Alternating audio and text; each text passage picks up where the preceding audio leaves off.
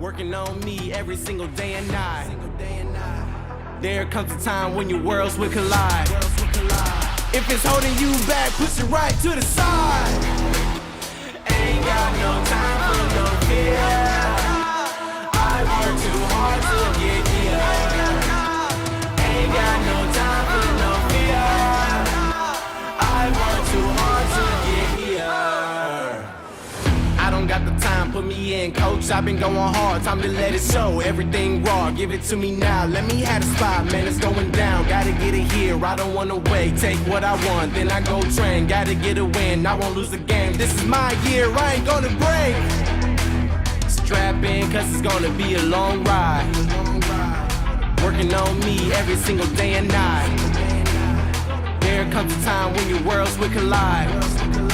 If it's holding you back, push it right to the side. On another level, I will never settle. Mind over matter, get the gold medal. On another level, I will never settle. Mind over matter, get the gold medal. Ain't got no time for no fear. I work too hard to get here. Ain't got no time for no fear. I work too hard to get here. On another level, I will never settle. Mind over matter, get the gold medal. On another level, I will never settle. Mind over matter, get the gold medal. On another level, I will never settle. Mind over matter, get the gold medal. On another level, I will never settle. Mind over matter, get the gold medal.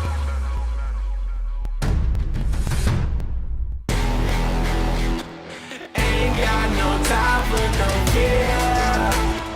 I work too hard to get here. Ain't got no time for no fear. I work too hard to get here. Ain't got no time for no fear. I work too hard to get here. Ain't got no time for no fear. I work too hard to get here.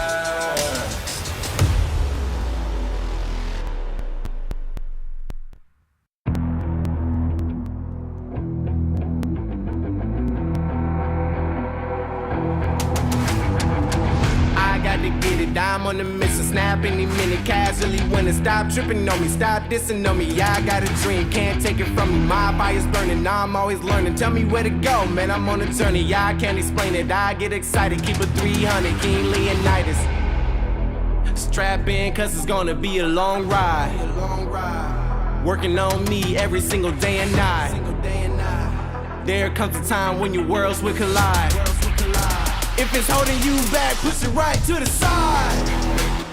Ain't got no time for no fear. I work too hard to get here. Ain't got no time for no fear. I work too hard to get here. I don't got the time, put me in, coach. I've been going hard, time to let it show. Everything raw, give it to me now. Let me have the spot, man, it's going down. Gotta get it here, I don't wanna wait. Take what I want, then I go train. Gotta get a win, I won't lose the game. This is my year, I ain't gonna break. Strap in, cause it's gonna be a long ride. Working on me every single day and night. There comes a time when your worlds will collide. If it's holding you back, push it right to the side. On another level, I will never settle. Mind over matter, get the gold medal. On another level, I will never settle. Mind over matter, get the gold medal.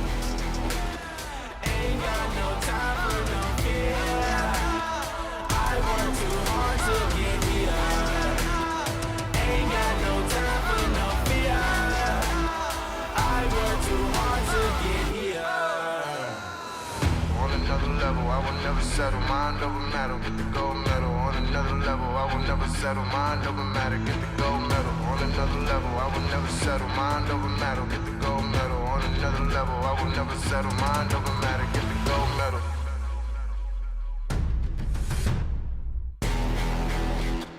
Ain't got no time for no fear. I work too hard to get here. Ain't got no time for no fear. I work too hard to get here. Ain't got no time for no fear. I work too hard to get here.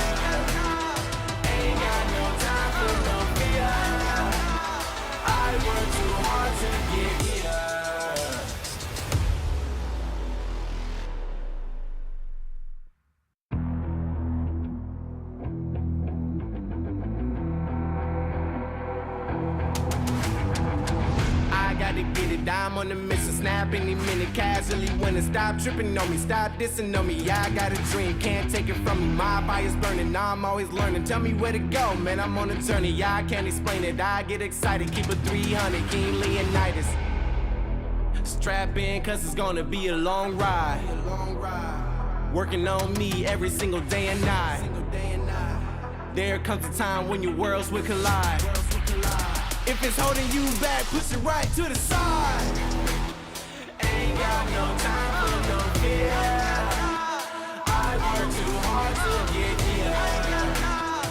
Ain't got no time for no fear. I work too hard to get here.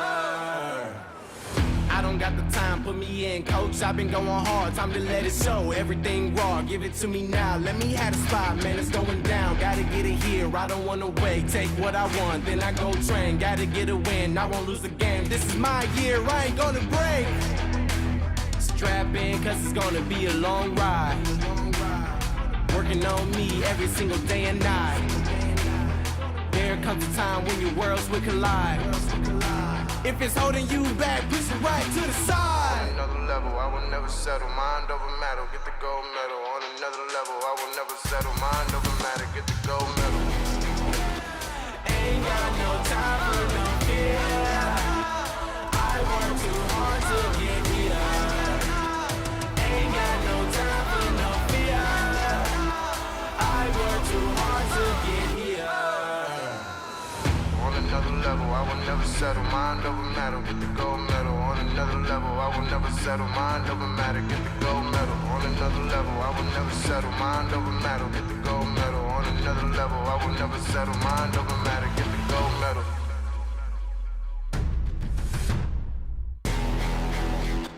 Ain't got no time for no fear. I work too hard to get here. Ain't got no time for no fear. I work too hard to get here. Ain't got no time for no fear. I work too hard to get here. Ain't got no time for no fear. I work too hard to get here.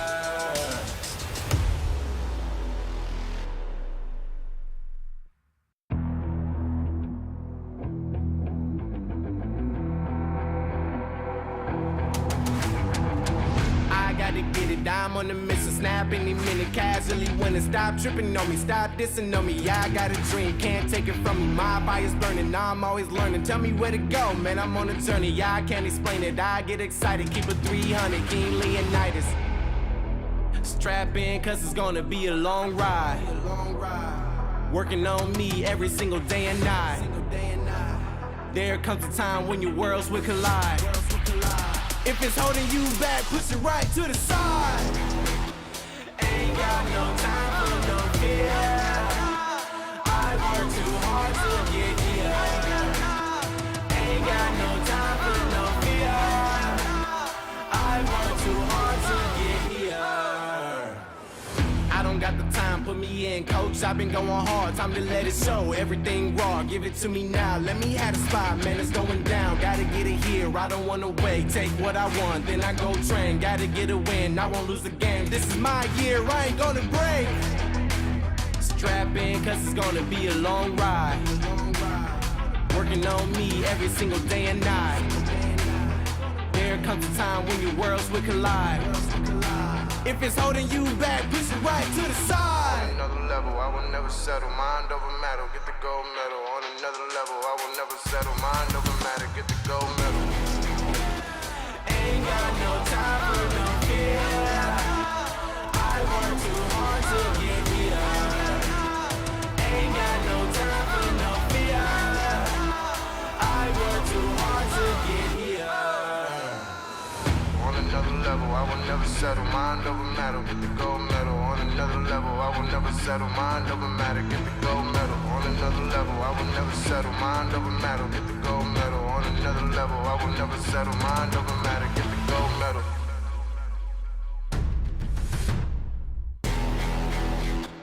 Ain't got no time for no fear. I work too hard to get here. Ain't got no for no fear. I work too hard to get here.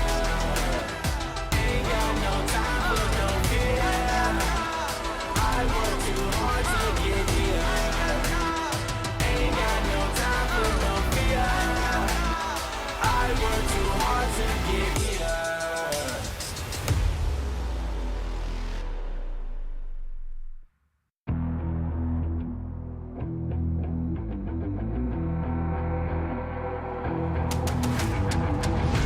To get it, I'm on the mission, snap any minute, casually when it stop tripping on me, stop dissing on me. Yeah, I got a dream, can't take it from me. My fire's burning, I'm always learning. Tell me where to go, man, I'm on a journey. Yeah, I can't explain it, I get excited. Keep it 300, King Leonidas. Strap in, cause it's gonna be a long ride. Working on me every single day and night. There comes a time when your worlds will collide. If it's holding you back, push it right to the side. Ain't got no time for no fear. I work too hard to get here. Ain't got no time for no fear. I work too hard to get here. I don't got the time, put me in, coach. I've been going hard, time to let it show. Everything raw, give it to me now. Let me have the spot, man, it's going down. Gotta get it here, I don't wanna wait. Take what I want, then I go train. Gotta get a win, I won't lose the game. This is my year, I ain't gonna break. Strap in, cause it's gonna be a long ride. Working on me every single day and night. There comes a time when your worlds will collide. If it's holding you back, push it right to the side. On another level, I will never settle. Mind over matter, get the gold medal. On another level, I will never settle. Mind over matter, get the gold medal. Ain't got no time for no fear. I work too hard to get here. Ain't got no time for no fear. I work too hard to get here. On another level, I will never settle. Mind over matter, get the gold medal. On another level, I will never settle. Mind over matter, get the gold medal. On another level, I will never settle. Mind over matter, get the gold medal. On another level, I will never settle. Mind over matter, get the gold medal.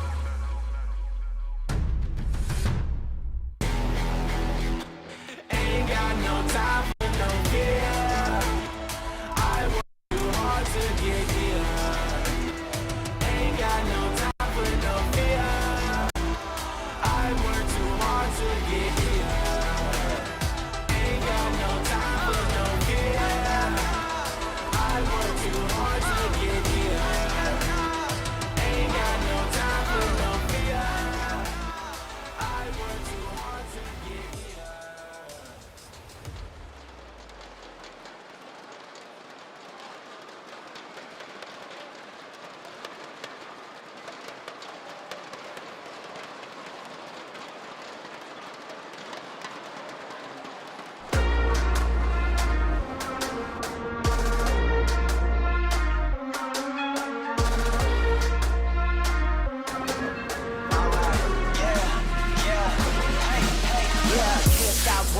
Going till a player on top, know it. Rooftop, penthouse, sweet. If you really want it, gotta own it. Fire through it, we was at the lowest. Blood, sweat, tears, the components. Riding all year, now's the moment. We are not friends, we are opponents. Yeah, I'm coming for mine. Yeah, I'm making a play, the game on the line. Yeah, I've been on the grind. Yeah, I jump in the spot, I made it my time. Yeah, look in the sky. Yeah, the stars align, no shade to shine. Can't stop it already. Emotional work and devotion, we put in this time. Look,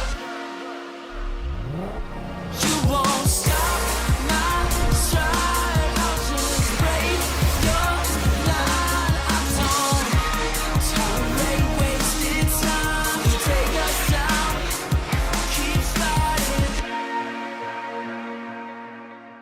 The Snapdragon Pro Series is brought to you by Snapdragon Elite Gaming, Monster Energy, and DHL.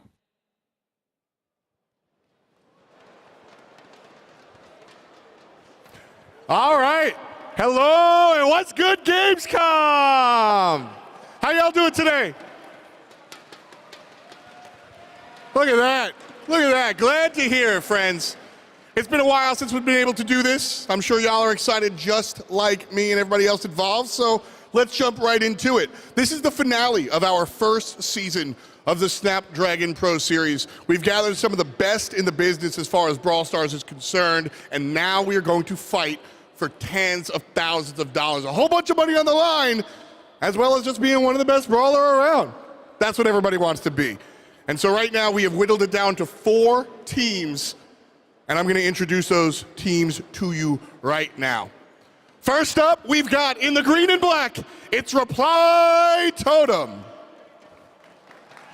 Reply Totem started in the open ladder of Split 2, winning 3 out of 6 cups and finishing twice in the semi-finals and once in the quarterfinals. This placed them firmly in first place with 485 points, 85 points ahead of the second place. Reply Totem then faced FAB2T in the open finals and took home the win 3-0. In the semi-finals, Reply Totem had a hard-fought match against Bax Esports, eventually winning it though in a close 3-2 scoreline. This qualified them for the challenge season. For a takedown, Tomsy take down that safe for the same go, and that's going to be Reply and Totem taking yet another W in this competition. Reply Totem showed nothing but dominance, racking up a clean 7-0 win-loss and securing first place on the leaderboard. Reply Totem bulldozed the competition, paving their way with confidence, and are now here in the challenge finals.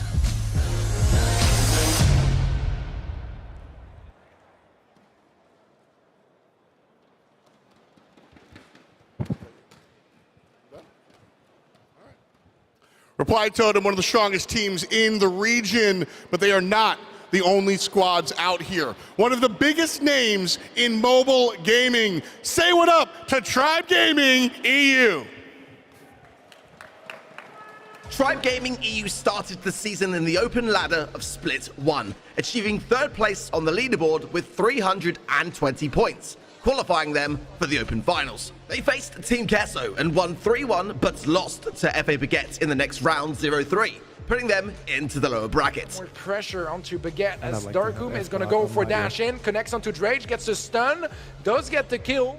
However, they gained their redemption, putting up a 3-0 victory over STMN EU, qualifying them for the challenge season. Tribe continue their path forwards to the challenge series. My goodness, what a performance so far from Tribe in this match, and they might just close it out right there. Tribe Gaming EU started off shaky with a 2-3 loss against Dogster Lobster. Just 10 seconds left for Tribe Gaming to interrupt Mike. But they found their rhythm and had a 4-win streak right after that. In the last 2 days, they lost to Reply Totem 1-3 and SK Gaming 2-3. Gaming and Team Kesso know it's over for them on the putting them at a 4-3 win loss.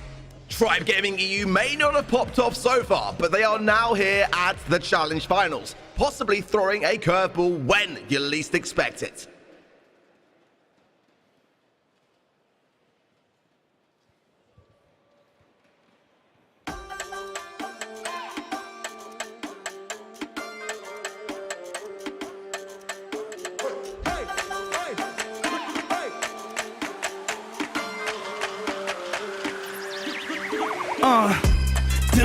Yeah, here comes the favorite, here comes the challenger, breaking you the major shit. Up with the fire roaster, brand new with the mind joker, giving you divine moments. It's the Tribe Coven. Here comes the Betty Palms in 2020-21. Up that and out the street, on an outside Wick Street. It's the Tribe, bringing that time to 9 by the side, and I'm gonna take it all, but still the lemon and it's fine. Wow. All right, one more time. Give it up for Tribe Gaming. That was the wrong beat, by the way. All right, folks. One of the most storied teams in esports history. I believe it's their 25th anniversary. Older than some of the kids on the team, honestly. The Hometown Heroes. Say what's good. SK Gaming. SK Gaming started their journey in the open ladder of Split 1, finishing in 4th place with 305 points after winning both Cup 1 and Cup 3, qualifying them for the open finals. They performed well in the Open Finals, putting up a 3-1 victory against Humble, and then another 3-1 victory against FA Siege. Pretty much in the same situation, and that is going to be GG's well played. This back-to-back victory placed them into the challenge season.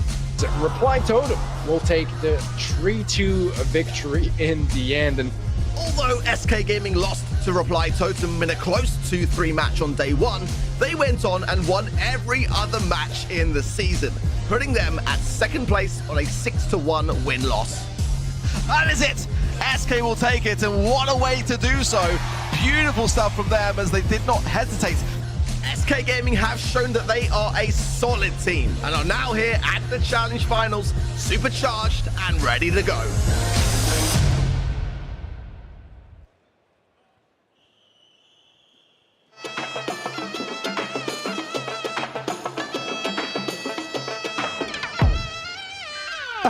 Yeah, yo, it is time for revenge. Take your mind on the then and set your mind to remind yourself who the fight is against. It's the fight is intense, it's the brightest of men. SK Gaming, bringing you the competition. Yeah, they try, but nobody ever stopped the vision. Faced everyone to get to the finals. Brave, smart, intelligent, eye on the rival. Bringing legends like VBJX, bringing IKOs in, Cimetex. Burn a torch, never let go. La Pedro, Gajaro. Said it, SK Gaming in the building. In the SK Gaming in the building. In the building. In the building.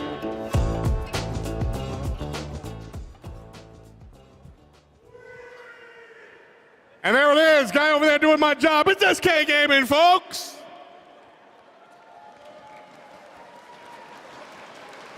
Humble, formerly known as FA Siege, started their journey in the open ladder of Splits 1. They finished in 8th place with 215 points, qualifying them for the Open Finals. There they won a hard-fought match, 3-2 against STMN EU, but lost to SK Gaming, 3-1, putting them into the lower bracket. well played. It's not over for FA Siege, and to be fair, they played like a tier 1 team today. However, Humble overcame the last hurdle, Team Kesso, in a close 3-2 victory, placing them into the challenge season. Humble started strong with a 3-1 victory over Craze Clan. However, they were knocked out by Reply Totem, Tribe Gaming EU and SK Gaming, incurring 3 straight losses. But Humble bounced back, showing their worth by racking up 3 straight wins afterwards, putting them at a 4-3 win-loss and qualifying them for the Challenge Finals. Humble have been through several extra sticky situations, but are now here at the Challenge Finals, holding their battle stance primed and ready to hit the home run.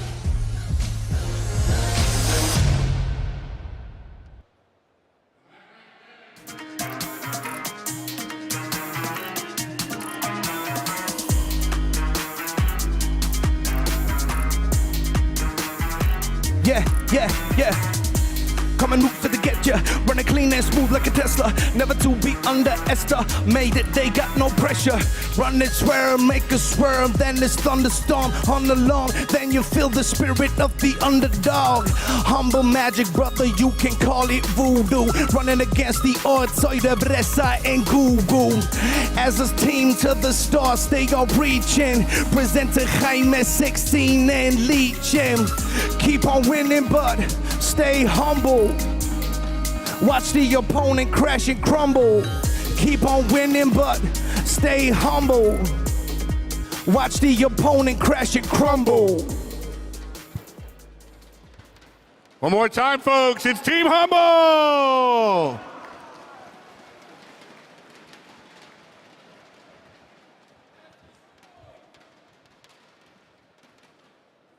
And one more time. Let's say hello. It's Reply Totem.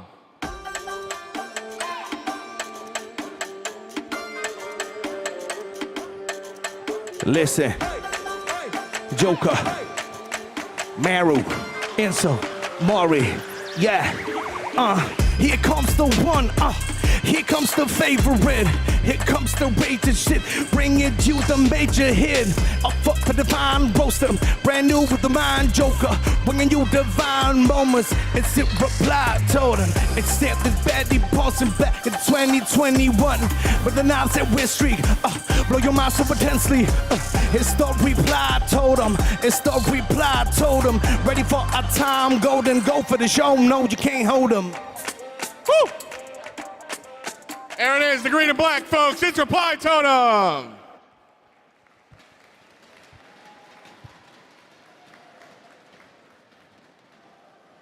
And folks, put your hands together for my man over here with the bars. It's Hayne.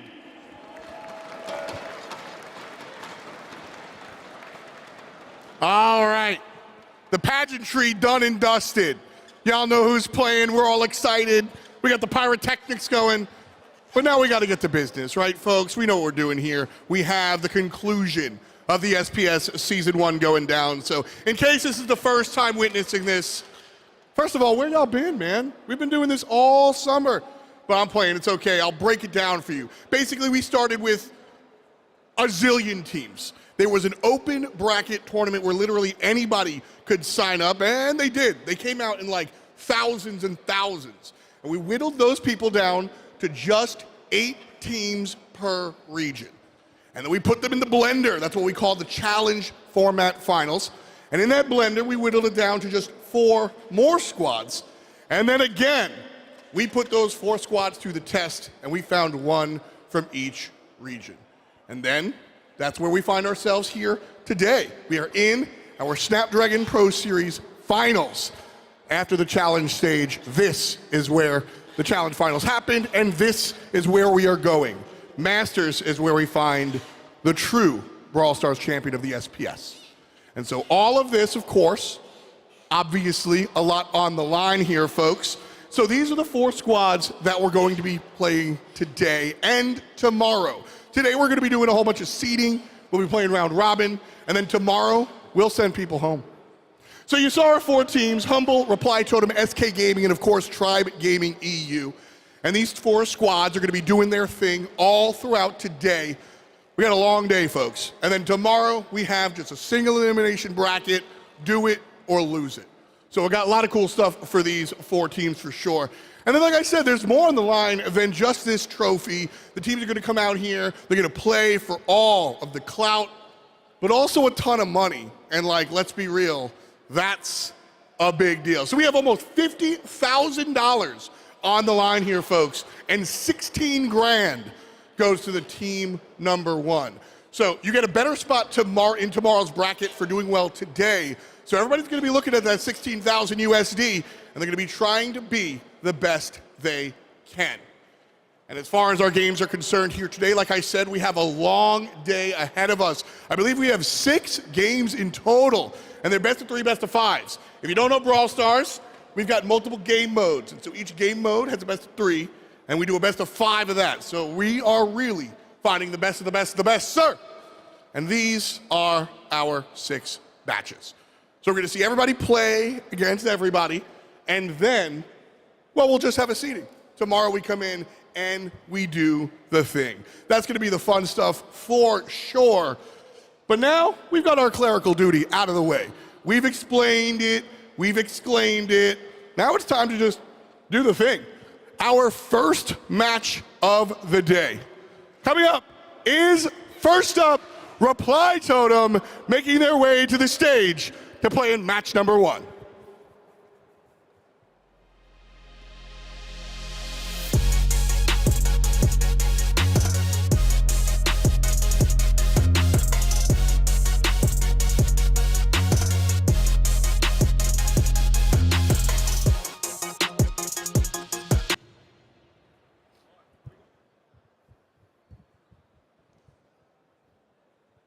We'll find them.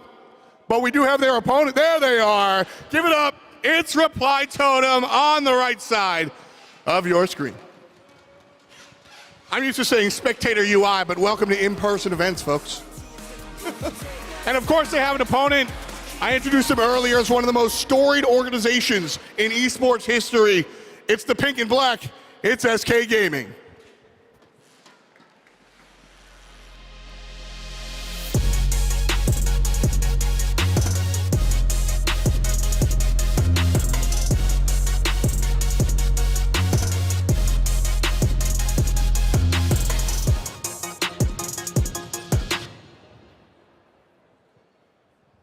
And once again, Semantic taking his time. Get on stage, boys. It's SK Gaming.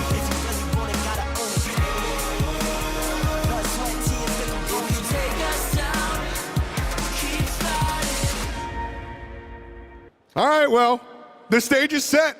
We've got the gamers, we've got the games. Shout out to everybody in chat out here. Shout out to this guy making the weird faces. And shout out to the commentators. We've got Ark, Ready, Set, and Teddy ready to go. Boys, it's all you.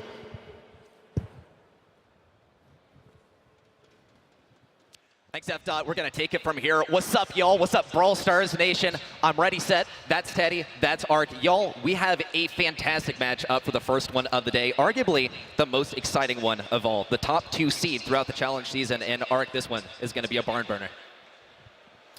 I can't actually hear you, but I'm sure it was fantastic, whatever you said. But, I mean, what a way to start the day, of course. I mean, these are the titans of this region, you know, Reply Totem, undefeated. The only team they did, you know, well, the only team that SK lost to was this very team on the stage. So, I mean, you know, we are starting things off with a bang, I think it's fair to say.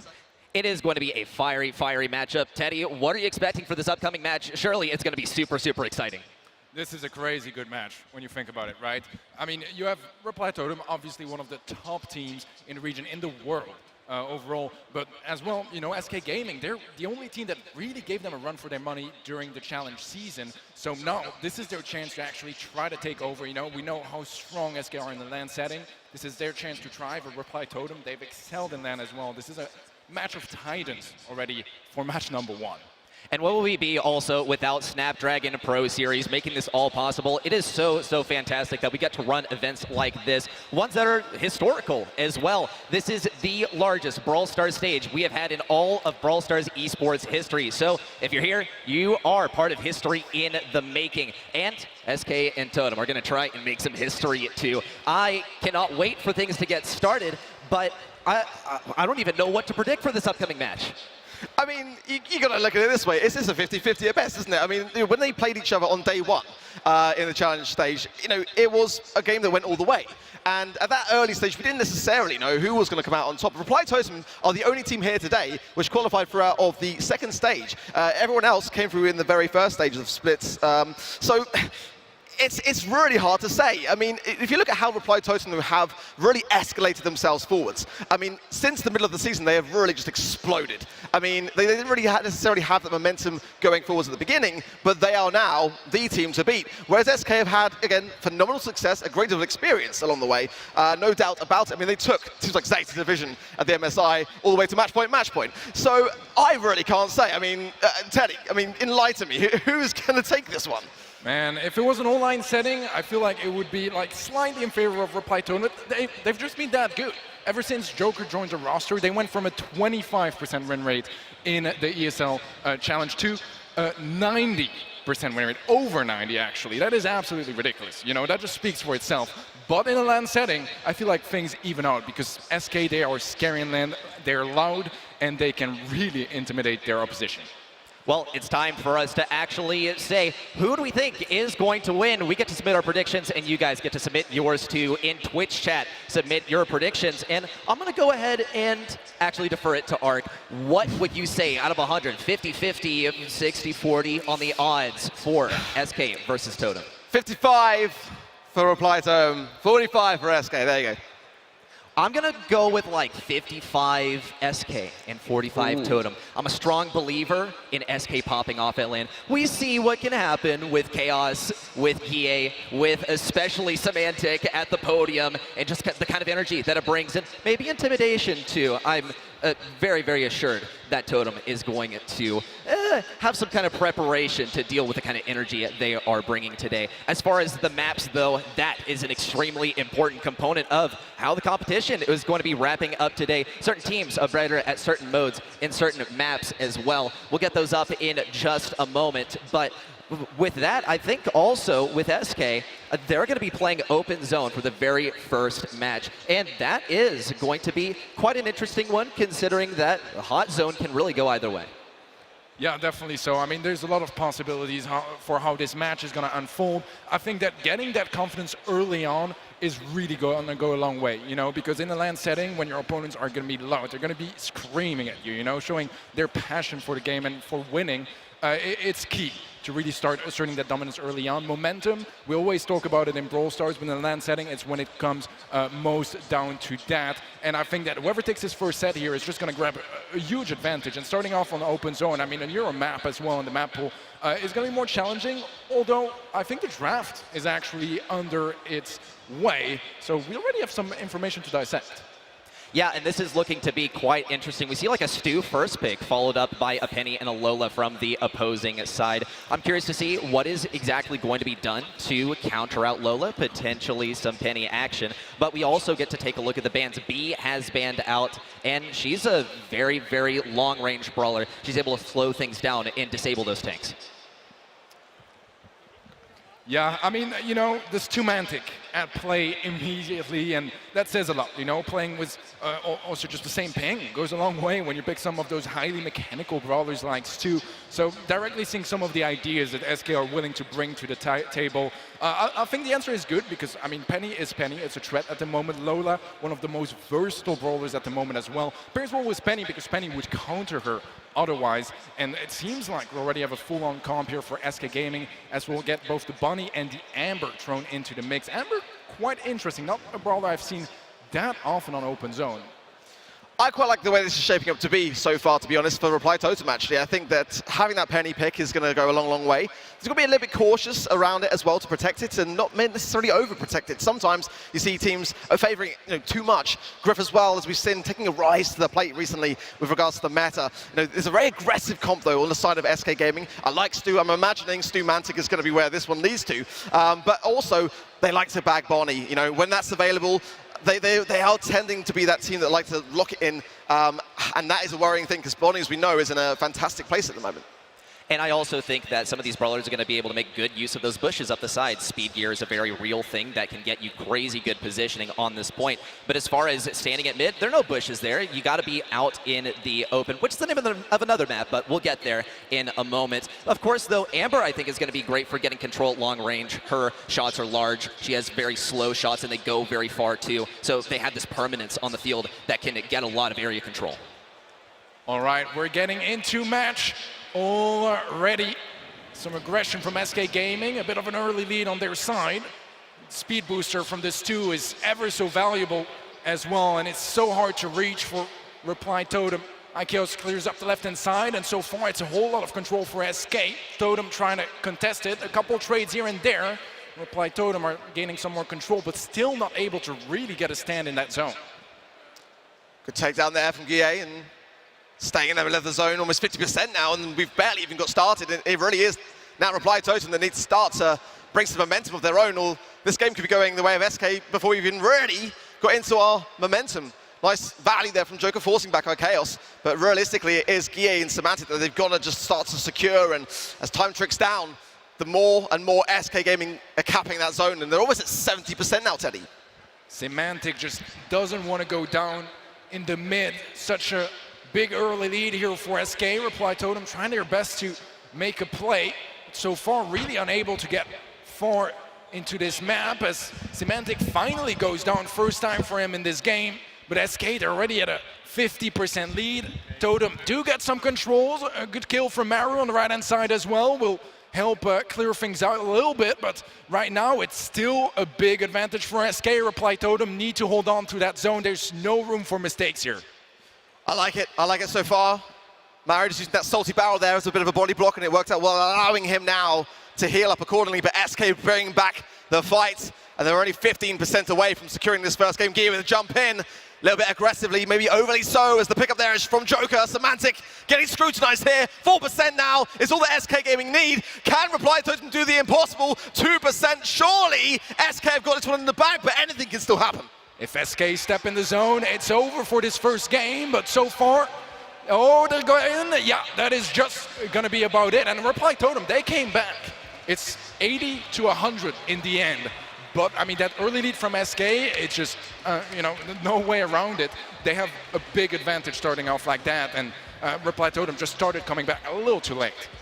I think this is exactly how you have to face a team like Reply Totem. You've got to lay down the mantle from the earliest possible outset and say, you know, guys, you may have been undefeated all season. Well, hey, we're now in the Challenge Finals. Things have changed, and we're going to play by our rules now. A solid draft, a solid performance, but this set is not over yet. There's still that chance for Reply Totem to recollect themselves now, and I don't think the draft is a bad one. I think it's just maybe just some early stage, nerves maybe on the stage. It's a huge stage. Tell you, this is the biggest audience we've ever had for Brawl Stars. So this is something which could start to play its toll. But now, going into that second game, and will SK Gaming take the first set, or Reply Totem start to ease themselves back? Well, off the bat, a dominant start on the side of SK Gaming, and Guy seems to be popping off an early super. Gets the kill off it as well. And look at this, SK Gaming already almost at a 70% lead. Joker is 1 HP, Maru burning down as well. They finally get a kill on the side of Reply Totem. SK, they respect that, give them some space. The damage is already done. It's a 60% lead, and it's going to be a struggle again to come back for that for Reply Totem. They need to work on those early games. Semantic does go down, which might open things up again, but once again, not much room for mistake here on the side of Reply Totem. They can't afford to have any of their players go down, because that would give away the little control they already have.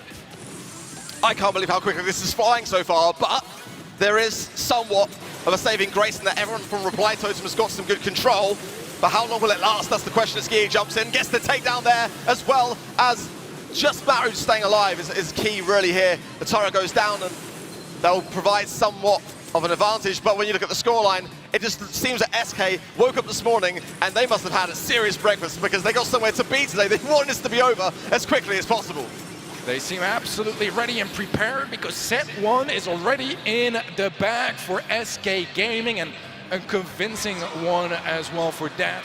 What an amazing start here for SK. Honestly, could not really have asked for much better. I mean, game 1, you know, there was some room there for Reply Totem to maybe take it, but both games, it just seemed like Reply Totem, they were in it a little too late. And that early lead, it's unforgivable. And honestly, I mean, SK Gaming, wonderful start as well. Just so much dominance and aggression off the bat. Yeah, they've really just, play the objective, and I think that's something that sometimes you look at some of the stats and some of the score lines, and a team can look like they're on top in terms of maybe the kills and deaths, but it was very, very clear to me that SK was so aware of staying on that zone in those early moments especially, and just keep that pressure on. After that kind of mounts up within their opposition, and they start to crumble. A very, very important first set there for SK to really get in the bag, because now Reply Totem are behind, and the question is it going to be fight or flight? That's the thing. Sure, Reply Totem had a fantastic season, but on that stage, this is a place where SK feels so at home. Yeah, I mean, Reply Totem, I think the good sign on their end is that they were able to pinpoint some of the issues, especially with that Stumantic in the mid, but a little too late. You can't give them a 60, 70, 80% lead before you manage to find the mistake and start fixing it, because after that, I mean, eventually one of your players goes down, you lose control, and then the game is over as quickly as that. So they're able to find those problems, but they find them a little bit too late. So I think, what they're going to have to work on moving forward is pinpointing those problems earlier in the game, so that they are able to actually, have a fighting chance. Well, there is that silver lining, I guess, in the sense that any one draft can just shift things over into their favor. Joker there, looking nervous, and definitely considering the prospect of what lies in this second set, but again, with a fresh draft to have, and that will be somewhat of an opportunity then to kind of consider how do they bring this one back a little bit, and how do they start to bring things back into their favor, play SK at a game which they prefer, play on their own terms, and again, with the method in the way it is, that draft can really make all the difference. Yeah, it's going to be an important one for sure. Layer Cake up next, one of the classics, probably the map that when I got into competitive Brawl Stars, I was like, this is the Brawl Esports map. So definitely a big one that has been in the meta for such a long time, with changing metas across update and update. It has to be said, this is one of the moments of the year just after the vacation break from Supercell, where we haven't had balance changes in a while. So the meta is more cemented than usual, and I mean, they definitely know what they're doing. I want to see some good drafts here from Totem to try to catch up. And again, just a reminder of that day one event where we had this very matchup between these two teams. It went all the way the 5th and final set, but it was Reply Totem that were able to persevere. This is going to be far from over, in my opinion. These are two teams that are the very best of this region. They can start to find the weaknesses along the way, and one thing about SK that I will say, however, though, is that when they are behind, they become more dangerous. So the fact that they have got that early lead, for me, is a huge concern that Reply Totem cannot ignore as we go into our next game mode, Bounty, and the map being Layer Cake. The bans from the side of Reply Totem, Penny, Squeak, and Ruffs, all very, very good on this map in the current match. Janet, Bonnie, and Carl being banned out by SK Gaming in a quick and early selection there on the side of Reply Totem with the Gene. And I really like that particular brawler. Has the ability to heal your team in close proximity, providing, of course, you're running the correct gadgets and star powers. But in the competitive scene, we tend to see a lot of consistency as far as that's concerned. Yeah, I love that Gene first pick. I mean, the consistency that it brings in, the healing, the pulls, it has everything, right? It enables you to open things up, get a kill, get some destruction on the map as well, and that survivability for your teammates is absolutely amazing to have on your side. We'll see the Rico as a response here. I mean, again, one of the most iconic brawlers for iChaos this time around, so almost no doubt that he's going to be the one rocking the Rico here. Piper in the mix as well. I mean, Sharpshooters and Bounty, it's a classic. It's very much a classic, and opening things up with your super as well can help out, make you know, a bit of more of an advantage for you with the map. The Leon as a response is interesting. It's a role we used to see here quite a bit. It's going to do quite well as well to try to catch a Piper off guard. If the Piper doesn't have a super to jump away or isn't playing auto-aimer, it's going to be a free kill. Well, the Rico here, I feel, is somewhat dangerous because I've got a funny feeling that it's going to be iChaos who's going to be the person on it. Piper can do pretty well, but it can also have a lot of side effects. It can be quite a dangerous brawler to have on this particular map if you find yourselves getting pushed against your back walls and your spawn. The Tick, of course, being a primary brawler to be able to achieve just that.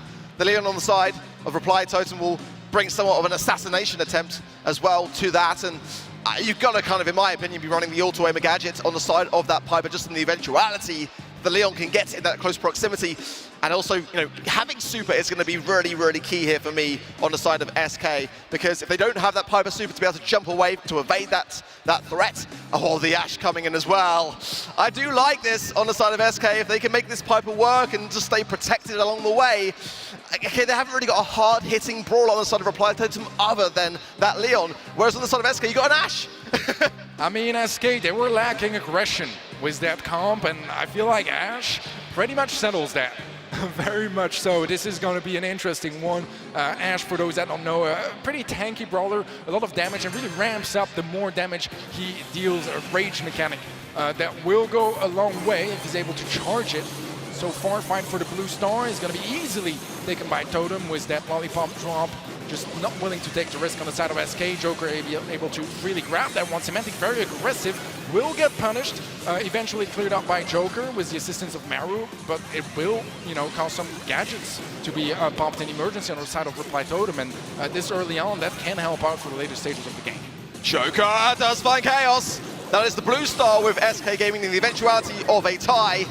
At the end of the countdown, that will play a vital factor, but I don't think the scoreline is going to stay the same as already. Joker continuing that dominance of the mid, but now can be out of position here. Semantic does get tapped up by Maori, but the takedown there on the side of SK is going to give them the lead.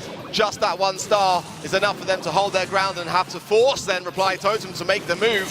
1 minute on the clock, so there's plenty of time to do so. Yeah, but control-wise, SK, they are falling back, and that's the problem with an Ashe, right? You can't just hold that lane forever. Eventually, I mean, range is going to be your weakness. So far, it seems like Reply Totem are really able to corner them up in their spawn. The pull onto Semantic is going to connect as well, and Joker is the one to claim the kill. 1 star now in favor of Reply Totem. Okay, well, I worry a little bit as the timer gets towards 0, simply because Ashe has got so much HP, so much ability to force into this back wall here. But it is Reply Totem they need to pick up, and this could be the one. Semantic so low, but somehow Chaos comes in for support, and they get Joker taken care of. That is a 2-star lead at a crucial moment here. Mary, though, has got Magic Hand. Now that could be the turning point, the win condition here for Reply Totem in the last 10 seconds. Yeah, we need a big pull here. It's going to connect as well. Game goes down, but Blue Star still in favor of SK Gaming. Can they get another kill here? No, it's going to go the way of SK. Oh, actually, Chaos goes down and Reply Totem, they'll take the game. Of all the brawlers to get that final kill, I didn't see it coming, to be honest. I mean, it's normally a control-based thing, but in those final moments, you just need to have that pop-off moment, and that could well be enough just to bring something to Reply Totem in terms of fight, because so far we haven't really seen much of that, but now they might well be able to continue this dominance. But this comp from SK, it is fierce. It really isn't already there. A trade in favor of Reply Totem, but it could very well go the way of SK. Yeah, such a good read though earlier on here from Totem that Semantic would go over aggressive, go for that kill. Joker was ready for the trade, keeping the star advantage on the side of Reply Totem. And look at the supers as well, 2 available for Reply Totem, a Magic Hand and a Leon super. That's going to keep SK guessing. That's why they're playing it so safe now as well, because they know that Leon could very much aggress them on either sides of the map, and they don't want to risk that. Joker goes in, times it perfectly well, and gets the takedown onto Chaos. But the lollipop drop coming in just to provide some body blocking potential, because one of those shots did connect. Semantic on that right-hand side is lurking, but that tick hit will connect as well. 410 HP above his head, forcing him back, and this is looking so good. Reply Totem are really starting to churn their mechanics. Yeah, looking better and better on the side of Reply Totem. Maori still sitting on that pool. But he's patient with it, knows how valuable it is, and doesn't want to rush it, miss it, and lose on that value. SK Gaming starting to gain a bit more control. A Piper Super to open up the map. Not the best, I would say, as there are still a lot of walls there that could have been removed as well. A good tap onto Maori, but a nice tank from Maru on that homemade recipe, keeping his ally alive. It was a little hesitant super there from Maori that made him jump away, actually. It was just like baiting it out there, forcing the A2 super. What a connection, though, on the right side. Maori connecting with those magic hands so consistently well, and it's 6-star lead in favor of Reply Totem, who are going on the aggressive. They want more. They're not done yet. SK, though, have got a chance. 10 seconds is all there has left on the clock, and Joker will be a prime candidate for them to get the kill. Oh, forget it. Maori is continuing to pop off. And I don't think there's enough time for SK. Reply Totem bring back a set. It got close, 2 stars in it, but it is going to be Reply Totem that takes set number 2. And I have to say, Art, Maori had a phenomenal performance on that Gene, just pull after pull. It's one of those brawlers that at times, you know, you miss a pull, you might just lose the game or the set, if not the match. But he's been consistent as ever on it, and that brought so much value over to Reply. Absolutely, like so little DPS really to bring to your team if you're not being able to get those takedowns when the opposition is on low HP, but the magic hand is where it counts, and Maori hit every single one as far as I saw. But again, just placing a little bit of hesitation into the side of SK with just a couple of plays there. I loved the way that Maori baited the magic hand and then effectively make Gee waste that super, and then you saw a beautiful transaction as well where we saw the last hurrah on the side of Tick just to protect themselves in that situation, because it could very well have been a takedown in favor of SK. This set proves a lot. Coming off the starting point on set 1, we had Hot Zone looking with SK so dominant there. Now Reply Totem are putting the brakes on and saying, hey, guys, don't get too comfortable because we're Reply Totem. We see it in LAN, that teams lose the first set, especially as dominant as SK took that one. And then, morale is down and there's just, no motivation really to think that you can't even take it at that point. But Reply Totem, I mean, they were solid as ever in that second set. A big one for them to take and make sure that we at least go all the way to a 4th set and a map for this match. Well, on the side of SK, I'm sure, some reflection. I mean, again, they had some brawlers which they really like to have. Gye's a great sharpshooter, great at long range. Semantic loves those aggressive brawlers up close and personal, and the Rico, I mean, it's chaos. I mean, they couldn't really have had much of a better hand in that situation there. But it was the way it was played. It was the patience and the perseverance there of Reply Totem under pressure to bring things back to where we are now. But like I say, SK Gaming are a team that take those sets that don't go their way very personal.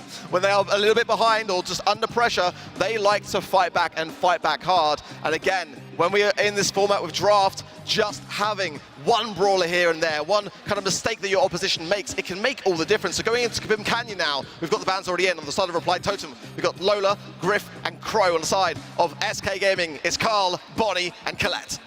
All right, interesting bans. I mean, the Griff, you know, obviously to open up the map, have those walls removed in the mid so you can have an easier access, but still, you know, a ban is so valuable, and taking the Griff out, we'll see if it pays out in the end. B as a first pick is an interesting one as well. It's going to remove and try to dissuade any sort of aggressive ideas from SK Gaming. You know, Daryl, I was going to say dissuade, but it seems like they don't care. They are willing to try it, and it's something that we've seen work before as well. You know, Daryl, you'd think no chance against the B. B just absolutely melts down those tanks, but Daryl is so good at the moment, and the constant aggression, by the time you take him down, well, you know, there's so much control that's been lost. You're back in your spawn, and he's respawning back in the mid by that time. You know, it's a very challenging brawler to face. Penny as the second pick on the side of SK, just a very strong meta pick, and Heist is definitely her mode. It's very risky. Like you say, it's so dangerous to pick a brawler, which is effectively counted after you already know that it's coming, like it's there, it's locked in. I like the way that the Reply Totem have gone about this process, because SK would have loved to have backed B 100%. It's a brawler which they love to have in their arsenal, to be able to just play the slow game. That is what SK Gaming do best as a team. They really thrive in these environments, especially in this game mode in Heist, where if they just get 1% of a lead, they can just sit back and let the aggression come from their opposition. So, adding Gale to the mix as well, I like it, and doubling down with the Bull. I mean, this is a draft that, in my opinion, is perfectly shaped to give Reply Totem the edge. They're bringing in a tank of their own to go with the Daryl, but also countering any tankier options with both the B and now the Gale too. This final pick from SK has got to be a good. Yeah, definitely so. I mean, you know, what I do like about this idea from SK Gaming is that it messes up with the initial strategy from Reply Totem, because you don't really know what to do if your opponent picks into something that you counter, you know? And now, on the side of Totem, you end up having 2 tank counters. There's only 1 tank right now on SK, and they're not going to double down on it. They're going to go for Bell, the sharpshooter, which is going to have a pretty good matchup against everyone here on the map. So, you know, you have that idea that Totem, they had to commit to those anti-tank brawlers, but now SK Gaming, they can play around it and, you know, not really commit too much to the tankiness, and have that Daryl still shine and do its thing, but also very strong supports on the lane. I love it. I think, you know, for SK Gaming there, taking that Bell in is just going to keep the B busy, and that's the perfect brawler to be able to realistically handle a lot of what's coming on their team. So if they can keep that lane and just keep that attention off the B player, whoever it may be, we'll soon find out. It's going to be Gie, I think, on the Daryl. On the B, it's Maori. So Maori here has got his work cut out for him as Gear rolls in straight away, gets the takedown, and already itching towards the safe. There's some nice value there from the penalty shot from Chaos. Early lead is just at 2%, but you'd be surprised. Against a team like SK in Heist, that's all they need, and they'll just sit back and control the mid as long as they can. And that's the thing. You can't leave Daryl on your safe. So right now, Gie, they need to deal with him, assessing 2 players to take him out, and he's still living. He's still very much fine on left-hand side, playing around those walls, and there's not a whole lot of destruction on the side of SK, which means it's just a nightmare to take him out of that position. So far, really unable to get him out of their spawn. Still, they're pressuring them, a roll on to Joker as well. He should get cleared up eventually, and Maru takes him out, but there's already a 33% lead now in favor of SK. I really love this Reply Totem comp, but you know, this is so much brilliance being displayed on the side of SK. I love the nest egg placement from Semantic, knowing full well that with that jump pad placement on the side of Reply Totem, that they were going to be landing there. I feel as well that Reply Totem are not valuing enough players like Gie when they are in that aggressive position, but now they are starting to fight back, and they need to, because I worried a little bit in the early outset. The penny turret was in a great position. Gie was getting so much free value. No one was doing anything, but now we're starting to see a little bit of vice, a little bit of fuel still in the tank for Reply Totem. But Maru thinking about it, yeah, don't do it, mate. You're going to go down. Don't waste that super. Keep those walls up. Yeah, turret will still stand, though, and we've already seen a fair bit of value from that. SK still with a bit of a lead, not quite as drastic as before, as Reply Totem have been able to gain some more control. No real tank counters to deal with Maru. I mean, Semantic is going to be the best bet, or just throw the Daryl in his face. That works too. I guess Gio with a nice double kill there as well. Good value, but now it's Reply Totem with a 20% lead, and with 30 seconds left, SK Gaming really need to push forward. And at the moment, Reply Totem are feeding an awful lot of utility. They're giving an awful lot of free shots over to SK, and if they do that too much, things like that Penito on the right-hand side will be laid down. That is continuous damage. Reply Totem have gone to push this now. Maru going in, it should get enough damage to seal the deal. I don't think there will be enough time, but who knows if there's someone still on the safe. Maru there for the defense. The turret, though, could be the final. Not quite enough. Reply Totem survive this first game, but only just. 8%. That's all that's in it. Then it is Reply Totem to take it 3 games in a row now. And what started off as a phenomenal match for SK was 2 dominant first games of Hot Zone. Seems to be slowly heading the way of Totem, but there's still plenty that SK can say and do about it. As we have an early trade in the mid 1-4-1, but eventually another kill comes through. Semantic does manage to survive off, but a good prediction from Maru. He reads his movement perfectly, despite the pushes and a lot of value. A bit of early damage as well. That's very much going to be welcome for the side of Reply Totem. Maru is so brutal, he really is.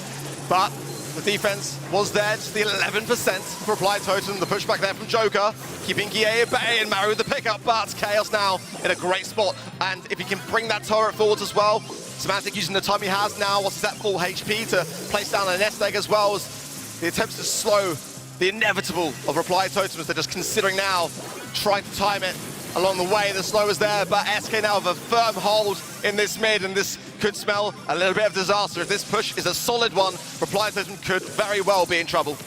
They're taking their time on the side of SK. They have mid-control. They can define the pace of the game here. A roll in from Guillet. It's going to be complicated to survive that one as he gets knocked back. Eventually taken out by Joker and Maori. That clears things up for Reply Totem to start gaining a bit more control around the mid. Mortar will be taken out of the equation shortly. Joker not quite on it just yet. Guillet doubling down on that aggression, but Joker, oh, I was going to say stays out of range, but not quite. Guillet takes him down, and Guillet rolls onto the safe, getting a couple more percentages for SK, giving them the lead, as a matter of fact, but it's a small one. Time is going to be of the essence here as we head towards the final 35 seconds of the match. And again, that fourth brawler, that penny turret on the right-hand side, extending that lead, and Guillet just trying to keep the pressure on. Maru going in now, and he needs to hit these shots as close to the safe as possible, but there's no support. Maru gets taken down. Joker's got to stay in defense, and this could be disastrous. 22 seconds, there is enough time, but this penny turret is going to restrict where Reply Totem can realistically maneuver in this position. Guillet trying to get the takedown early on, forces Maru to the far backhand, left-hand side here. This is going to be so close, and I don't know whether there's enough time. Oh, a little bit of damage, but that's more than enough, actually, and no one from SK close to that blue safe. Reply Totem with 4 games in a row. It's going to be 2-1 in sets in their favor. And now SK, no more room for mistakes. They lose one more set, that is going to be a loss. Wow, dominance, especially when you look at what happened in that first set. I mean, that can be a time when we look upon those things to think, you know, is this team just having an off day? How is this going to go from here? Is it going to be a straight sweep?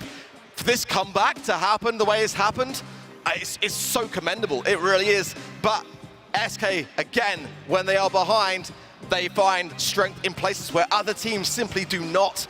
But going into Gem Grab, the question is, will they do that? This could be the last set played out between these two teams, and in this round-robin format, that could be something which could definitely come back to harm you later on in the day. If there's one team that you can never count out before it's over, it's very much going to be SK Gaming. They are known for those reverse sweeps, for being able to get out of those very discomfortable situations. They've done it time and time over again. It's just in their roots. But now, I mean, it's the moment to do so because they're behind by a set, and Reply Totem, they can see the finish line for this one. Again, they've got to keep their composure because, I mean, if there's any match that's going to go all the way to the 5th and final set, a match point today, it's absolutely going to be this one, I feel. I mean, many more hopefully to come, but I mean, this was in the history of making it to this stage, the match that went to the 5th and final set and started things off way back in day 1 of the challenge season. So that will be on these teams' minds. I mean, they've obviously played each other in various circumstances elsewhere, but still, you know, in this competition, those are the defeats that linger within a team. And SK only had one defeat throughout the entire challenge season, and it was against the team that they are facing off against at this moment in time. Some words between Joker and Inso discussing the draft, no doubt, but Semantic still looking in good spirits and clearly looking still confident, and that's what I love about SK, because, again, they don't allow that kind of tension to get to them. They like to bring back a lot of fights along the way as well. Yeah, I think it's one of those, you know, defining aspects of SK as well, is you're going to see them smiling and enjoying themselves, even if they are behind, because they know that, you know, it's not over until it's over, and they still got plenty of opportunities to turn this one around. But this next one really needs to hit hard as we move on to Minecart Matters, one of the tougher maps in the map pool right now, but one that SK has a tendency to really, really like. We'll see some pretty familiar bans across the board, and actually already a Janet first pick on the side of Reply Totem. Well, I do worry a little bit even so, because the minecart can really be your friend or your foe if it decides that it's not too friendly towards the side of SK today at this moment in time. I do worry a little bit here. Janet is a first pick as well. There's nothing to be trifled at, and SK know it. But Lola and Jean, I like the way that SK as well are valuing the Jean here, having, you know, really struggled against it in that set of bounty here. So taking that away from Reply Totem, sometimes that can be a fantastic strategy in itself. Just trying to deprive your opposition of what you know they want. I like it a lot, and Lola is one that's pretty much a staple diet when it comes to SK. Yeah, very much so. And again, you know, a pretty good combination with that Jean too, because it would counter it to a certain extent, because the Ego can be used to tank that Jean pull. Taking it out of the hands of Reply Totem can definitely go a long way. They'll go Bow, a very, very standard brawler at the moment. It's great. It's very good on a lot of different maps and modes, and Minecart Madness is no exception to that. I wouldn't say it's like the shiniest pick here, but it's definitely a strong one. And those bow mines, I mean, we've seen time and time over again, especially, you know, when there are nerves and conditions like these that apply to the players, it can be challenging to remember exactly where the bow mines are, and some mistakes can easily happen. Okay. Squeak, I do like, but I like better. Squeak can have sometimes a lack of control. It is a control-based brawler, of course, but if SK brings something tanky that can just kind of force their way in and, you know, get them pushed back into the spawn and lock everything in, again, the bow too, I wouldn't mind necessarily a loop here. I wonder whether that's on SK's mind. It can have a lot of success and a lot of slow potential.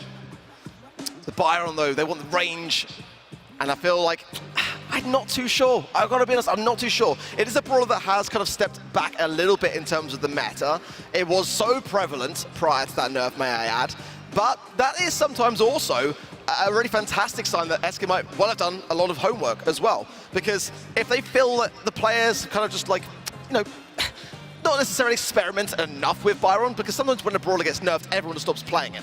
But maybe they feel like it's still a very, very worthy choice to have, and some teams could be well missing a trick. Definitely so. We'll see how it actually pays off here, as we should be heading towards game. There we go. Joker trying to place a residue already in the mid, block off that lane, and that's 10 seconds where SK just cannot afford to go through that position. Already a lot of control here early on for Reply Totem. Joker is very low HP though, and he's getting pinched by both sides. Eventually they should be able to clear him out, but he stays up for quite a while. He does get taken out, but not before Reply Totem get a nice 6-gem lead. SK Gaming yet to pick a single one up, and that trade is big. The pull on Tomorrow connects. He gets taken out of the mix. For now, it's still very much just Reply Totem on the scoreboard. 7 gems to their side, SK Gaming none. I like the way this is looking, but SK are starting to bring this one into a position of control. But as I say it, Gies actually able to heal off the back of that. The connection was not there from the Janet. but the position now is behind, and that's a great pull from Semantic there, connecting absolutely at the right time for it. The pickup as well from Semantic onto Joker. It's going to allow Chaos to stay in the position that he is in, and that one tap, that one single shot from Guille is going to mean that Maori would not be able to contest this as much as he would have liked to otherwise. 4 gems in the pocket, but that's a favorable spawn. Onto the side of Reply Totem, 8 gems in there, 5 on the side of SK. SK can still bring us back. These taps are good, and the pulls are as well, but Mario taking the sky on such low HP could well change that. Yeah, 9 gems now in the hands of Reply Totem. SK Gaming can't afford to give a single one to the mostly Italian roster.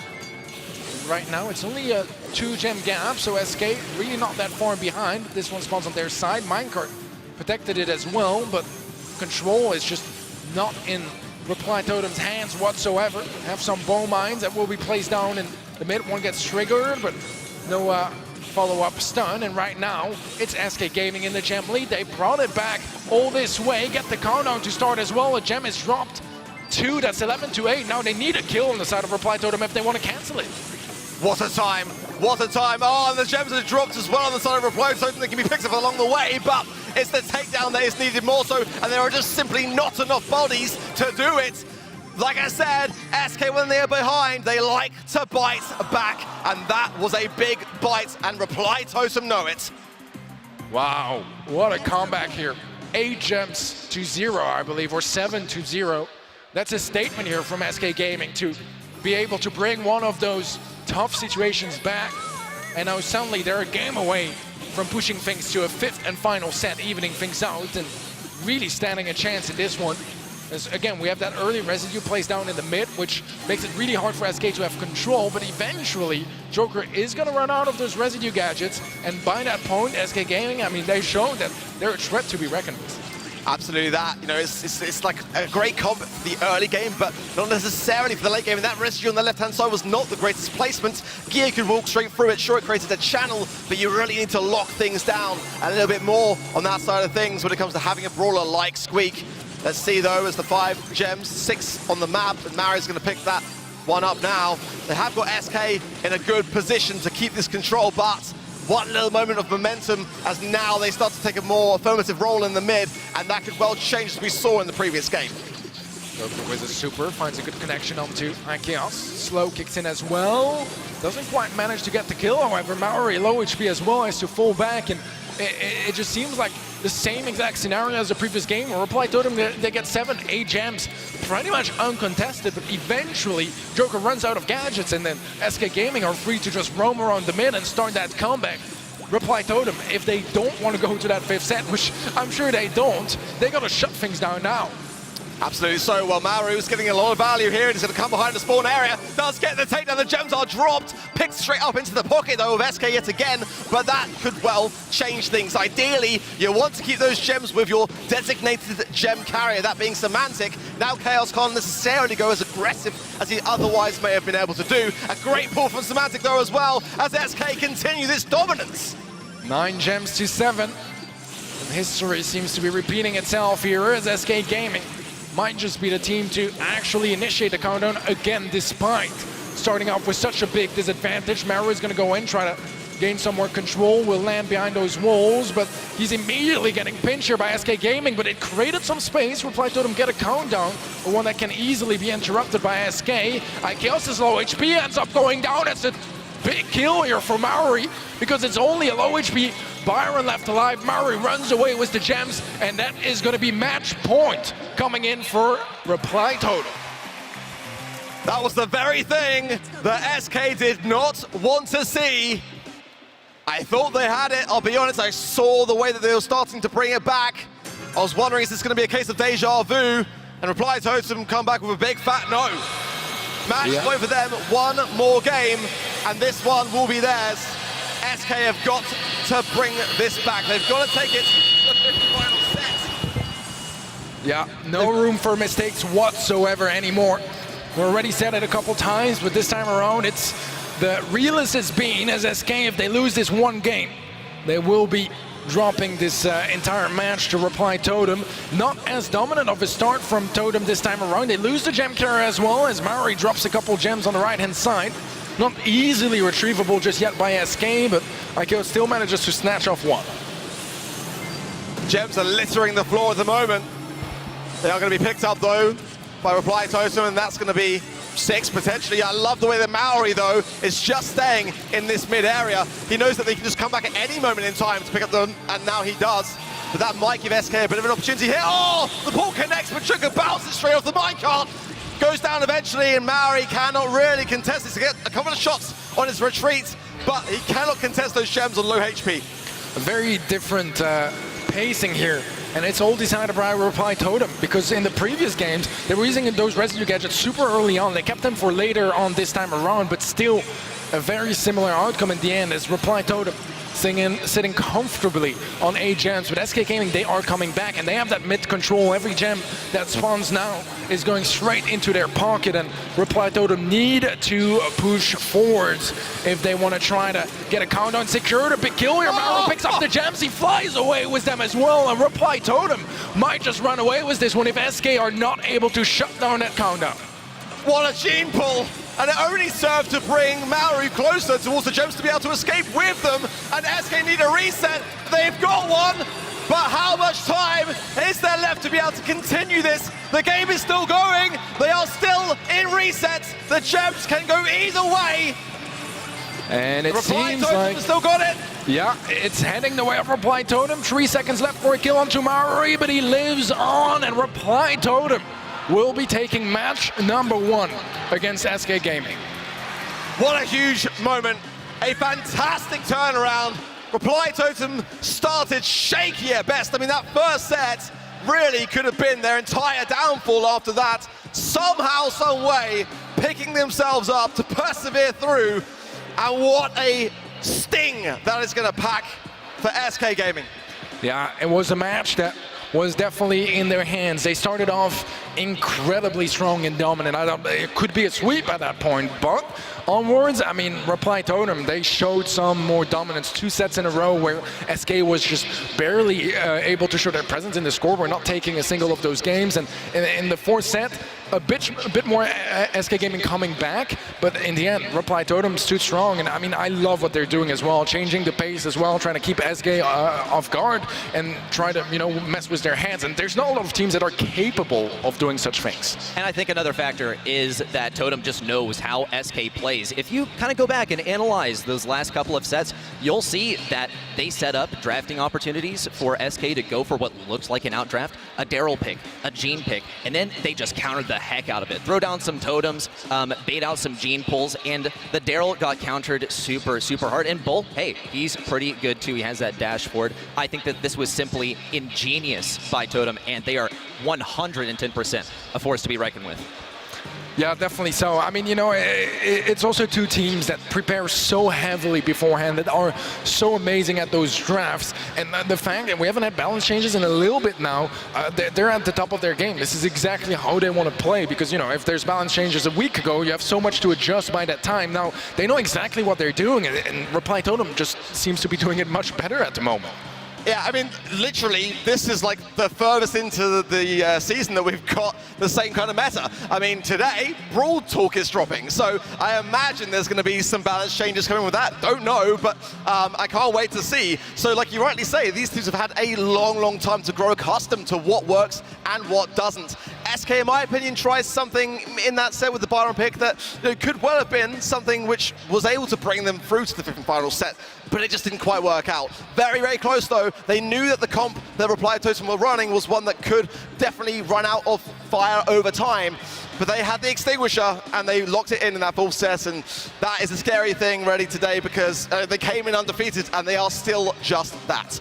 They are just absolutely perfect players for the time being, right? We'll see if anyone can upset them, but for now, it's not SK. The fact of the matter is, though, that SK is just so strong, and the fact that this is the performance that we see coming out from Reply Totem just goes to drive home the fact that they are on a different level for the time being.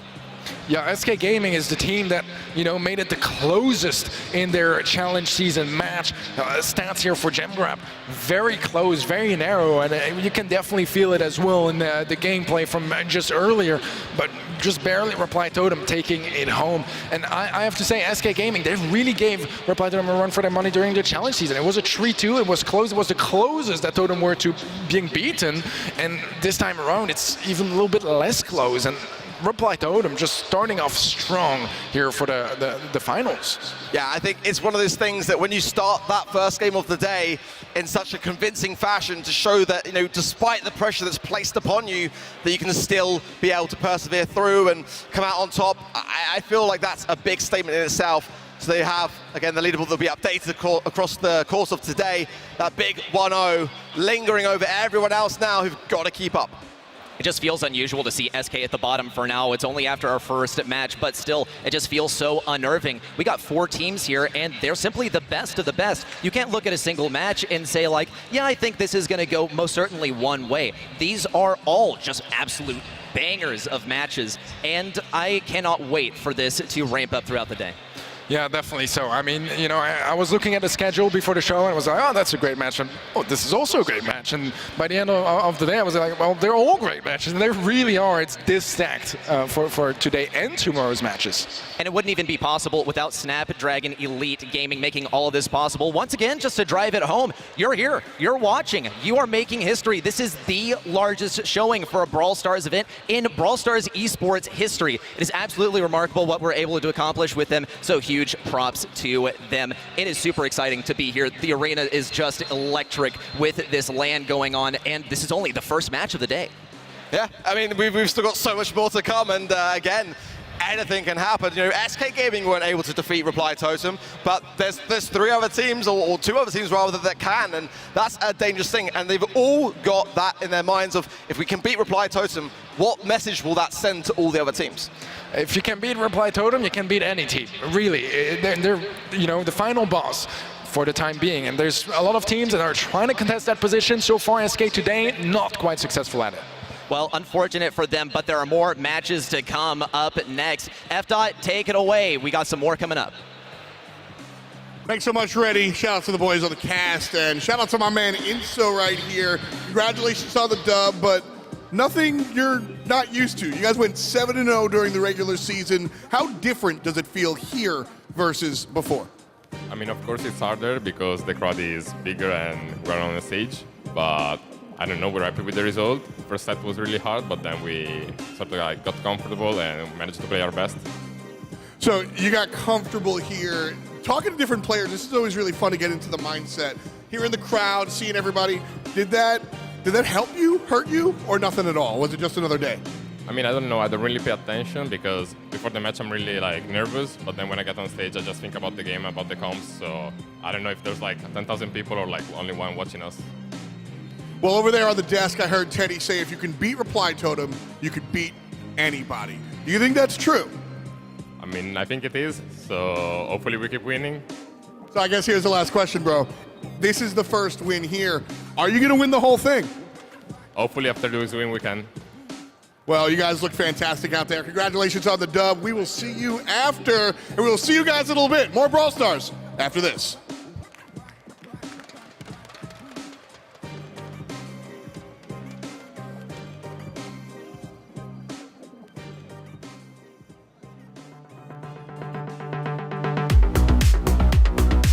Hello, I'm Inso, I'm the coach of Reply Totem, and we're from Italy. I think we are real aggressive and we're also very creative in our drafts, so that's our playstyle. I mean, we played quite a few scrims actually, but we're gonna try and improvise, be creative, and catch the other opponents off guard. Good luck, may the best team win, and hopefully it's us. I mean, we were together last year also, but we had made the roster change this year, maybe in April, and the final roster is from April till now. I mean, hopefully keep winning, go to the ESL World Finals, and do good in the BSC World Finals too. We're already qualified.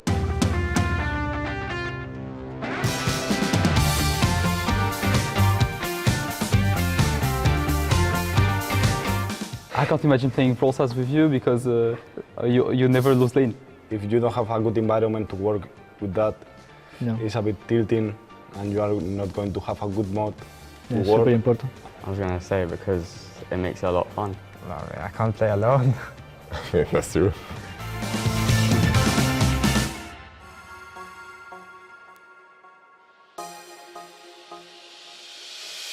3, 2, 1, Siete Tampo. I think that the best player in the world is Siete Tampo. He do insane last year. Yeah. They was the world champions, and this year is like close to the same. They won the MSI, one most important tournament right now, and he's playing a good level. He's still playing in the high level. Cyclone. Yeah, I would say Cyclone. Cyclone's a very good player. Yeah. He's not here, but he's very good. He has such good mechanics, and for me, he's just the best player. This season, Moyagoku is better mechanically, and he has more game sense. What do you think? I don't know. I still think Siete Tampo is better. Okay.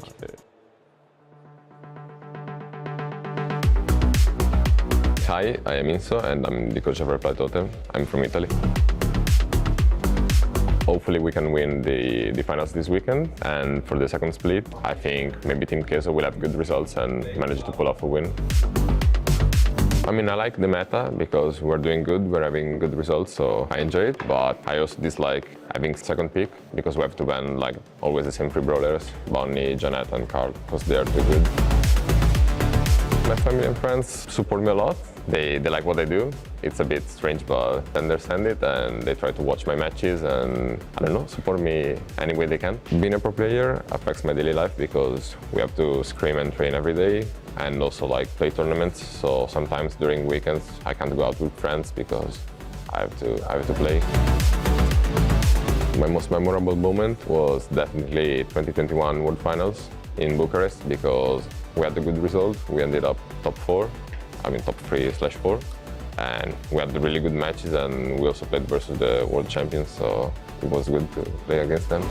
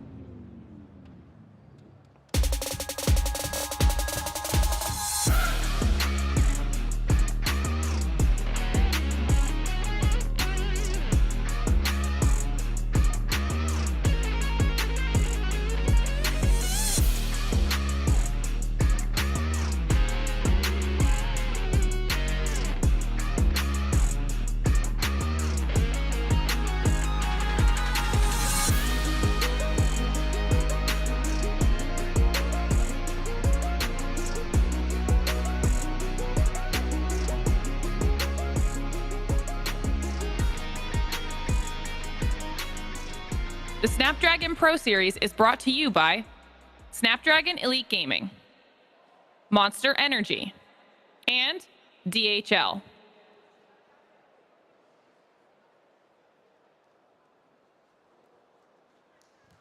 All right, folks, match one down. And we've got a second one on the way for sure. I know you guys were excited to see Reply Totem. They did their work, but now we've got two more teams ready to rumble.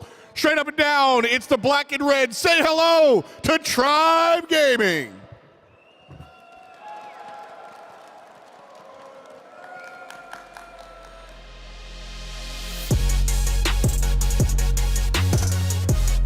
There it is.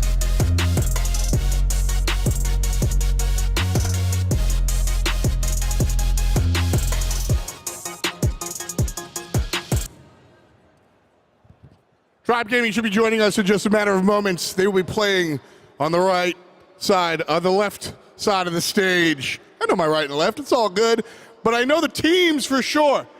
So we've got Tribe Gaming up there, but their opponent across the way on the right side of the stage. Say hello to Team Humble.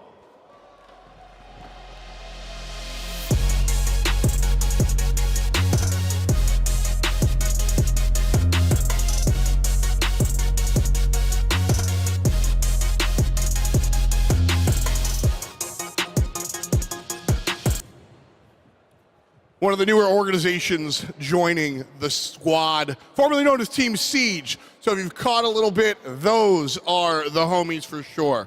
As always, we're big fans of all the mobile games out there, and Effie Dash is one of the newer ones. We've got a whole bunch of info. Join us at esl.gg/Effie, EFFI, and that'll give you all the info on what's going on with that. We got a $5,000 championship, folks. You don't want to miss it, but I've got some help. We've got a video to show you a little bit about Effie Dash. Production, roll the tape.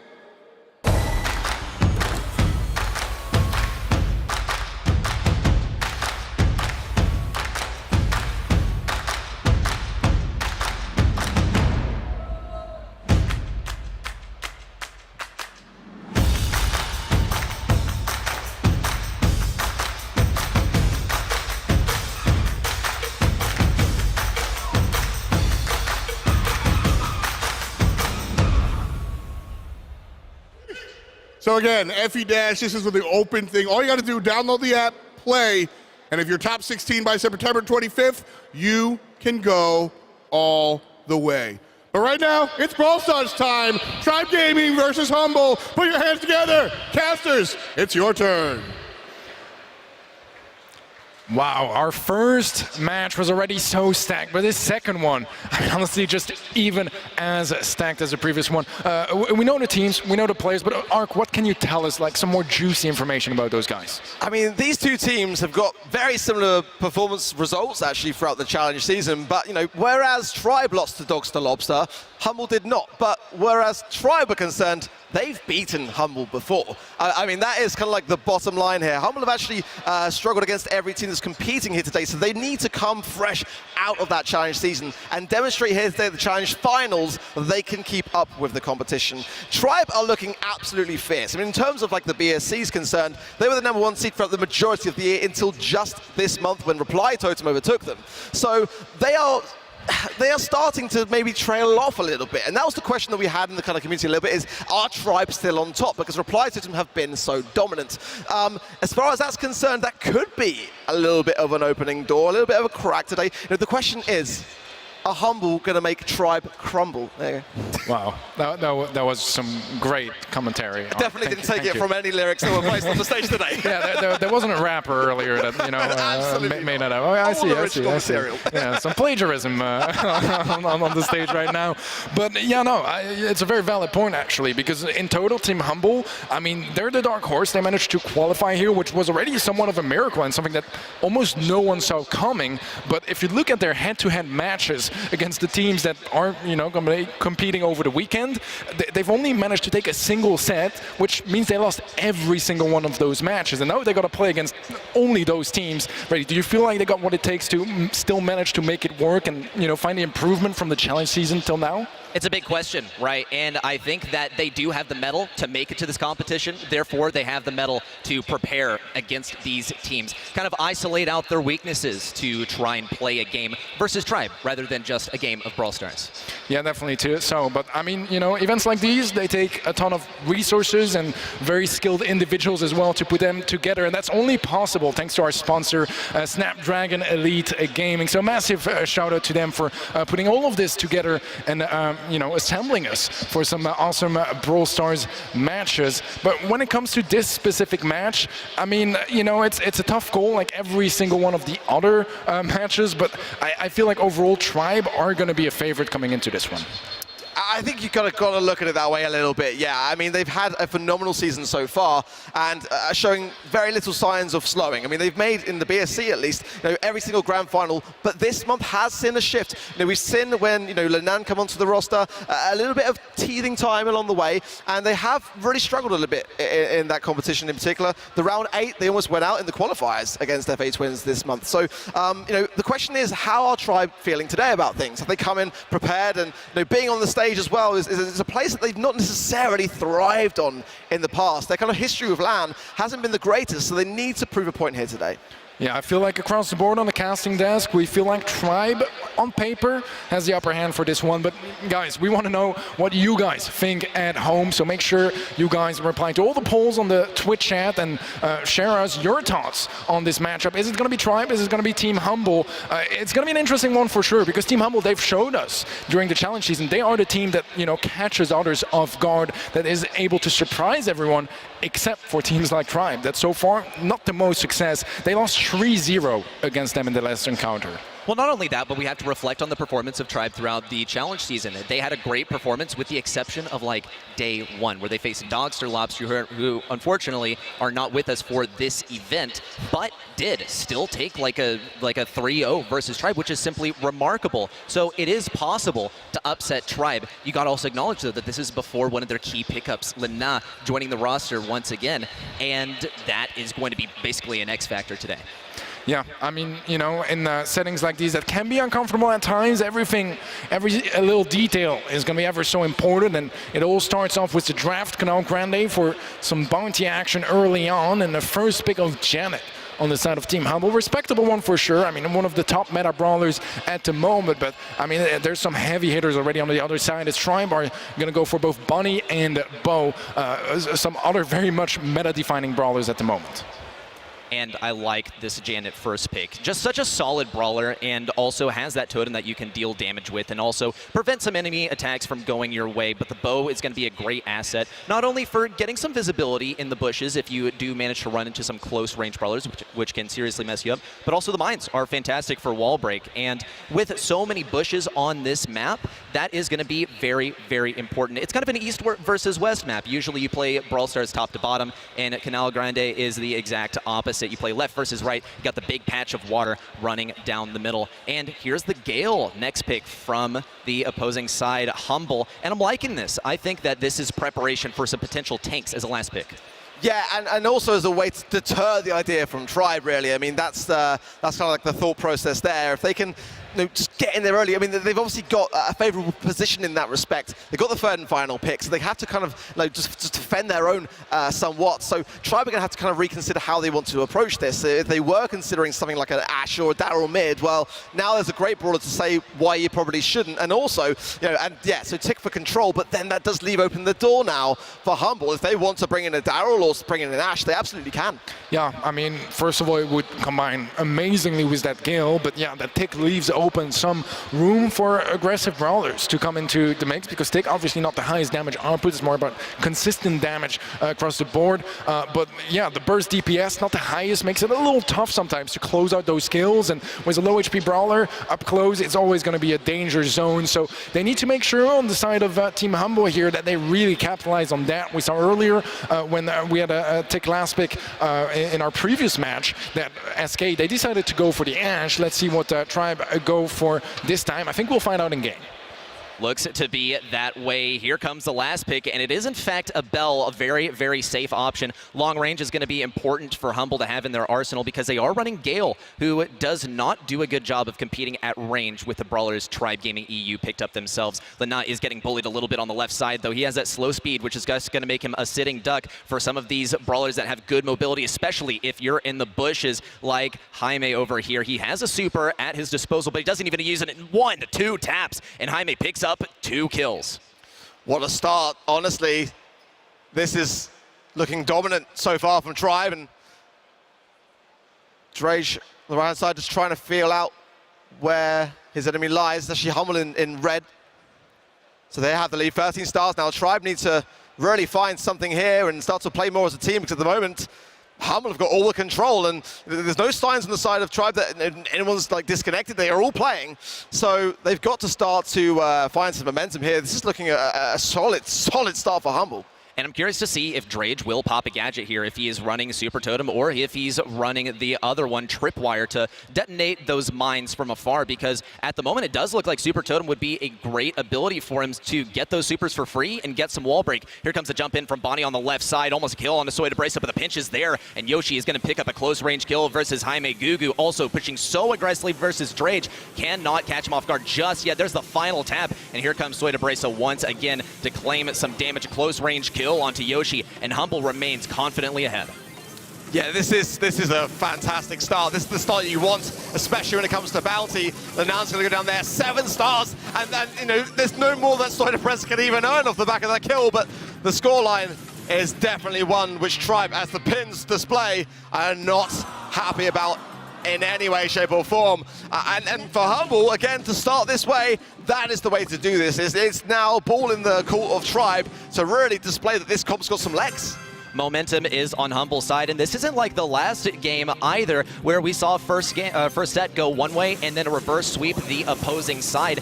This is not hot zone. This is not really a game mode that goes either way. Bounty is a fairly consistent mode, and this is a great omen for Humble, though this time they won't get that mid control right off the bat. They're going to have to work for it. Tribe Gaming EU are holding on as dearly as they can. Drage is going to get a super very, very quickly. Destruction onto the left side, and they own this right part of the map. A kill for Lana as well, and Tribe Gaming EU have set themselves up for a great game. Well, those mines will be triggered, and that will open up some space on the left-hand side. Jaime, though, is a little bit low, placing down the mines early on, but Tribe are in a really tight position here, and it's Humble that know it. 11 stars still with Tribe, they've got the lead, and there'll be another one for Drage, as long as they can stay alive with the help of Yoshi there, which he does. They'll maintain it and be able to heal up accordingly, but Gugu coming back in now, and those walls are still there. If, you know, Drage can get some mines in that vicinity, then it will take away some of the stun potential, and there it is, connecting to Lanan, but the shots from Jaime did not quite connect. Tribe Gaming EU are starting to feel some of the splashback from those wall breaks that they did on the left side, because Yoshi now has to play a lane without any walls, and as a thrower, you're incredibly vulnerable when you have no walls to throw over, though he's doing a great job of establishing control on the left side, making sure to hold down that choke, even though his back is just against the respawn. On the right side, though, Lana is trying to get some of these shots versus Gugu. He's doing a good job of dodging, but Drage is going to assist to push him back. 8-13 and just 20 seconds on the clock. It's go time for Humble. They got to make a comeback now. I worry a bit in this position here, because Tribe are in their back spawn area, and just a couple of kills here and there will do it. Drage has got 4 stars, so very important taps there on to Soy to Preza, but it's Gugu who's the problem. The stun does not really go off there. Drage goes down, 15 stars to a Tribe, but Yoshi is so low here. Oh my word, somehow Tribe hang on, and this set is not over. But my word, talk about cutting it fine.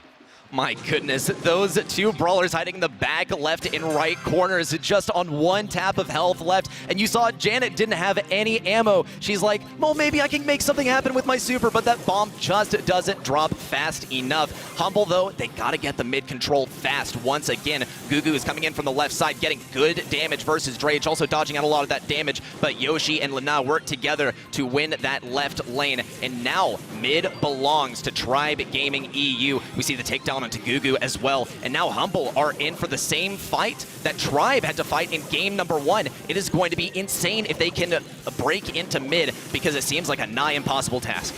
I like the way as well that they valued Gugu there as well, who was trying to get behind the situation, and Linan is going to win that transaction on the right-hand side and be able to heal by the time that Gugu comes back in. It's this tick pick now that is working out so well on the side of Yoshi, but oh my word, Drage just annihilates Soy to Preza. And that is a problem, however, as the scoreboard is actually kind of close. I mean, 1 takedown here and there will seal it for Humble if they can get some aggressive motion here. Gugu's starting to close his way in, and this is the way you don't want to be in this particular map on Canal Grande. If you find yourself against that back wall, then you could well find the scoreline changing very quickly. and Yoshi is relying on these walls to make it happen too. You see no wall break on that area that he needs so much to succeed. He's also operating at relatively the same range as Jaime on the left side, keeping him back, keeping control, but Lana is at risk of getting pinched if he continues to stay in this position, though he does get some good wall peeks on the Gugu, a switch over onto the left lane. He's not going to be claiming a kill there, but he did need to abandon ship because he was in simply an unwinnable scenario. So Debresa flashes the super just a little bit. He has something up his sleeve, a good kill onto Lana. Yoshi and Drage have their backs against the walls. Yoshi might be the most vulnerable, but Drage is going to be the most important. Here's the combo with Gugu. He can get another stun. There's the kill. Yoshi can't get anything in close range. So close to taking down Gugu. Drage needs to get the damage, and there's the kill. They take it back. What? Oh my word! How? How were they able to get that job done? My word. What a phenomenal way to end the set and try and take it by the narrowest of narrow margins. Humble are going to be reeling off the back of that one. I'm almost inclined to call that a draw in some sense, because we saw the wins from Humble were so close, just narrow survival on every single game. Honestly, if it were my choice, I would want to see some more games, but that's the end of the set right there. We're going to be transitioning to yet another one. Such exciting stuff and such narrow margins too. Brawl Ball can provide a little bit of room for that action too, with overtime being a possibility. Again, you know, this is a time for Humble just to kind of reflect a little bit, take a little bit of downtime, because you know that was not the way that they saw that first set going. I can assure you, especially the way that they came in looking so fierce in that first game. But with just a few seconds to hand, try maybe to take it that way. It's something that going into your second set you got to leave in the past, Eddie. Yeah, definitely so. I mean, it was a tough start, for Tribe, but they managed to turn it around, and they looked incredible. I was shocked by how good Humble were in that first game. They started off so dominant. Incredible stuff from them. But Tribe Gaming, I mean, it's a marathon for those sets, and it's about taking the most games in the end. Tribe just doing a better job at it, and those small little clutches and details, you can only win them so often, and I feel like a bit too much reliance from Humble to take those. That was how they managed to get that one game. Tribe a bit more comfortable and confident, able to turn things around when they needed to. It was shaky, for Tribe. They're going to have to really think through their performance in this second set, but at the same time now, having got one in the pocket, it's a possibility for them to be able to ride off the back of that. And I felt like Humble, in my opinion, I felt like they should have won that first set, if I'm honest. And I was a strong believer in what Humble had to offer as well. But of course, there's got to be a winner at the end of the day. And when it's Bounty, hey, it can come down to these split-second scenarios at the very end of the game. And Canal Grande is where that stuff happens so frequently, because the pinch points are absolutely everywhere, and it's just remarkable. Well, teams are obviously speaking with the admins, some technical issues perhaps on the stage, and just we want to make sure that the players have obviously got everything which they need to be able to do their job and do it well. But again, what an amazing venue it is to be seeing and hearing along the way. It just makes such a huge difference for casters to be able to hear the cheers. I mean, especially when SK are not playing, because normally that's all you hear above the sound of the crowd. But honestly, what an amazing privilege it is to be here. Not only that, but I want to hear some of the players cheering as well. Maybe when we get SK up on the podiums later today, we'll hear some cheers from Yoshi and rather from Semantic, and that would be super exciting. But being here is just simply electric, and it's not even one day. We got hours and hours of this today and even tomorrow to decide the final winner. Yeah, I mean, at this moment in time, that could be literally anyone. I mean, we've only just got the ball rolling. Reply Totem are off to a flying start. Tribe just scraping through that first set. We still have got to see other teams compete out before we know who is going to make it in terms of the seeding to tomorrow. That's what today's all about. You want to be able to get that upper bracket head start, and that's the key here. Yeah, and it's super important to get ahead, and also the fact that we get to see all of the teams compete against each other is a great show too, but it also makes sure that we get the best sample size for the maximum level of competition on the following day. So that is, in my opinion, such an awesome way to run this tournament, and we're really super thankful that we get to see that as well. And in terms, Teddy, of who you think is going to take this, because we didn't really discuss predictions going into this one. Draft is underway as well. So who do you think, from what you've seen so far, is going to take it? I mean, I'm impressed by Humble, but I'm going to go with the favorite, Tribe Gaming. They've been looking incredible all around, and the ability to turn those tough situations around despite starting off pretty poorly in that set is just Tribe Gaming stuff. And I'll stick with my guts and go Tribe for this one. Draft is already quite deep underway. So we'll have Penny and Stu on the side of Tribe already confirmed. Humble bringing Gil and Janet to the table. I'm liking the Gale pick because you do make sure that you are guarded against tanks, which can be a serious factor in Brawl Ball. It allows you to score those goals a whole lot more easily, though they're going to have to be mindful. I don't think that Stu is going to be fantastic for playing with the tank. Of course, if you are running some wall break along with that, but if you're running speed zone, you can get quick rollouts out of mid. Here's the bow pick too, which is going to be great for laying down some mines and therefore breaking open walls. Though I'm curious to see if Tripwire is going to be run by Humble like it was run by Tribe in the last game, considering that it did have one moment where it popped off, but there were moments where a free super would have been super useful with the Totem gadget. But here comes the final pick too from Tribe Gaming, and it is going to be Colonel Ruffs to combo up with other brawlers. Make sure that Stu gets that power up as soon as possible. Well, when Tribe secure that Colonel Ruffs pick, I've got to be honest, I do worry a little bit. Simply because they're so good at utilizing that brawler with the star power to be able to break the box, to be able to score a goal out of literally nowhere. So Humble have got to be really on that, and careful attention placed towards the power of Tribe when they've got that brawler locked in. It's one that they use time and time again in Brawl Ball, and it could be something to give them the edge. I like the aggressiveness of the Stu, and Penny, as we know, is going to be a great thing to be able to, well, just if they get that turret, it can lock onto any of your utility there, so that drop the base that Janet is running there, it can lock onto that, get it taken care of, and of course, as I always say, it kind of acts like a full brawler in general. Well, here comes Drage around the right side. He does have longer range than Gugu, but Gugu is seriously going to try and get some pinches around the right side. Yoshi does chime in for a little damage. Gugu's on super low health. Here's the super from Drage, but he does go down immediately after. It's not going to get tremendous value, but it will get a good pushback on the right side. Jaime also going to pop the super. Yoshi remains alive, and it looks like Humber are going to try and play control around this power-up on the left side. Yoshi is not even bothered, though. He does have to play this right lane. Drage has the range to make it happen. There's a pass to the backside, but that ball's going to bounce right back up from whence it came on the left side too. Lana has a super that he can use and power up Yoshi, but I'm not super convinced that he's not going to try and allow Yoshi to get that current one on the field. He does have the speed zone down now. Here it comes in just a moment, and Lanan's going to throw down yet another one too, but he's got to be cautious about the wall break because Sway to Bracelet does have considerable range on the left lane.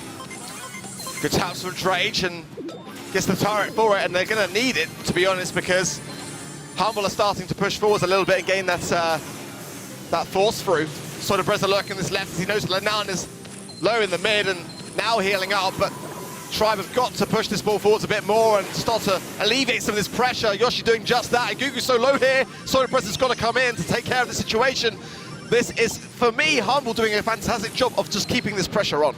Picture perfect defense here between Gugu and Soy to Brace on the right side, getting that pinch. Here comes Drage once again trying to win the lane solo, but through comes Jaime, and he does end up helping get the kill. In fact, he gets 2 kills. Yoshi is going to be able to defend here. There's the super too, and that's such a free super for him too. It doesn't even take him any time to charge it back, but there the bow mines breaking open the boxes to open up the goal, and this is going to make it so much more possible for Humble to score, but with overtime coming in just a moment, it might not even be worth anything. Yoshi just wedged between this situation as now Tribe start to come off the spawn, but it was looking in a perilous position until that moment in time, because had that not been the case, Humble would have been able to push forwards, but now the ball in the mid is a great time to have it going into overtime. I was worried a little bit of a Tribe, but they might be able to bring this back. They're going to be having enough range to be able to do so, but that Gale has still got gadget. Twister can be such a great gadget to be able to delay the onset. If they get that ball into the corner on the side of Humble and stop Tribe, that's a great thing to have in terms of utility. A 3v2, but Tribe Gaming EU do not back up. Here comes Yoshi. He doesn't get stunned against the wall. In fact, this is wide open on the left side. Super through. No way. Jaime comes down just in time to throw it in the corner, and Yoshi is left high and dry at long range with no super. Humble can start to push this up, but the pressure is only ramping up at the right side. Drage and Lana at full health. Yoshi keeps on pushing forward relentlessly, but that ball is closely guarded on the left-hand side in that corner. Here comes a super, a pass over to Drage, but it goes right past him, but with a team kill, it's a win for Tribe Gaming. A little bit shaky though, I've got to be honest. There's some misplays towards the end from Tribe. They got the goal, and that is what matters. But had there been some bodies around the goal at that moment in time, it wasn't the cleanest of goals. I've got to be honest, I'm just going to throw it straight out there, but they got the job done. And that is what kind of matters as well. So, okay, it took a while to get there. These two teams clearly not in a rush, not in a hurry, just don't want to make the mistakes along the way. Going back in again, it's Tribe still one set up, and if they win this game, they'll be 2 up as well.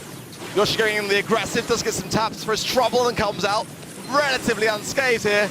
The gets a heal as well, just providing a lot of value. Might be getting a little bit overzealous there, but it will provide somewhat of an option for Lenan to pick up some scraps. The ball coming in from Drage is good, but can Lenan seal this? It's looking quite tough, but here comes the wall break by the looks of things. Just a couple walls broken open and a power-up on the ground. Jaime just stays alive by 30 health. So Brace now going to play control around this power-up, and down goes Jaime on the right side. Yoshi pushes forward, picks up that power-up, but it's going to be intercepted by Soida Brace. Lenan has to get this pass forward. Yoshi needs to be able to tank this from Jaime. It looks like it's possible. 580 health left, and Tribe Gaming will get the first goal. But again, a few tiny mistakes along the way. If Humble start to capitalize on these mistakes, then this could be turning around. Tribe have got to get their passing on point. They're getting the goals, and that is the objective, so you've got to hand them credit for that. But again, Humble have got a good opportunity here if they can start to realize that Tribe are looking a little bit nervous, unlike they normally do. Pass through for Lenan, whilst the Bowmines are starting, and the takedown there from Yoshi is key. That will seal it. Tribe take set number 2. Such a close game in game number 1, but game number 2 was the exact opposite. So much aggression from Tribe Gaming EU that we didn't see come out in game number 1, and it proved to be the saving grace for this set. Very, very well played by Tribe Gaming EU, despite a serious force on the opposing side. Yeah, they are now in a position where I feel going into hot zone, that's going to relieve so much pressure. It is one of those game modes where if you're behind, it puts a ton more tension into the air, and you've got to have to retake, and not only that, but also keep your composure. I don't like this for Humble one bit. Yeah, I mean, although to be fair, Ring of Fire is a map that might, ring a bell for Tribe, and some PTSD as well, because they've had their struggles on Ring of Fire. Some 100-0s multiple times in the past. We'll see if they're able to, make it work this time around, and this could be that opportunity that Humble need to not get swept. Let's not get it twisted. Tribe Gaming is a fantastic team, but every team has their weak points, and Hot Zone is undeniably the weak point for Tribe Gaming EU. Throughout the challenge season, we crunched the numbers. They had a 20% win rate on Hot Zone games. That is not very good, and if there's any place for Humble to start bringing this back, it's got to start here, because, well, there's not any more Brawl Stars if they don't take it here. And the question now as well is, is that enough momentum for Tribe to seal it here? Have they been able to demoralize Humble enough so that they can falter and take advantage of those mistakes along the way as well? And again, the draft, it really does come back down to that many a time over. Getting that draft right in this particular map and mode, Teddy, for Tribe is crucial. Definitely so. Well, talking about the draft, here it comes. We'll see the Luban as well, which is an interesting one. I mean, it's a brawler that can definitely do a lot on this map. Not necessarily the most popular over here in Europe, but still definitely a viable pick. Bell as a first pick, though, I like quite a bit. It's versatile. It's not really going to show any clear weaknesses nor clear strengths, but it's a good core brawler to have in your roster. Not the most popular here in EU, Lou. I'm an NA guy, and I don't even really understand why people run it still, because he struggles so much if he gets outranged. So he can still be an X factor if long-range brawlers are not available, but that seems to be the name of the game right now, is getting in that range. Bell's going to be picked up. We also see the Carl as well, and Carl has been dominating the meta lately. In fact, for the last entire month, he seemed to be absolutely undefeatable, and the entire draft pretty much revolved around him. Problem is that now people have discovered a pretty good way to counter him out, and she's available. It's Colette. Yeah, I feel like this comp is looking decent for Humble. I mean, Stu has taken a little bit of a back step recently. I like the Lu ban, however, from Tribe, and surely Bo has got to come in because of that very reason, because they need to have some delay tactics. Yes, you've got the the Bell mines there on the side of Tribe already, but they've banned out Lu, and I think that that's strategic. I would like to see a bow pick coming in here from them, and Humble are lacking range. That's a consideration that they've also got to take into account. it is a very serious situation, too. They are going to pick up a Squeak here, which is quite lacking in range, but can lock down a lane for the entire game because those AoE, the little sticky bombs that he throws can pretty much keep you from advancing up a lane without taking damage for the entire game. Now the question is, though, how will the teams use the bushes to their advantage? You have some giant L-shaped bushes that can provide a gateway to the enemy's side, but can also be a great way to set up really close to the enemy spawn and just spawn camp endlessly. Meg is a brawler that is great for this, but she's not going to be played here. In fact, it's going to be Max getting some speed in there as well, which is going to be actually extremely useful versus Belle and Colette, these single target brawlers who don't have the greatest of reload speed, especially Belle with her very, very small projectile. Despite going very far, it's dodgeable by these fast brawlers. I think it's the perfect pick, really, to keep Tribe on their toes, and having a brawler like Max in a moment where you're behind, it's very, very difficult when everyone has got so much more ability to maneuver. It was actually the same brawler which gave them so much trouble to qualify this month for the BSC. They almost went out to that very brawler in this very circumstance. I think the map there may have been dueling beetles, but nonetheless, they're going to have to really keep the control and hold down these lanes.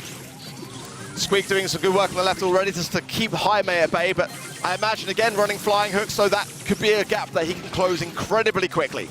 I'm looking at Jaime to make some plays happen here because versus Yoshi and versus Drage, he is a hard counter once he gets that super. He's going to have to gadget in. We'll see Gugu actually run in and get slowed. Jaime with the gadget forward does get taken down by Lena, but the counter here from Gugu and Soy de Bresa remains on the offensive inside of these bushes. If you're Tribe Gaming EU, you have to pinch this right side because Soy de Bresa is not leaving, not unless you force him out or take him down like we just saw. Gugu is still going to hang on to this position, though. It's just Drage left standing, and Tribe Gaming EU are so close to the percentage of Humble, but a narrow lead begins to grow for Humble.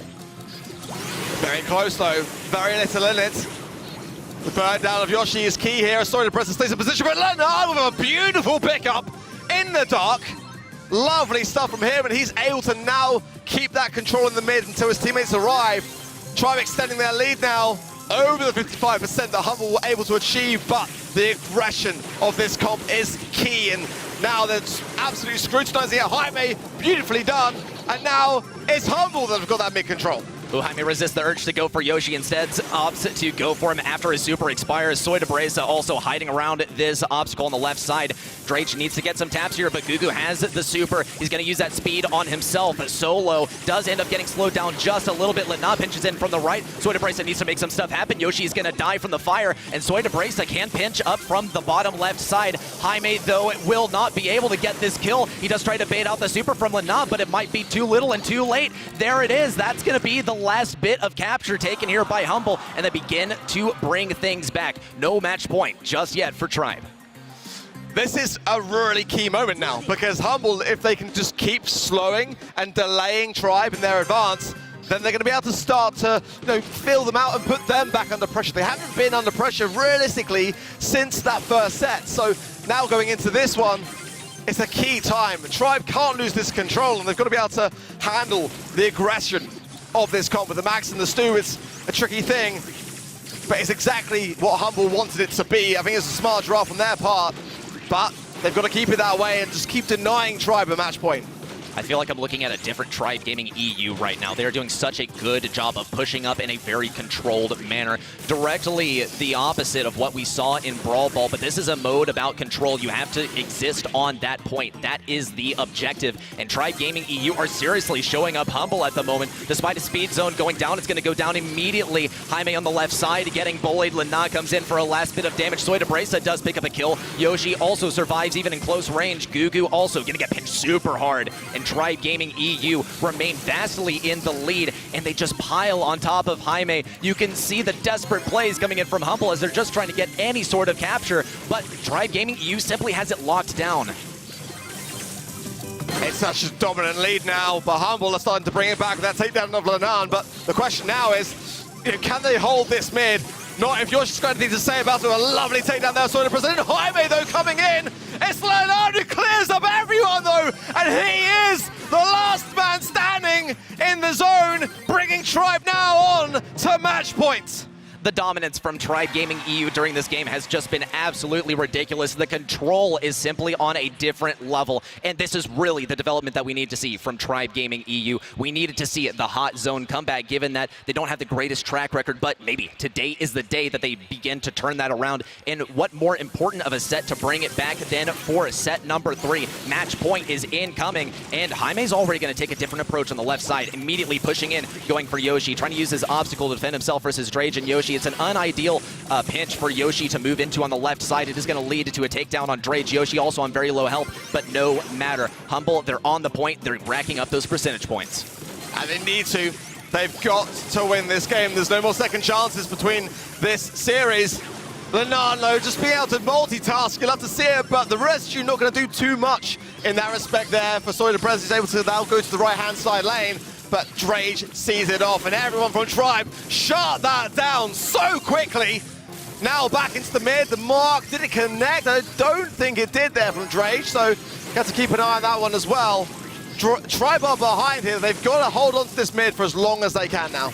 I'm waiting to see Jaime push in once again. He has a flying hook that he can use to advance on Yoshi, but Drage is ready to get a pinch. Here comes a super from Yoshi. Jaime, though, with that protective pirouette up, he's going to get slowed, actually, by the super from Squeak. Lenado picks up 1, 2 kills, and he's on a rampage. Gotcha Gadget active. He's not going to hit any shots with the last few and heal himself up, but no matter. He's on the point. He's out of danger. He's healing up, and Tribe Gaming EU are about to near this 56% mark. Humble with another push in, but they're running dry on gadgets. Jaime needs to make something happen with the super, but no Cigar, and he's gonna get taken down too. Humble, despite having a lead here with no gadgets, are not looking too promising.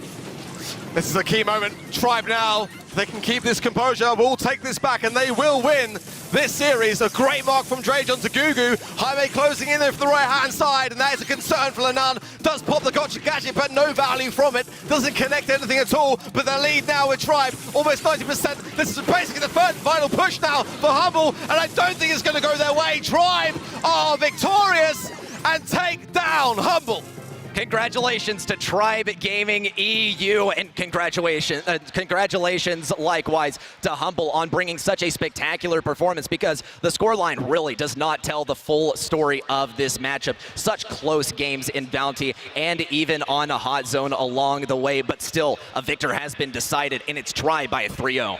Straight sets. It's a powerful scoreline. There was definitely moments for me where that could have started to go another way. That first set could have been Humble's. I felt like in hot zone, it could have been Humble's as well. But just being able to have just that little inch over things paid such a big, commendable performance to them in that respect. Yeah, definitely so. I mean, thing is, Humble definitely showed that they can be a scary team. They made 2 of those sets pretty close all around, but that's probably what defines the good teams from the best teams in Brawl Stars. It's the teams that are able to turn that into sets that go their way, because sure, they got some really close games and even games going the way of Humble, but in the end, if you look at sets, it's a 3-0, and it couldn't be much more dominant than that. And I think also that this was a very challenging matchup for Humble, because they had to grind so hard to advance to that 4th spot to even qualify for this stage. And going against Tribe Gaming EU, in fact, every single one of these teams here is going to be a serious challenge for them. Seeing their performance versus Tribe Gaming, as far as the scoreline, a 3-0, not so promising. As far as the pick phase, the drafts, and the gameplay itself, some games being taken, I think that they really can take some points off of some of the other competitors here. Yeah. I mean, I think that probably sums it up as well, for Humble here. Maybe the inability to really convert into those sets, because at this high level, you got to take everything that your opponents give you. And Tribe Gaming, they gave them opportunities, and they were able to see some, but not enough to bring sets to their side. And in the end, that's what matters. And Tribe Gaming just did a much better job at that, staying composed as well, and making sure that they can adapt, even when the draft doesn't necessarily go their way in the first place. You know, I'm Tribe's biggest critic. You know, I'm not going to deny it. I mean, there was definitely big mistakes in Brawl Ball for me. There was moments there where the passing was not on point, where there was a player from Humble in amongst that position and was able to get the ball clear and waste time. Those are things that later on today, they're going to have to nip in the bud. You can't really go forwards against teams like SK, against teams like Reply Totem with those things, because they will punish it, in my opinion, far harder. Especially when you're facing versus SK or you're facing versus Totem, those teams are basically going to draft absolutely perfectly, and they're going to play mechanically as perfectly as they possibly can. And any single mistake that you make is you forfeiting over control to the enemy. That can't happen for Tribe. Nonetheless, they can still improve. Humble is a bit of an unexpected competitor as well, considering how quickly they advance to the top of the leaderboard in order to make it here. The X factor is absolutely there, but Tribe Gaming EU still lock it down. Great stats up here too. Yeah, I mean, fairly close in it, to be honest, but it's in favor of Tribe Gaming. And I feel like that summarizes a lot of those sets where it was fairly close, but each and every single one of them went the way of Tribe, and that's something that Humble needs to work on. But I do feel like we did see enough signs from Humble that, you know, throughout the day they might be able to work on some little details, maybe win a set or two here and there, and that's why today it's all about seeding. No team is eliminated at the end of the day, and that's quite important because they might just, you know, get it to a better level by tomorrow already. Yeah, I think there's going to be moments today where if Humble can start to realize that for themselves, they're able to bring things back quite successfully. Definitely so. Well, guys, this is all possible only and because of Snapdragon Elite Gaming, bringing us all together for some amazing Brawl esports matches. We've already had 2 behind us. There's plenty more today, at least 4 more, 5 if we even get a tiebreaker. But yeah, it's only possible because of them. So massive shout out to Snapdragon Elite Gaming for making all of this happen.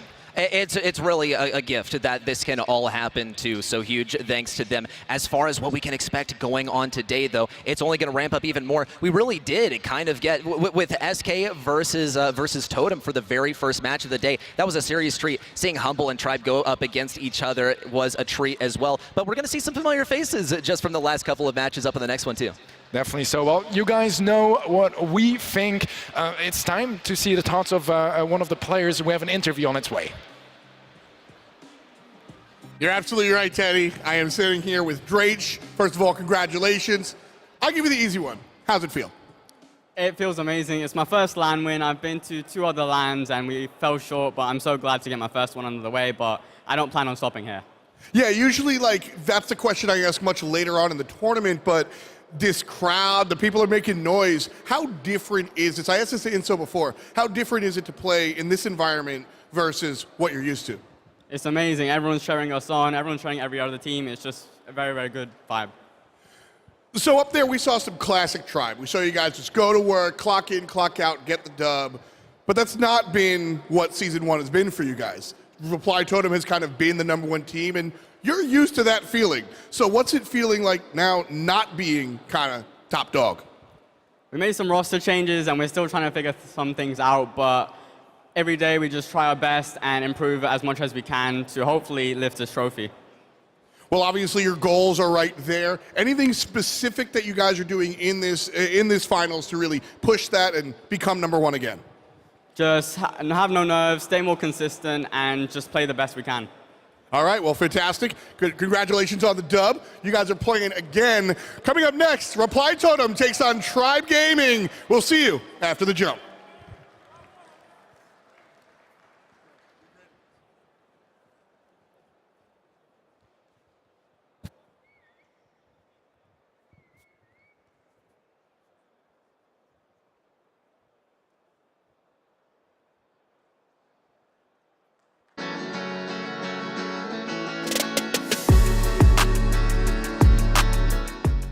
So I'm Tom from Tribe Gaming, and we're from the UK, Spain, and Switzerland.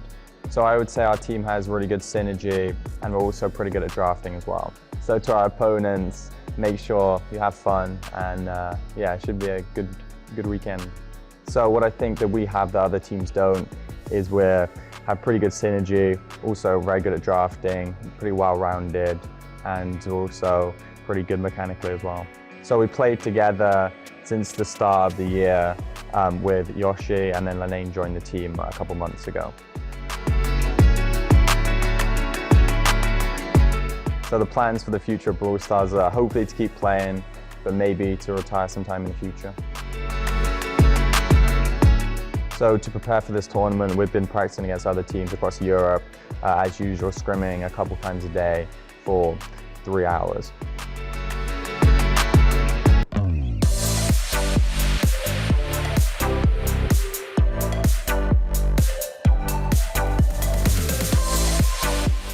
Don't know. I get very angry when we lose. Alright, so definitely you then. Yeah, so does Joker. Joker gets angry as well. I think me. It because? I think me because I'm so competitive. I mean, I was playing football during 10 years and I have that mentality to don't lose, always win, always win. So always that I lose, I feel like mad at the 3rd hour when I lose. It's really competitive. I also don't like to lose, but I mean, we're both. I mean, we're competitive, so we like to win, I guess. Yeah. Stanny says steal the rage. Okay, yeah, it's... That's me, bro.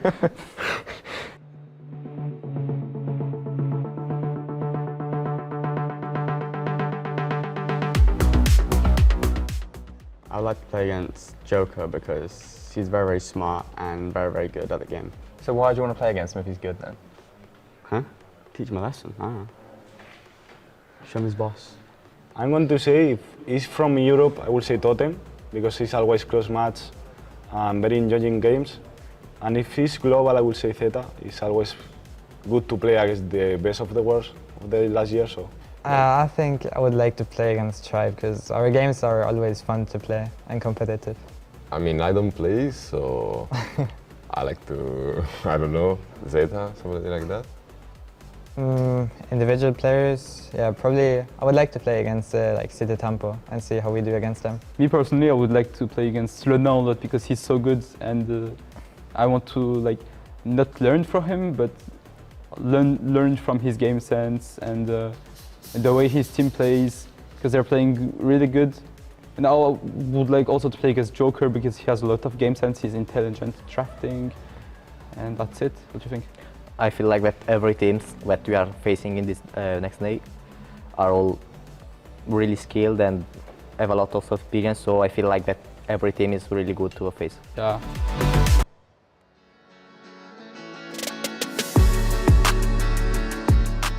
So in Season 2, I think we're going to do, I hope we do pretty well. I play Brawl Stars competitive because my brother used to play another game competitively. So yeah, it's pretty normal in my family. So a random fact about me is I have a twin brother. So Brawl Stars is pretty fun because there's a ton of different brawlers to play and also a ton of different modes and maps to play them on. So it's always kind of fun.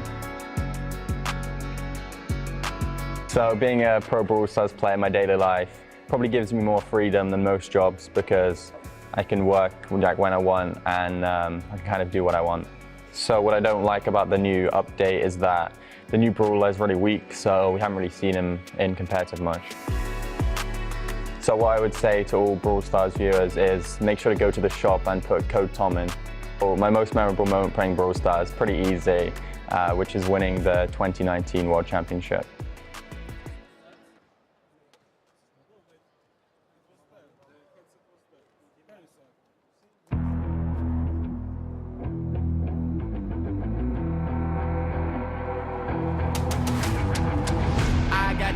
I'm on the mission, snap any minute, casually when it stop tripping on me, stop dissing on me. Yeah, I got a dream, can't take it from me. My fire's burning, now I'm always learning. Tell me where to go, man, I'm on a journey. Yeah, I can't explain it, I get excited. Keep it 300, King Leonidas. Strap in, cause it's gonna be a long ride. Working on me every single day and night. There comes a time when your worlds will collide. The Snapdragon Pro Series is brought to you by Snapdragon Elite Gaming, Monster Energy, and DHL. Yeah, what's up, Brawl Nation? We are keeping on and keeping on with the schedule. We're coming up to match number 3, and so far it's been barn burners. We've had a 3-0 and a 3-1, but I want to see it go all the way, and I think our next matchup just might do that. We have Reply Totem, who went 3-0 first of all, and then Tribe Gaming, who just comes off the 3-1. So obviously these two teams are poised and ready, And now I want to see them go face to face. I think I'm going to have one of each team to interview in a matter of moments if they want to come on out anytime soon. You boys afraid? Or you want to talk to me? What's up? There they are, Drake and Inso. Say hello, folks.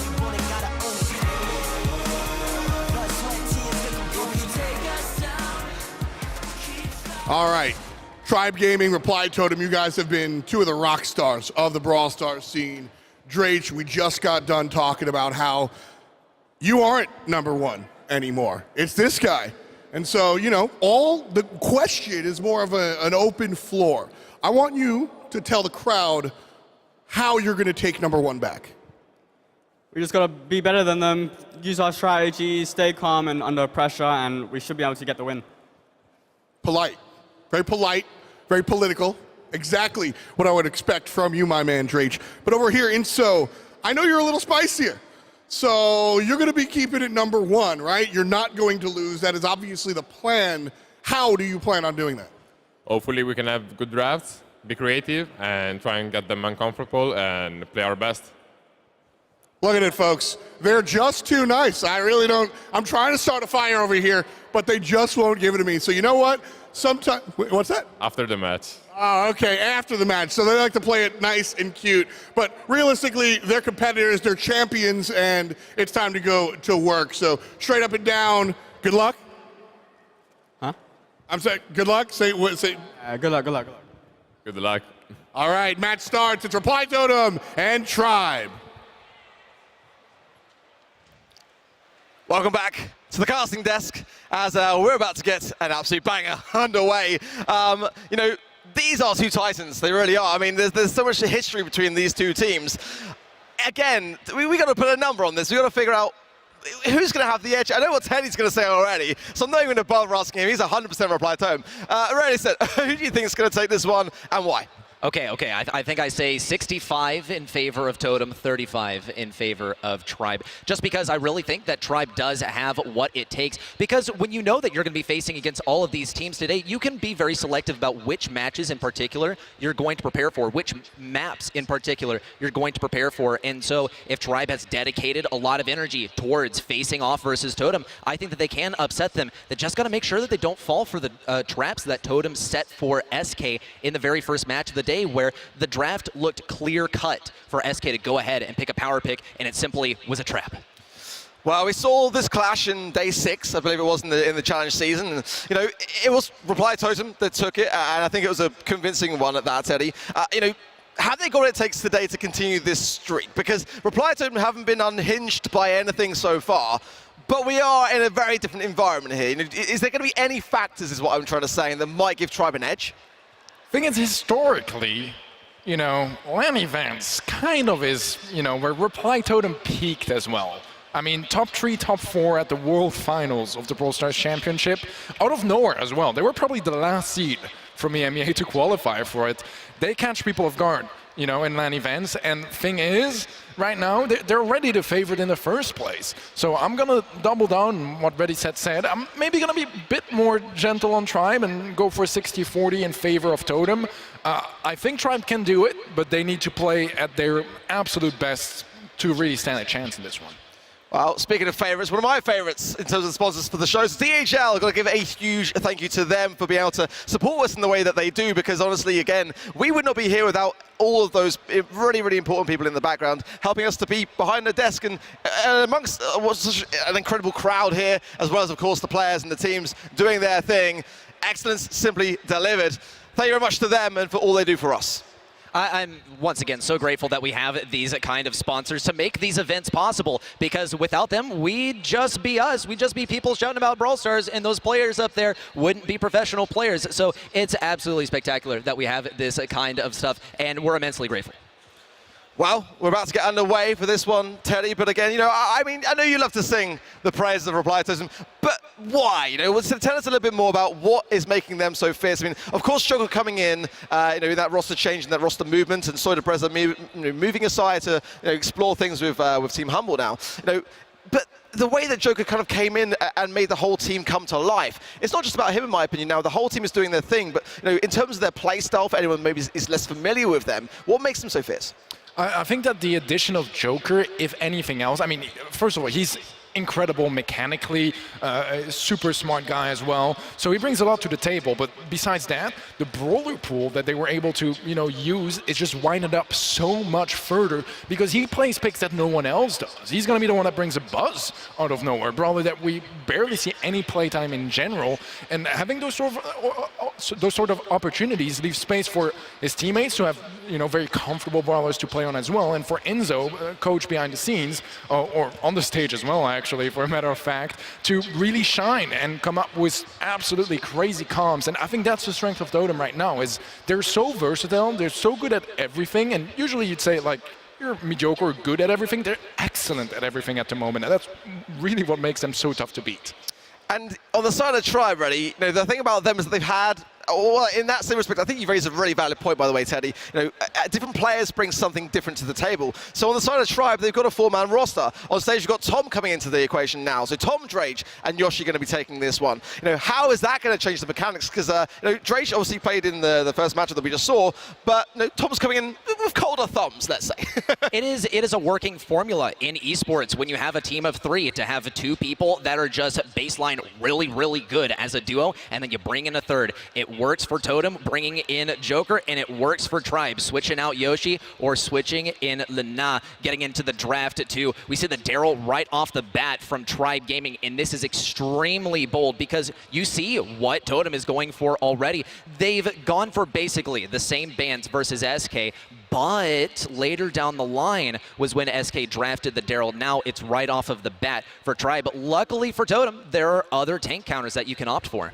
It's a very interesting one here because Reply Totem actually banned the Gale, showing that, maybe they want to actually go for some tanks themselves. But with first pick advantage, obviously Tribe can have that early Daryl pick, which could also just be, a plan from Totem. We know them for that sort of stuff that teams like SK initiated early in the draft process as well, where, you leave some things open that are really strong, but are they really, Because if you have a plan behind it to counter it, maybe Tribe are playing exactly Totem's game already. We'll see the Lola and the Spike added to the mix. 2 very versatile brawlers across the board.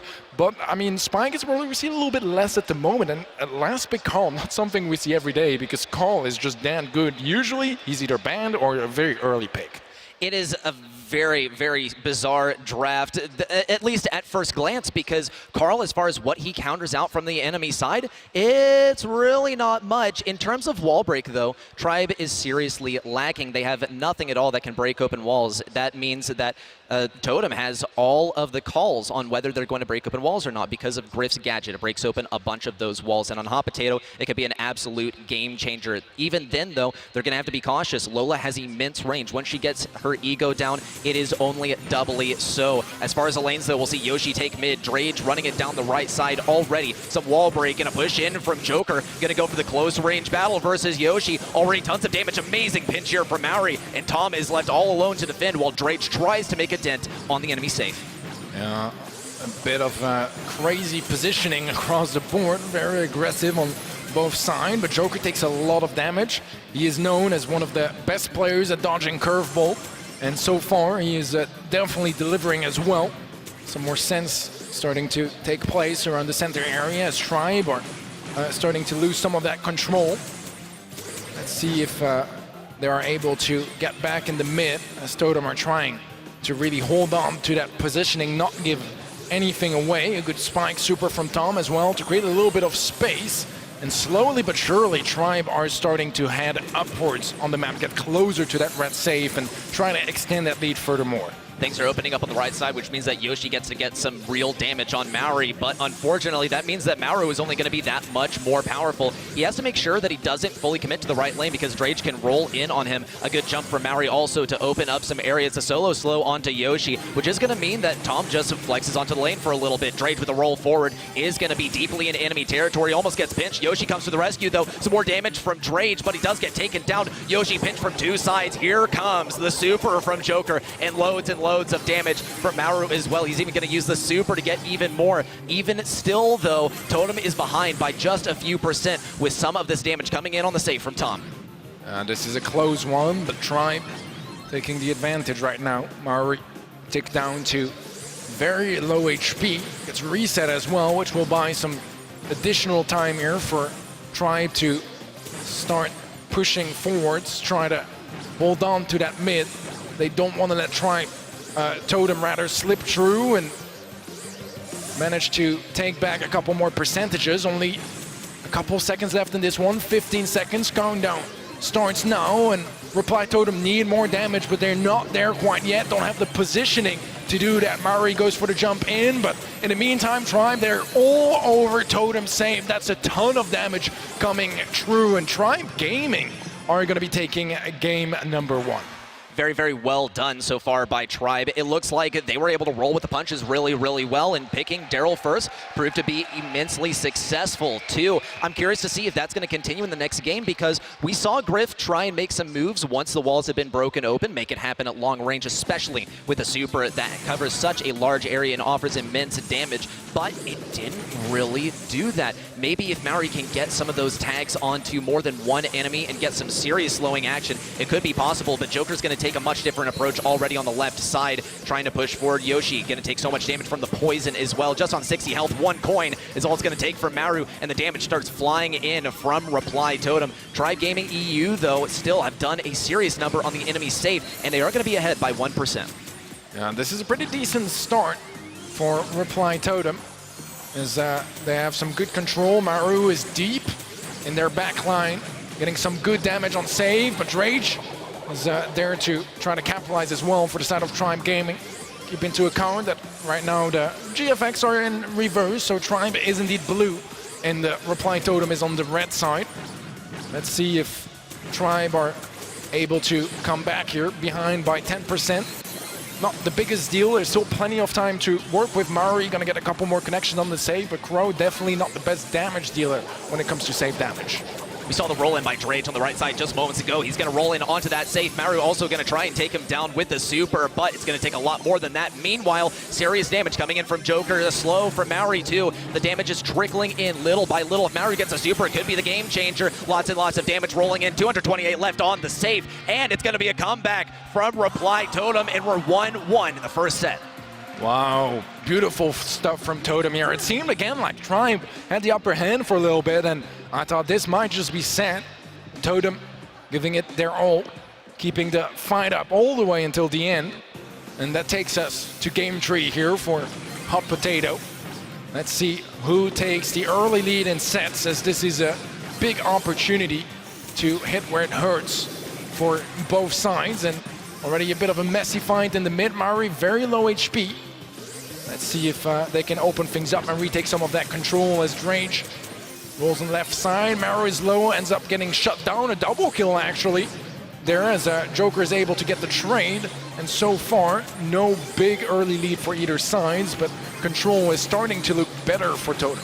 Well, a slow for Maori is going to lead to Drage's demise. A counter takedown to Maru. Maori, wow, very well done here by Yoshi. But how long is he going to be able to lock it down? He does get wall peeked super hard here by Joker. There's the protective pirouette as he spins in and gets right behind Drage. Not even bothered with the fact that Drage could roll in at any moment, because he knows that Maori can slow him down and that Maru does offer significant DPS to try and take that kill. Maori locks things in on the left side, has nothing to deal with Drage in close range. A jump in from Maori too, but it's going to take a lot of shots to take him down. And Tribe Gaming EU have gotten a serious amount of damage, but Totem are ready to fire back. Here come the piercing shots from Joker too to equalize the playing field. A 1% advantage for Totem.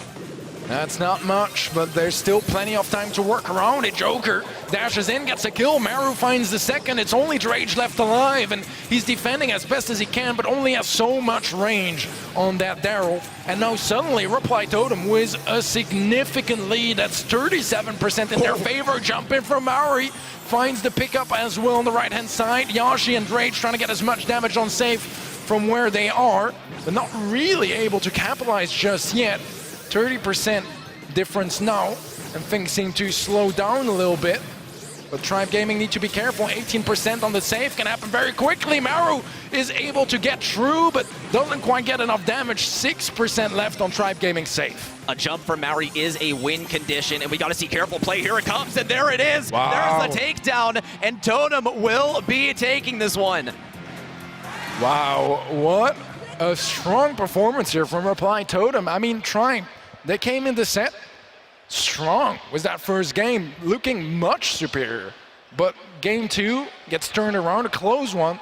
Third one, not quite as close, and Totem looking more and more convincing as we go further in that set. That's going to be set number 1 going their way. A bit of a reverse sweep here as well. That's definitely going to be hurting the both momentum and morale of Tribe Gaming. One of the more important 1v1s that we saw throughout that set too, I got a comment on, was Daryl versus Griff. I think that is one that you should be keeping your eyes on too, because in theory, Griff is supposed to counter the heck out of Daryl, but we saw with that super just going out into nothingness, you don't get significant damage at close range anymore. The Griff has been changed as far as his super, and despite that not working as well as it was definitely intended to, they still managed to take it back at the end, albeit narrowly.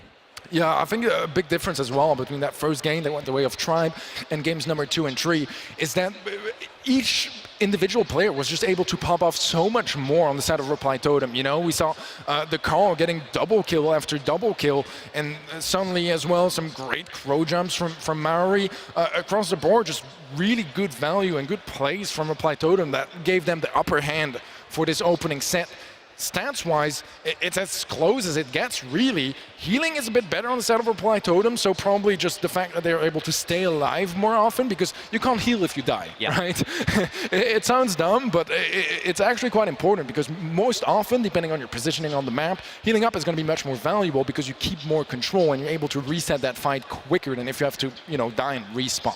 And Heist is kind of a hard mode to grasp too, because you can be dying way more times than the enemy, and that's simply because you're rolling onto the safe one after the other, getting consistent damage, and they simply never have any time to push up. So it's a really tricky mode to understand, and from the looks of both sides, they understand it, but the difference in their understanding, it's not so large. It's a very, very slim margin between these two, judging by how close this was. Definitely so. I mean, this first set is going to be a tough one to recover from, just because it felt like it was Tribes to a certain extent. Draft is already deep in here for Dueling Beetles, a Janet first pick on the side of Reply Totem, Tribe going Stu and Colette.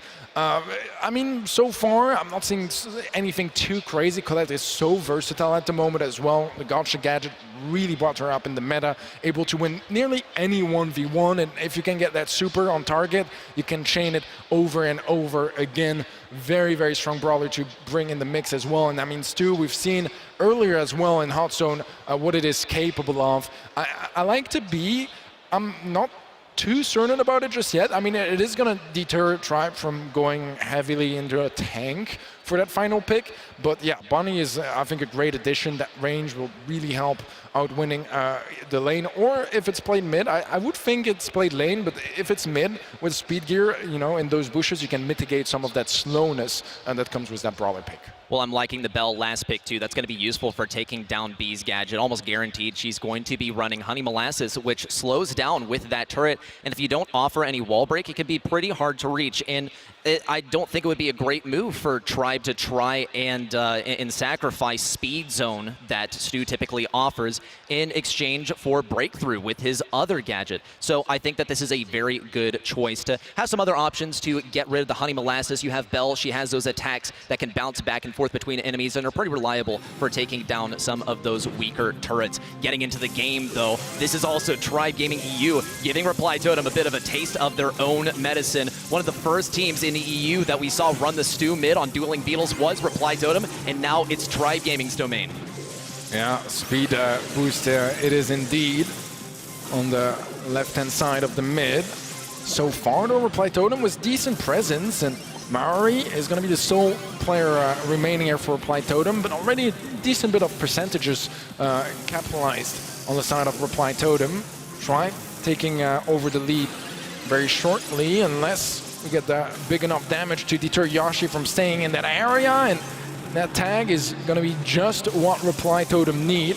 Maru free to just sit in the zone for now. Does get marked up by Tom, which can be very big to confirm that elimination. Yoshi comes in, but Maru flies up, picks up a kill, is going to try to find a double onto Drage, but actually lands safely in their back line. Drage doesn't get to heal up here either. Yoshi will claim that kill, but it's a very close one. Such little in it, 5% now in favor of Tribe, starting to solidify a bit more of a lead, but Reply Totem, they're going to try to challenge that.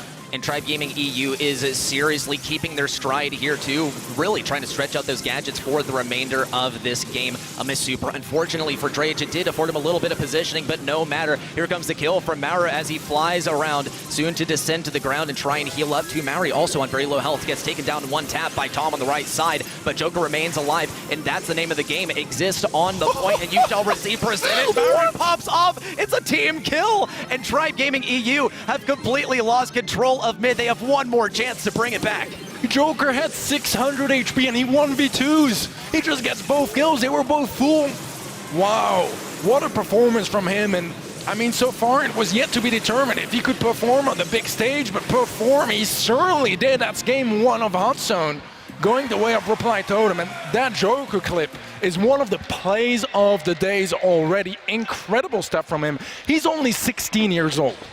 And just newly in the competitive scene as well, because you got to be 16 to be introduced into the competitive scene to just insane stuff too. And I can't wait to see where he goes. But right here, right now, he's got to make it happen for Reply Totem. Locking things down the left lane will go down to Tom quite early. The speed from Speed Zone is such a useful asset. Mara's going to take to the skies, though, a takedown onto the Speed Zone too. Some damage coming on to Tom. He will get that nest egg in before he goes down, but a kill on the right side onto Drage 2 is going to be immensely valuable. Yoshi goes down, and Reply Totem has locked down control of mid. Yeah, much more defensive speed booster this time around from Tribe Gaming, because they saw how capable Reply Totem were at taking it out of the mix, whether it's Maru just flying over it, getting a big kill now as well, has super unlocked 2, gets some big tags, but no kill just yet. Drage trying to catch him off guard, but Maru is playing with him. Eventually does go for the super, is going to try to get the kill on this 2, gets the reset on the heal, but no confirmed elimination. Eventually Tom does manage to take him down and get him out of the back line. A jump in from Mari. A bit of a distraction as he's not really able to find that much value. Joker too low HP to get towards that zone 2. So Tribe, even though a bit of a rough start into this game, were able to come back and take over the lead now. It was Joker versus the world on the right side there just a moment ago, but Tribe Gaming EU refused to get in range of him, and now with the lane swap on the left side, he might be able to make it happen since he does outrange Drage. A good bait, wow, and catches him backwards through that super for a final bit of damage. Joker pops off, 8 health left on Yoshi, and Mari and Joker are going to team up to take him down. Mari has a super too. It's a free kill for him in close range versus Tom. He is marked up, but it doesn't even matter. They are not budging off of this point despite Yoshi's best efforts. In Reply Totem have locked it down. All the abilities coming out, and a win for them as it claims set number 2 as well. Wow, Reply Totem are not to be messed with. 2 sets now in a row. That's 4 games in a row as well. And momentum, I mean, it's definitely in their favor at this point. Tribe need to be careful.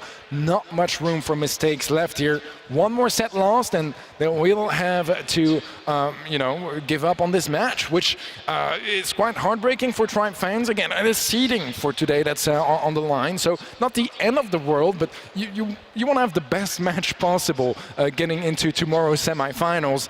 And right now, I mean, Totem, they're on top of the world. Well, if I were a player trying to make a wish list right now and decide what mode do I want to be up next, what allows me the most room to make mistakes and then recover for them, I'd say Knockout, and that's exactly what we have coming up next. Each of those games is going to be composed of at most 3 rounds, between 2 and 3, so you can afford to make some mistakes, but really this needs to be picture perfect from Tribe, because as far as an omen, as far as telling of what this match is going to look like for the rest of it, they gotta really bring back the momentum.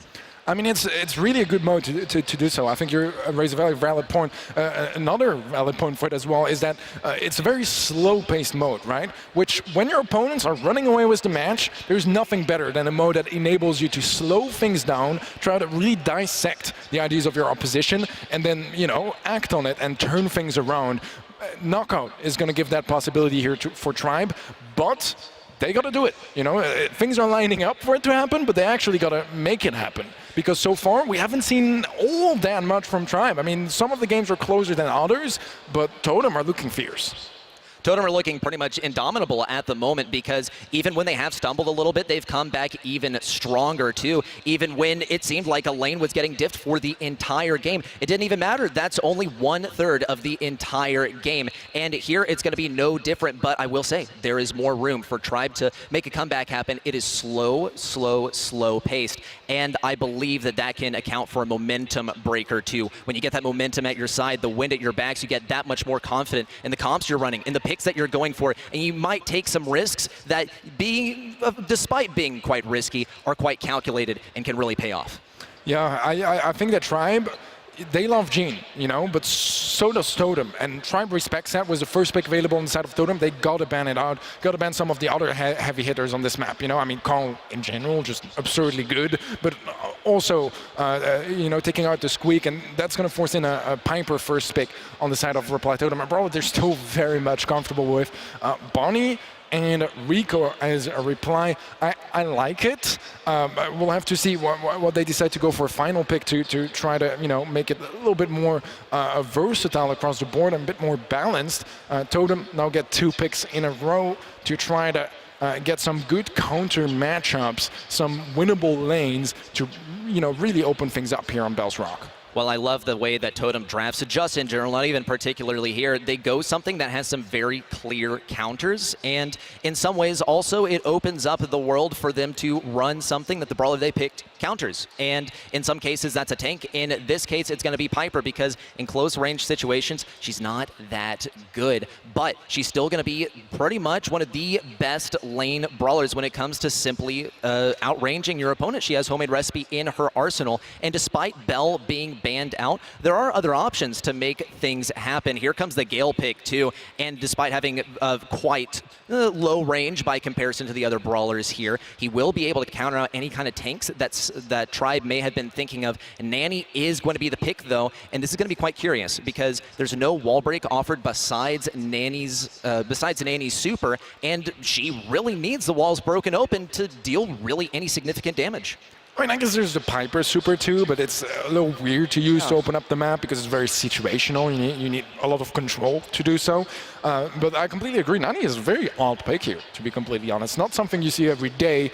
I'm assuming Tribe have something in mind here.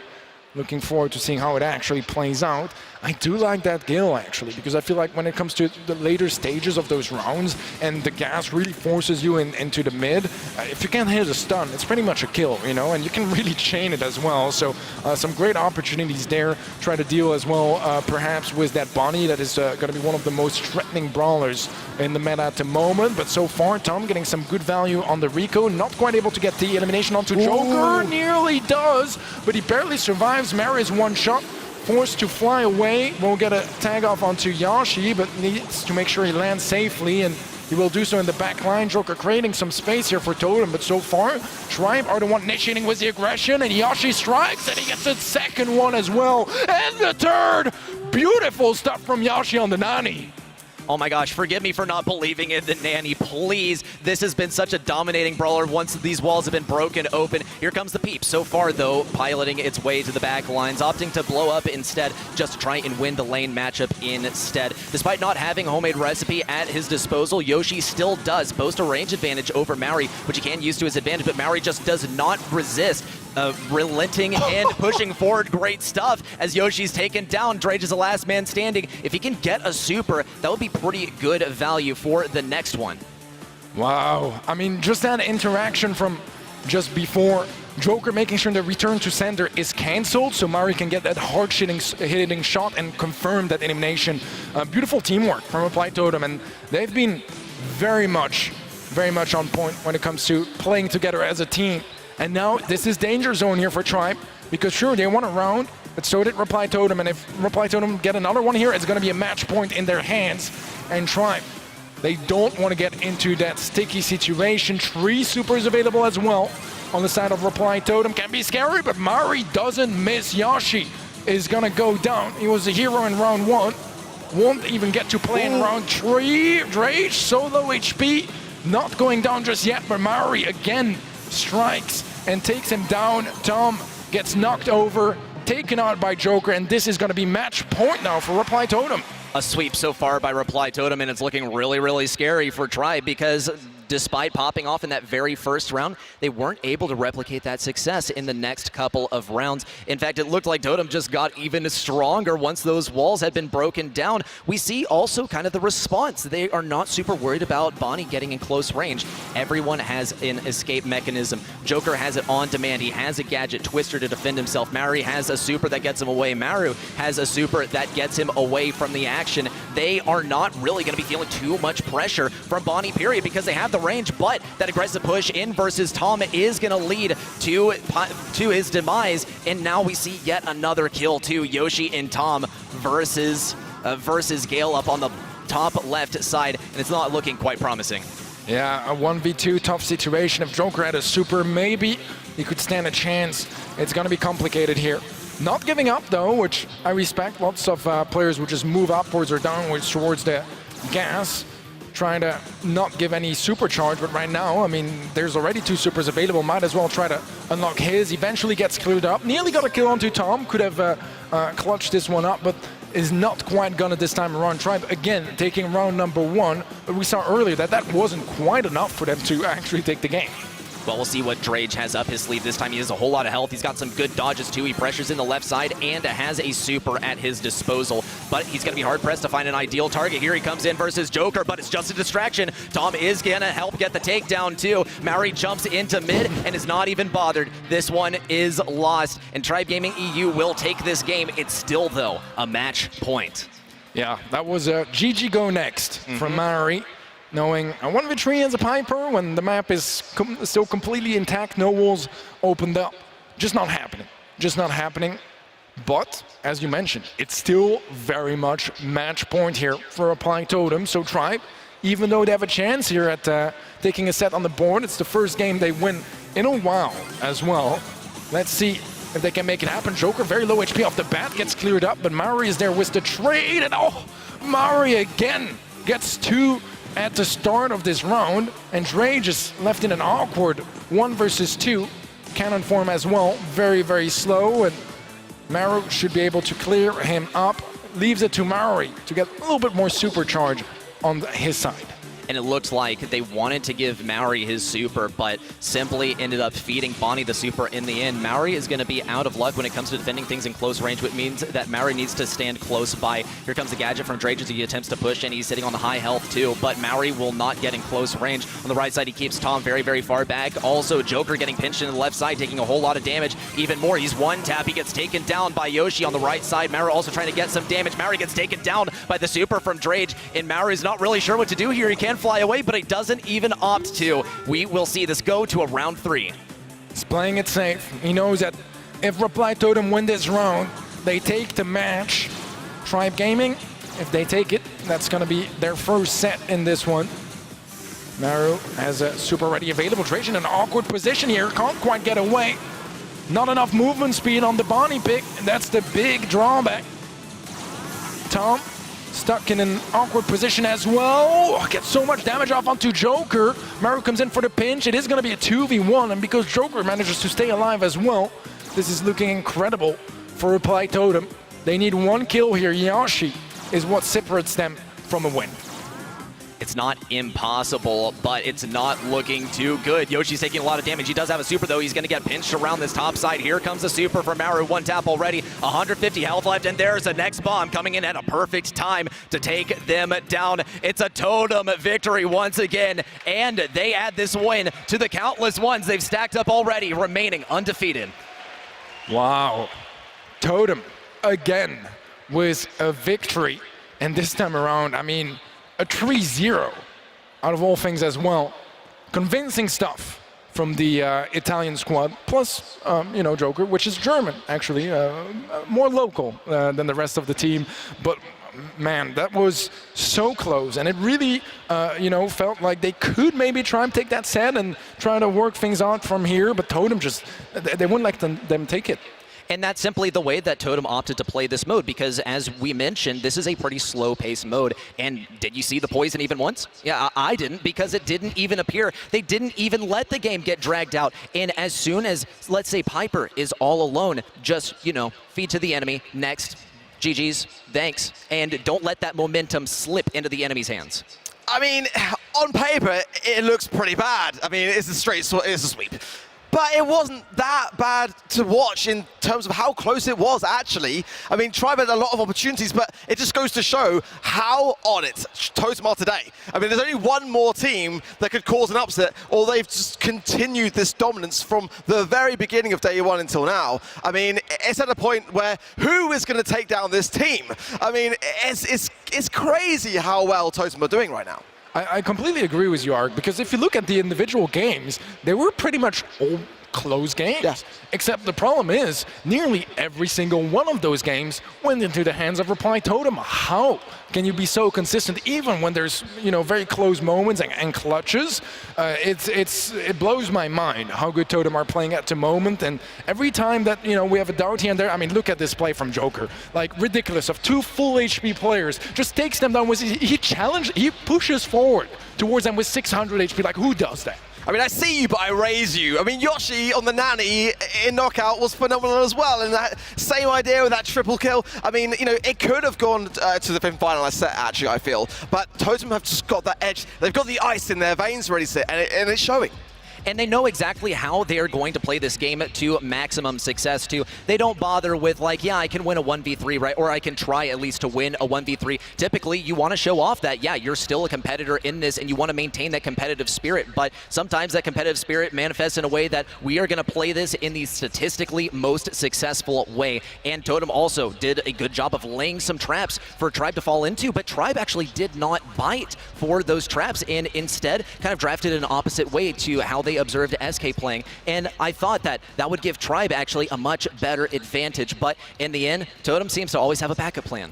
Yeah, always come prepared, and again, the stats, there was not that much in it, definitely a lot more on the side of the healing, for certain, but in terms of the damage output, especially when you consider the comps, pretty even for the most part. But Reply Totem, of course, sitting high and mighty over our leaderboard now, and they've got just that one more match to play later on today. Tribe Gaming EU still in second, though. With that 1-1. Now we're looking towards Humble and SK to see what they've got to show for themselves.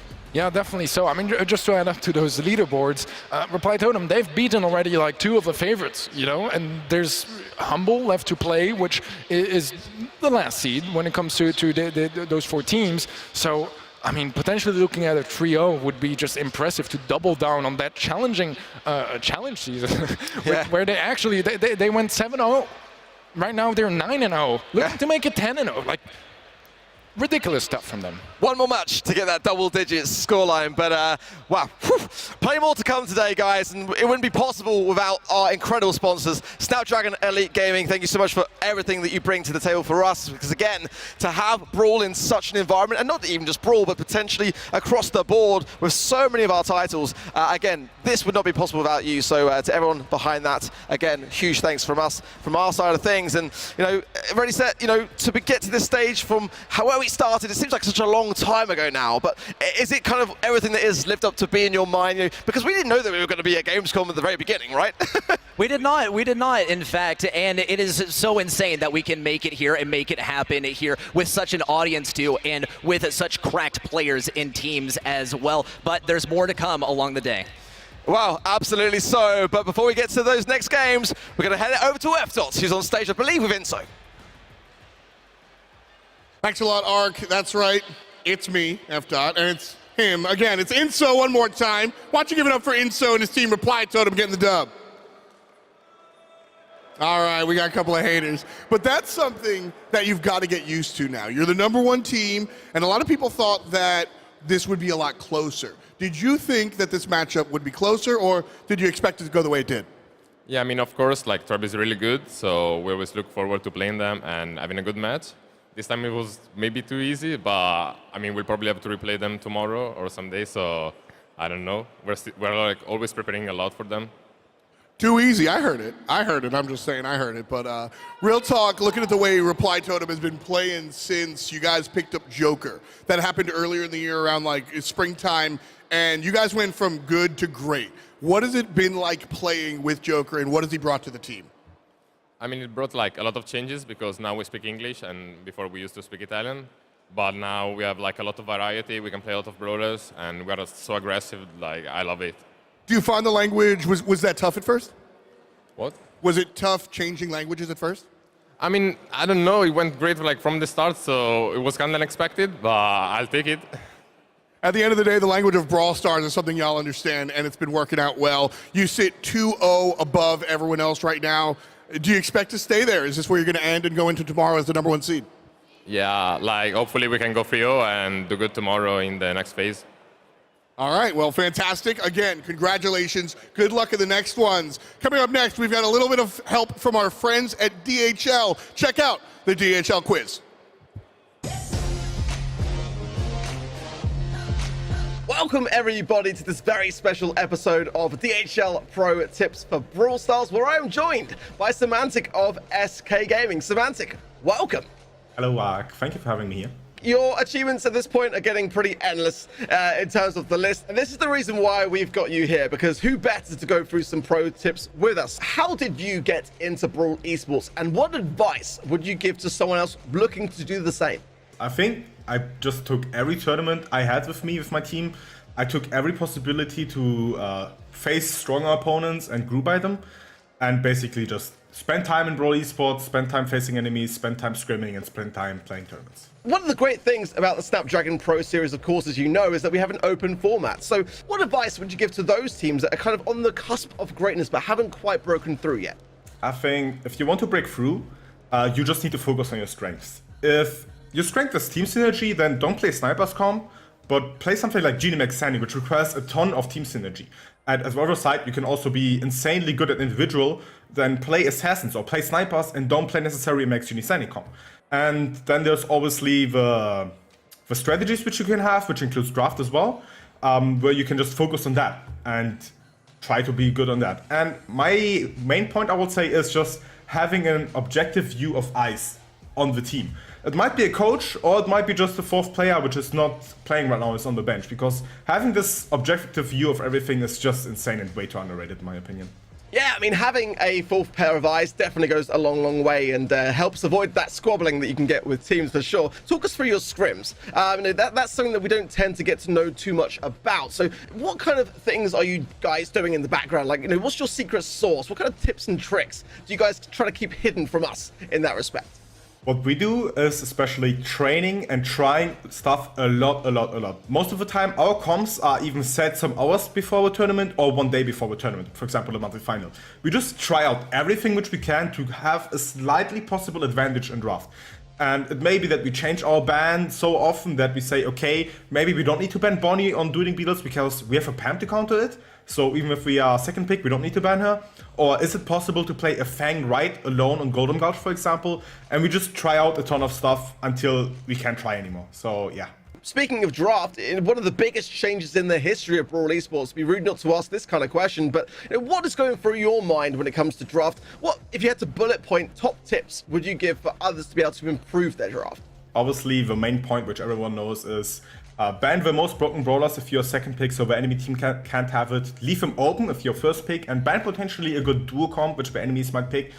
As well, try to play comps which are based on your player pool, on your brawler pool, because most of the times people can't play Mortis perfectly. So don't try to build a comp around Mortis, but build a comp which is based on you and yourself. Well, Semantic, it's no surprise that you love your aggressive brawlers. You love your Fangs, your Mortises, and your Stews. Talk us through the reasons why you like that playstyle and what advice you'd give to others that want to maybe enhance and improve those particular brawlers. So the reason why I love them is because when you're the aggressive player, you need to have all the time the whole field in your view. You need to know when you go aggro and when to synergize with your teammates, because you cannot go 1v3 with a Bull. You cannot go 1v3 with a Mortis or Fang. You need to wait for your teammates to go aggro, make them low, or potentially you'll be the distraction. But in any case, you need to always have the synergy with your teammates. And I just love being the player that controls it, since I'm also the in-game leader, so I give the most callouts, and it's just easier for me to be an aggro player and then also have everything in my view. Thanks again, Semantic, for your time, and we'll see you all again very, very soon for the next episode of DHL Pro Tips.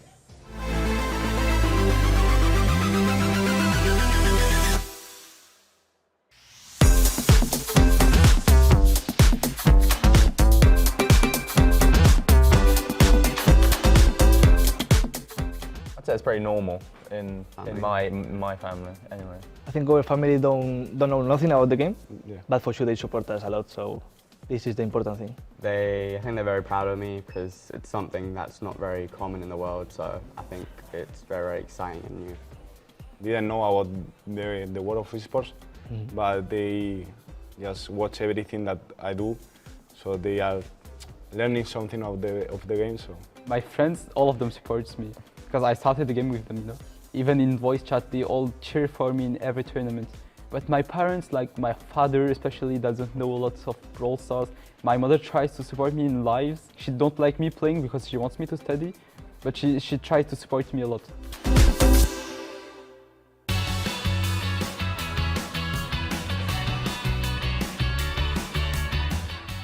Play Showdown. Don't play Showdown. If you don't play Showdown, you become a pro player eventually. That's my tip. I would say that always play on a team, and in boys it's better to play in a team that plays solo. It's a bit difficult and to learn how to play, honestly. And if you want to improve more and try to join competitive, it's better to start with a team, working with them until you reach something. Yeah, you want to get something with the team, you need to have for sure a good environment with the team. If you are not fan, maybe it's gonna be super difficult. Play the game a lot, try and like study what you do and your mistakes, I guess. Yeah, and if you want to like play tournaments, I would just recommend to get 2 friends that you get along with and just play with them for fun at the start. I think they should start playing the game with 3 fingers, with the right index for the gadget, because they can shoot and gadget at the same time. Playing with a team, you know, even if the team is bad, but just to gain confidence and understand the team's mechanics and not only the solitary mechanics.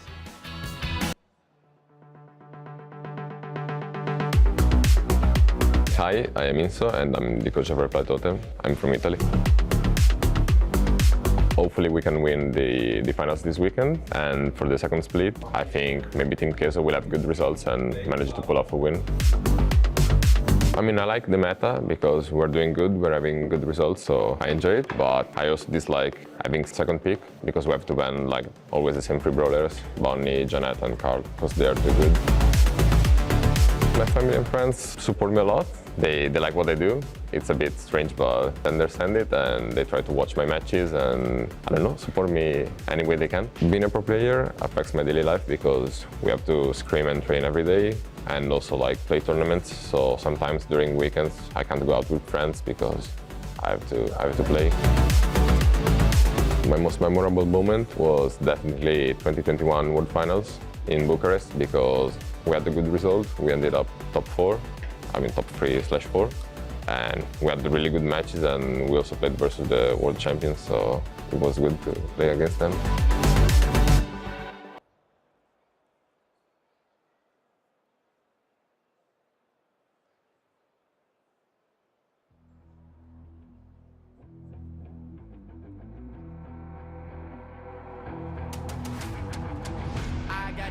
I'm on the mission, snap any minute, casually when it stop tripping on me, stop dissing on me. Yeah, I got a dream, can't take it from me. My fire's burning, now I'm always learning. Tell me where to go, man, I'm on a journey. Yeah, I can't explain it, I get excited. Keep it 300, King Leonidas. Strap in, cause it's gonna be a long ride. Working on me every single day and night. There comes a time when your worlds will collide. If it's holding you back, push it right to the side. Ain't got no time for no fear. I work too hard to get here. Ain't got no time for no fear. I work too hard to get here. The Snapdragon Pro Series is brought to you by Snapdragon Elite Gaming, Monster Energy, and DHL. Hello again. I'm back, and this time I am flanked with 2 of my good friends. We've got Semantic and we've got Gugu, and well, you 2 are friends, but right now you are definitely opponents. So when it comes down to SK Gaming, you guys, once upon a time, top of the crop, now you've got to do the climbing. What's the game plan for SK Gaming to return to greatness? Give it our all, go definitely to upper bracket final, try to win the next 2 games, and show what we got. On the other side, Gugu, Humble, you guys have a lot to prove. You heard Heem earlier talking about how you guys are the underdog. How does that motivate you? I mean, it's a tough team. Our opponents is tough. But the fact that we are underdogs means that we have nothing to lose but everything to win. And that's what it is. A lot of stuff on the line for sure. Looking into this next one, give me, open up the playbook a little bit. What are you guys going to be doing to win here? Anything particularly fun? Our strats is probably mostly going to be just defensive, as always. Punish if they do a mistake, and take it chill, I guess. All right, you know what they're going to do. So they're going to play defensive, and they're just going to kind of keep it chill. How do you beat them now that you know their game plan? We'll try to focus on our draft, on the way we play, the synergy between each other, and it should work. All right, you know what? I like it. Sometimes you got to think about your own game. So we got the defensive squad and the draft-focused approach. Right now, it's time to game, folks. Humble Gaming versus SK. Casters, you know what time it is. Absolutely. It is going to be so exciting to see these two face off versus each other. Humble is an interesting one, right? Because we saw when it came down to SK facing off versus Totem earlier, some of the drafts looked like a little bit in favor of Totem. And if the focus is on the draft for Humble, that could prove to be isolating perhaps a weakness of SK. But we cannot ignore the fact that these guys got the spreadsheets on lock. They know what's up. Yeah, you know, as we just heard, like, SK are a defensive team. They love to just get that little bit of a lead and then force their opposition to have to make those plays and try to capitalize around those mistakes. Again, those DHL pro tips kind of was a great way to really, you know, hone in on that idea and get to the bottom of it. So I think if you're Humble, you've got to consider that prospect and just try to always make sure that you've got that little bit of an edge to keep them always having to go on the aggressive, and that's where you can capitalize. And we heard the strategies from the players themselves as well, what exactly they're going to focus on throughout the day, throughout their matches themselves. But as far as Humble, what makes them special compared here to SK Gaming as we take a look at the stats, Teddy? I think they're a little harder to read just because, I mean, first of all, less teams, you know, are going to be looking at their data, which we're doing right now, actually. I mean, you can see just from stats already that SK are definitely taking this one, you know, from the stats perspective. A bit more tough for Humble. If you look at gem grab specifically, it's actually quite close. But it seems like Humble, they tend to get a bit more gems, so maybe a bit more aggression towards that mid, pick up some more of those gems, but at the same time, maybe sometimes over-aggression, because they've been dropping nearly twice the amount of gems on average per game. And we have to acknowledge that just that there are so many modes in this game, and the order that you receive them in is, you know, not up to your decision. You get that note of these are the maps, and this is the order that they're going to be played in. And if that's a strong point or a weak point, that first mode that you play, that can seriously set the stage for the rest of the match itself. Going through our leaderboard, though, SK Gaming and Humble both sitting at 3rd and 4th on the leaderboard. And I think with Humble coming in as an underdog, we aren't too surprised that they are having a rough time versus the opposition. But SK, it does feel a little bit odd seeing them at the bottom for now, but we have to remind ourselves that they faced off versus Totem, who so far are absolutely undefeated. I mean, this for me is a key moment in this competition because both of these two teams, they need to get this win. If they don't, it could be catastrophic for either one of them. And we wouldn't even be able to set the stage at all if it weren't for Snapdragon Elite Gaming, making all of this possible, bringing all of the players here, setting the stage too, and of course, bringing in the sweet, sweet prize at the end of the road that all the players are here to compete for. And this match right here is yet another element, yet another step along the path to making it towards that bracket tomorrow. And I'm curious to see how this one's going to pan out. I'm really, more than anything, curious to see, can Humble take a game or so? Because so far, it has been quite a challenge for them. Yeah, definitely so. I mean, if there's one thing that I feel like SK usually got in control is their matches against, you know, unfavorable opponents. So when they are the favorite, SK, I feel like they rarely really, you know, get upset, which I think is quite important because right now they are going to be the favorites and they really can't afford for an upset. So yeah, they need to make sure that they don't let that happen as a bit of a first today. Well, we talk about favorites, we talk about feelings, like I really, really want this team to win, but let's talk about the facts, straight facts here, percentage-wise. What do we think are the odds for this team to take the W? Because it's SK versus Humble. There's a clear underdog. But, Ark, in your opinion, what are the odds?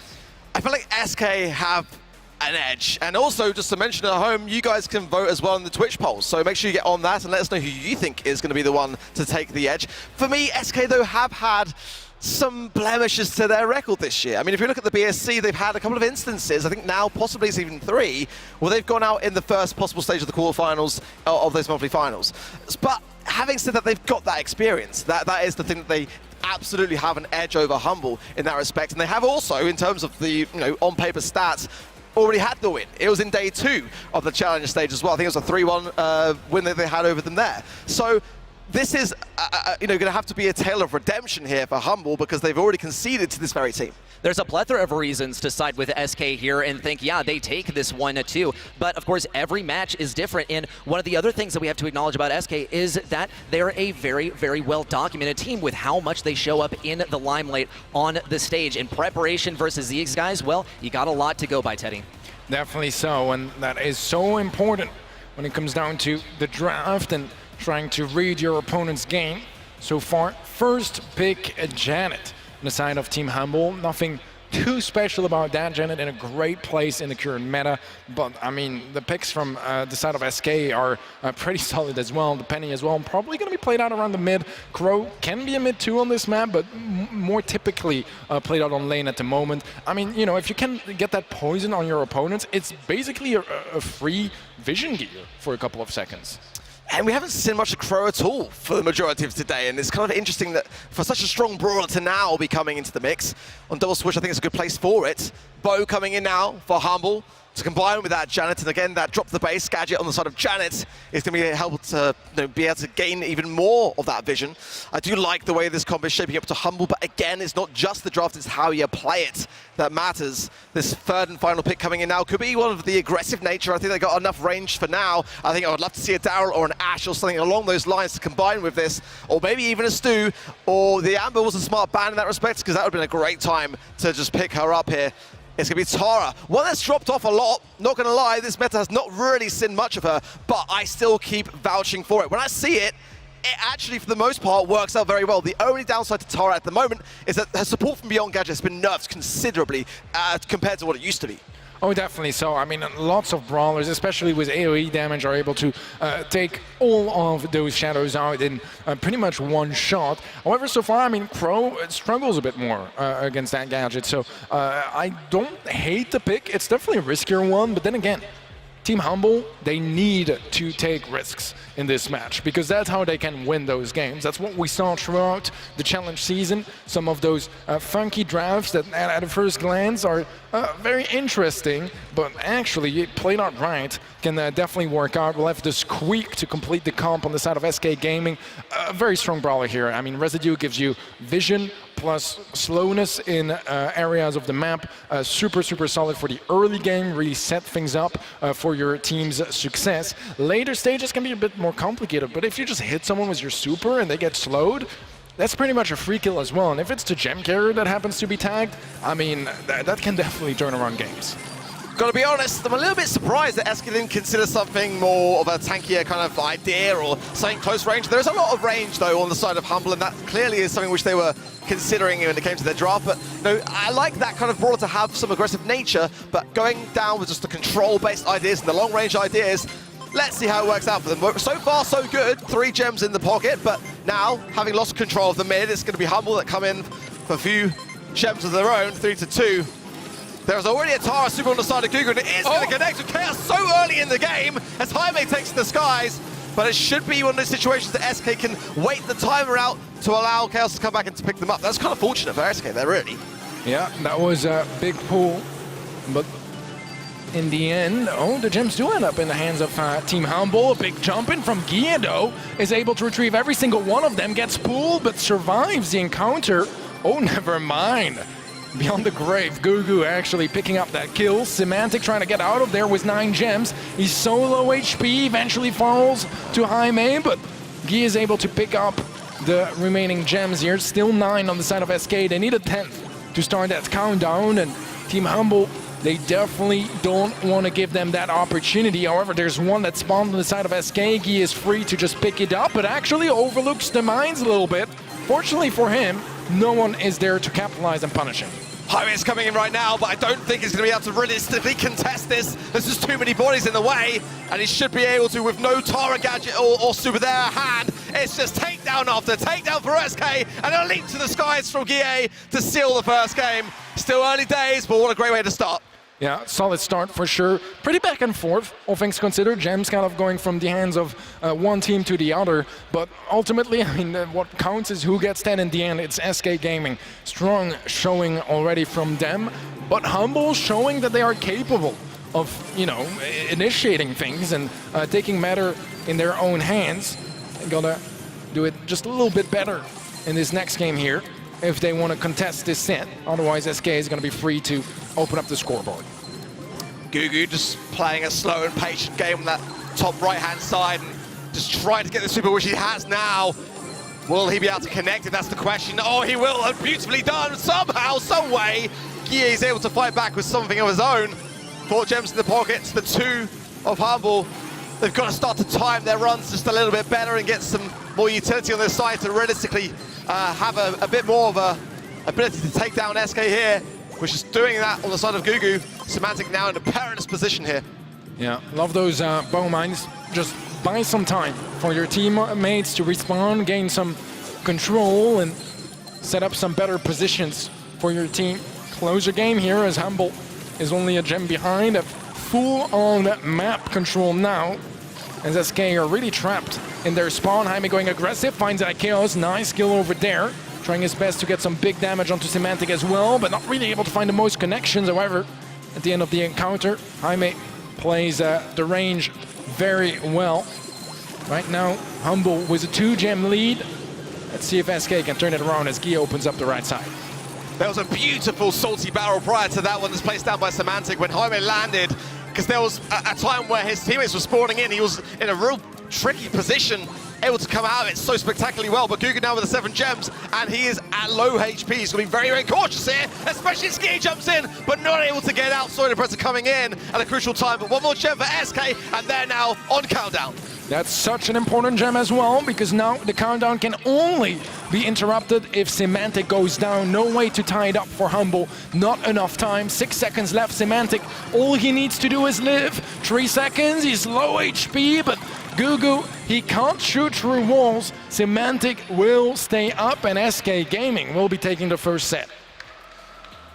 Very close though, and I liked a lot of the positions that Gugu was getting himself into. That could have really been a turning point. If he'd been able to just time that run, it could have gone another way, but SK looking strong, taking that first set, and it's a big one to take. You can see, you know, teams just struggle to retake off the back of conceding. Let's see moving into our next one what the drafts will be, but so far so good. SK, again, they need this win. They've already had that one loss today to reply Totem, and as have Humble had a loss as well already today, so we need to see these two teams start to take a bit more of a commanding role. So far so good for SK. It is definitely looking good for SK because really the upset was possible right off the bat for Humble, and it didn't end up coming to fruition, though we did see some good individual plays as well. I was especially watching Gugu on the right side doing a phenomenal job with Tara. Just did slip up and well, Humble did stumble just a little bit there. And once again, no rapper has said that before. It's an original quote from me and not from Teddy either. I'm looking at you, man. But still, I think that this has been a great start for SK. The momentum is in their favor without a doubt. The momentum break is going to be that much more challenging for Humble, and it's going to be an achievement in and of its own if they can really stop the train that has already left the station. This is the thing now, like Humble, they're going to have to just take a step back. This little bit of downtime should help with that as well, and just kind of think, you know, what is going wrong? Because I don't think the draft was a bad one. I think just maybe timing some of those runs in a way that kind of allows the team to work more as a collective, because it seemed for me like a lot of the time it was kind of one person doing one thing rather than a combined effort to kind of have, especially in gem grab where you need to get down that gem carrier, applying pressure in the right ways is such an important thing to consider. I mean, it's only set 1, but I'm already getting some similar vibes to our previous match where, you know, here again, Humble, those games were pretty close. Yeah. You know, they were very close, but both games, they go the way of SK. And that's a problem. Humble, they just can't quite get to the finish line when it gets really intense, and you know, nerves probably come up as well because they know they can take it. They're just not quite able to do so far. And I mean, the stats, they're all going in the direction of SK Gaming. Sure, it's only a 9-gem lead overall in favor of SK, but they've dropped so many less, able to keep their gem carrier alive for much longer. And I think so far, SK is just simply on a good roll, and it's going to be tough for Humble to interrupt it because we've seen good individual plays, and Humble, I think, even acknowledges too, it's a synergy that they are focusing on more than anything, and SK has done a great job of getting pinches and getting some 2v1 lane victories too, especially as some of the jumps in by Guille. We did see once more, Gugu gave him a rough time on the right side, but Semantic did a good job also of baiting out some of those mines, not getting too close to the right side. SK is not taking risks. Just as Semantic said before this match, they are playing defensive, and despite Humble knowing this, it's working. Yeah, and you know, this is again with that experience of a team like SK comes so much in hand. You know, they've had a phenomenal year when it comes to their performance on stage, and you know, this is that thing that Humble don't necessarily have to their advantage. So they're going to have to dig incredibly deep here today to try to be able to counteract that weakness and try to just look at where SK can be exploited, and you know, just try and play a bit of a slower game, a bit more of a calculated game, because that is kind of how SK thrive in a lot of circumstances. Exactly. SK, they do a great job of playing the slow game, and we've seen also some approaches taken even just within the day at making it really fast. We saw Totem do this. We'll see if SK decides to shift gears and make it happen for Gold Arm Gulch, but really, I don't think that's going to happen, Teddy. Yeah, it's going to be a challenge and a half here for Team Humble, but I mean, as with every comeback, the earlier you start, the better. And here in set 2, that's going to be an opportunity to do so. We said earlier as well, Knockout, a good mode to slow things down and try to take things back under your control.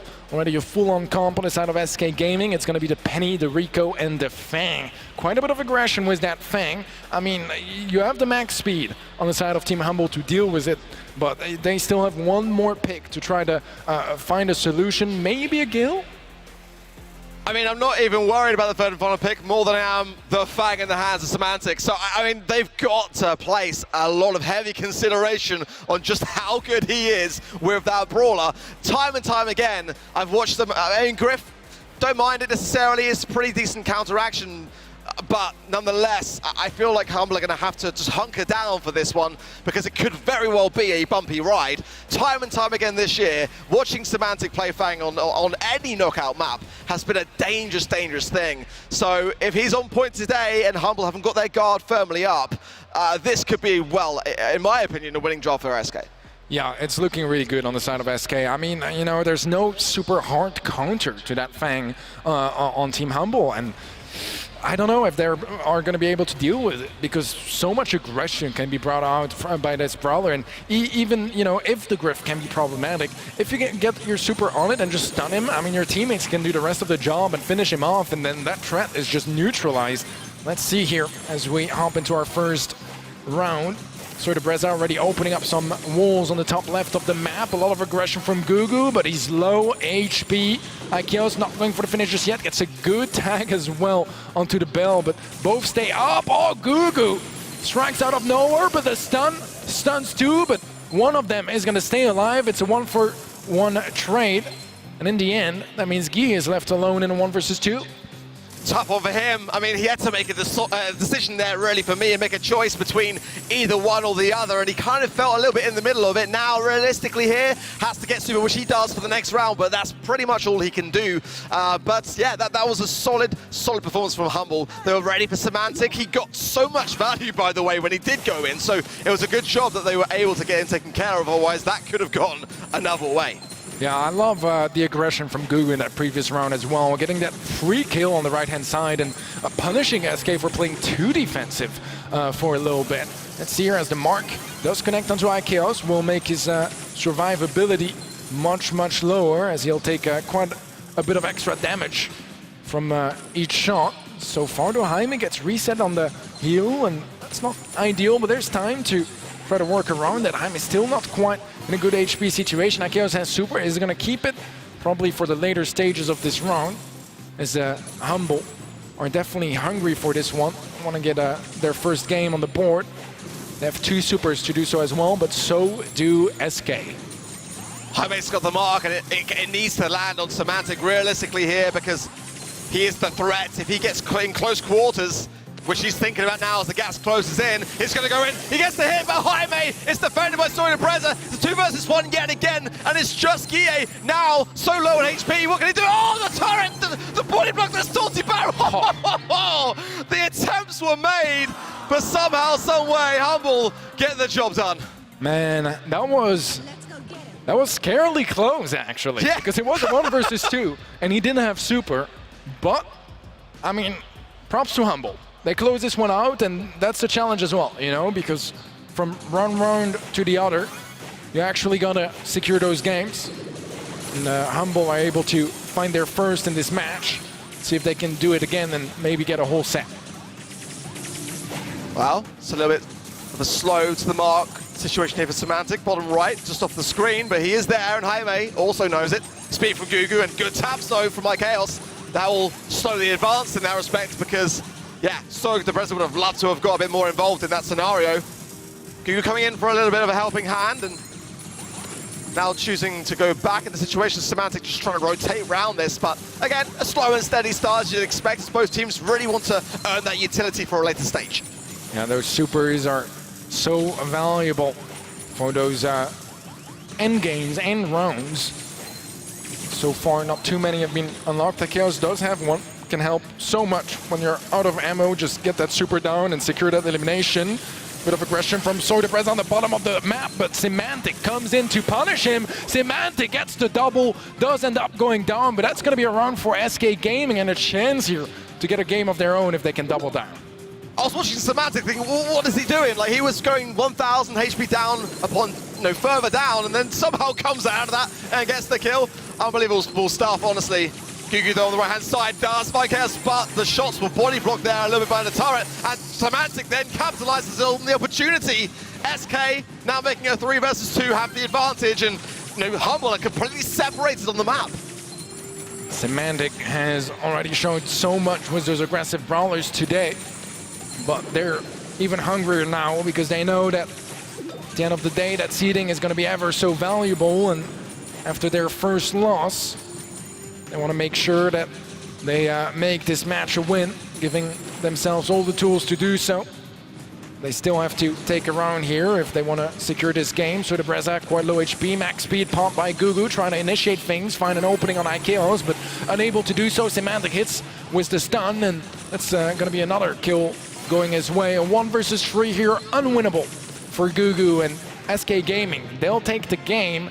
Now, I mean, Humble need to be careful, because sure, they managed to slow down that momentum a little bit by taking that previous game, but if SK take this one, then it's a 2-0 in sets, and there's not a lot of teams capable of coming back from such a lead, especially against a team like SK. Yeah, you do not want to be 2 sets down to a team like SK for sure. And again, it's a dangerous thing, because now they are all warmed up at the beginning. It was a bit of a slow and steady start to really make the mechanics work in the way that they are now. Soydabreza goes down to Semantic. It's now a 2 versus 2 as things are evened out. Oh, the speed didn't quite reach there to Jaime, so that's going to place him in a bit of a tricky position. He's taking hits along the way, but there's no sign of a super. Now there is, though. Semantic's got that, so what a position to find yourselves in when you're a 2 versus 2 and Semantic has got that flying kick ready.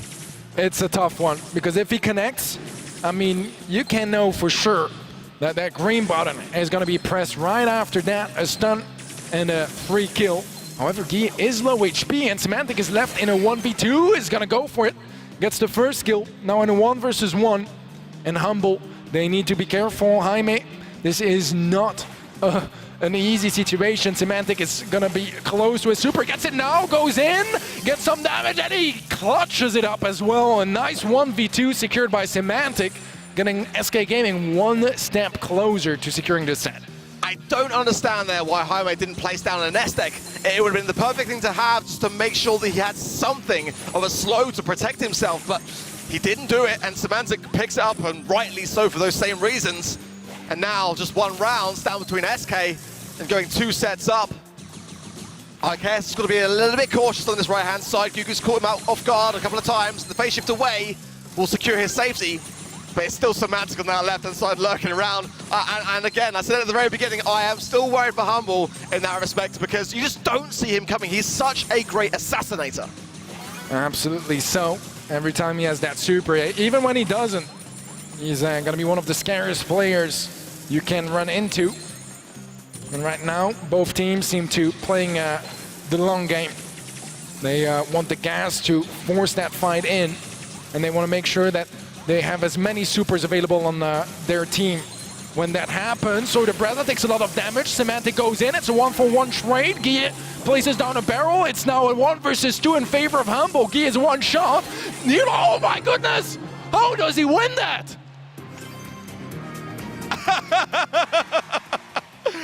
60 HP in a dream.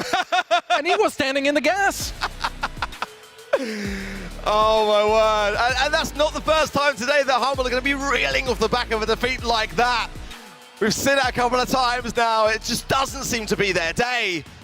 Oh my word. What a way to go down at the final hurdle.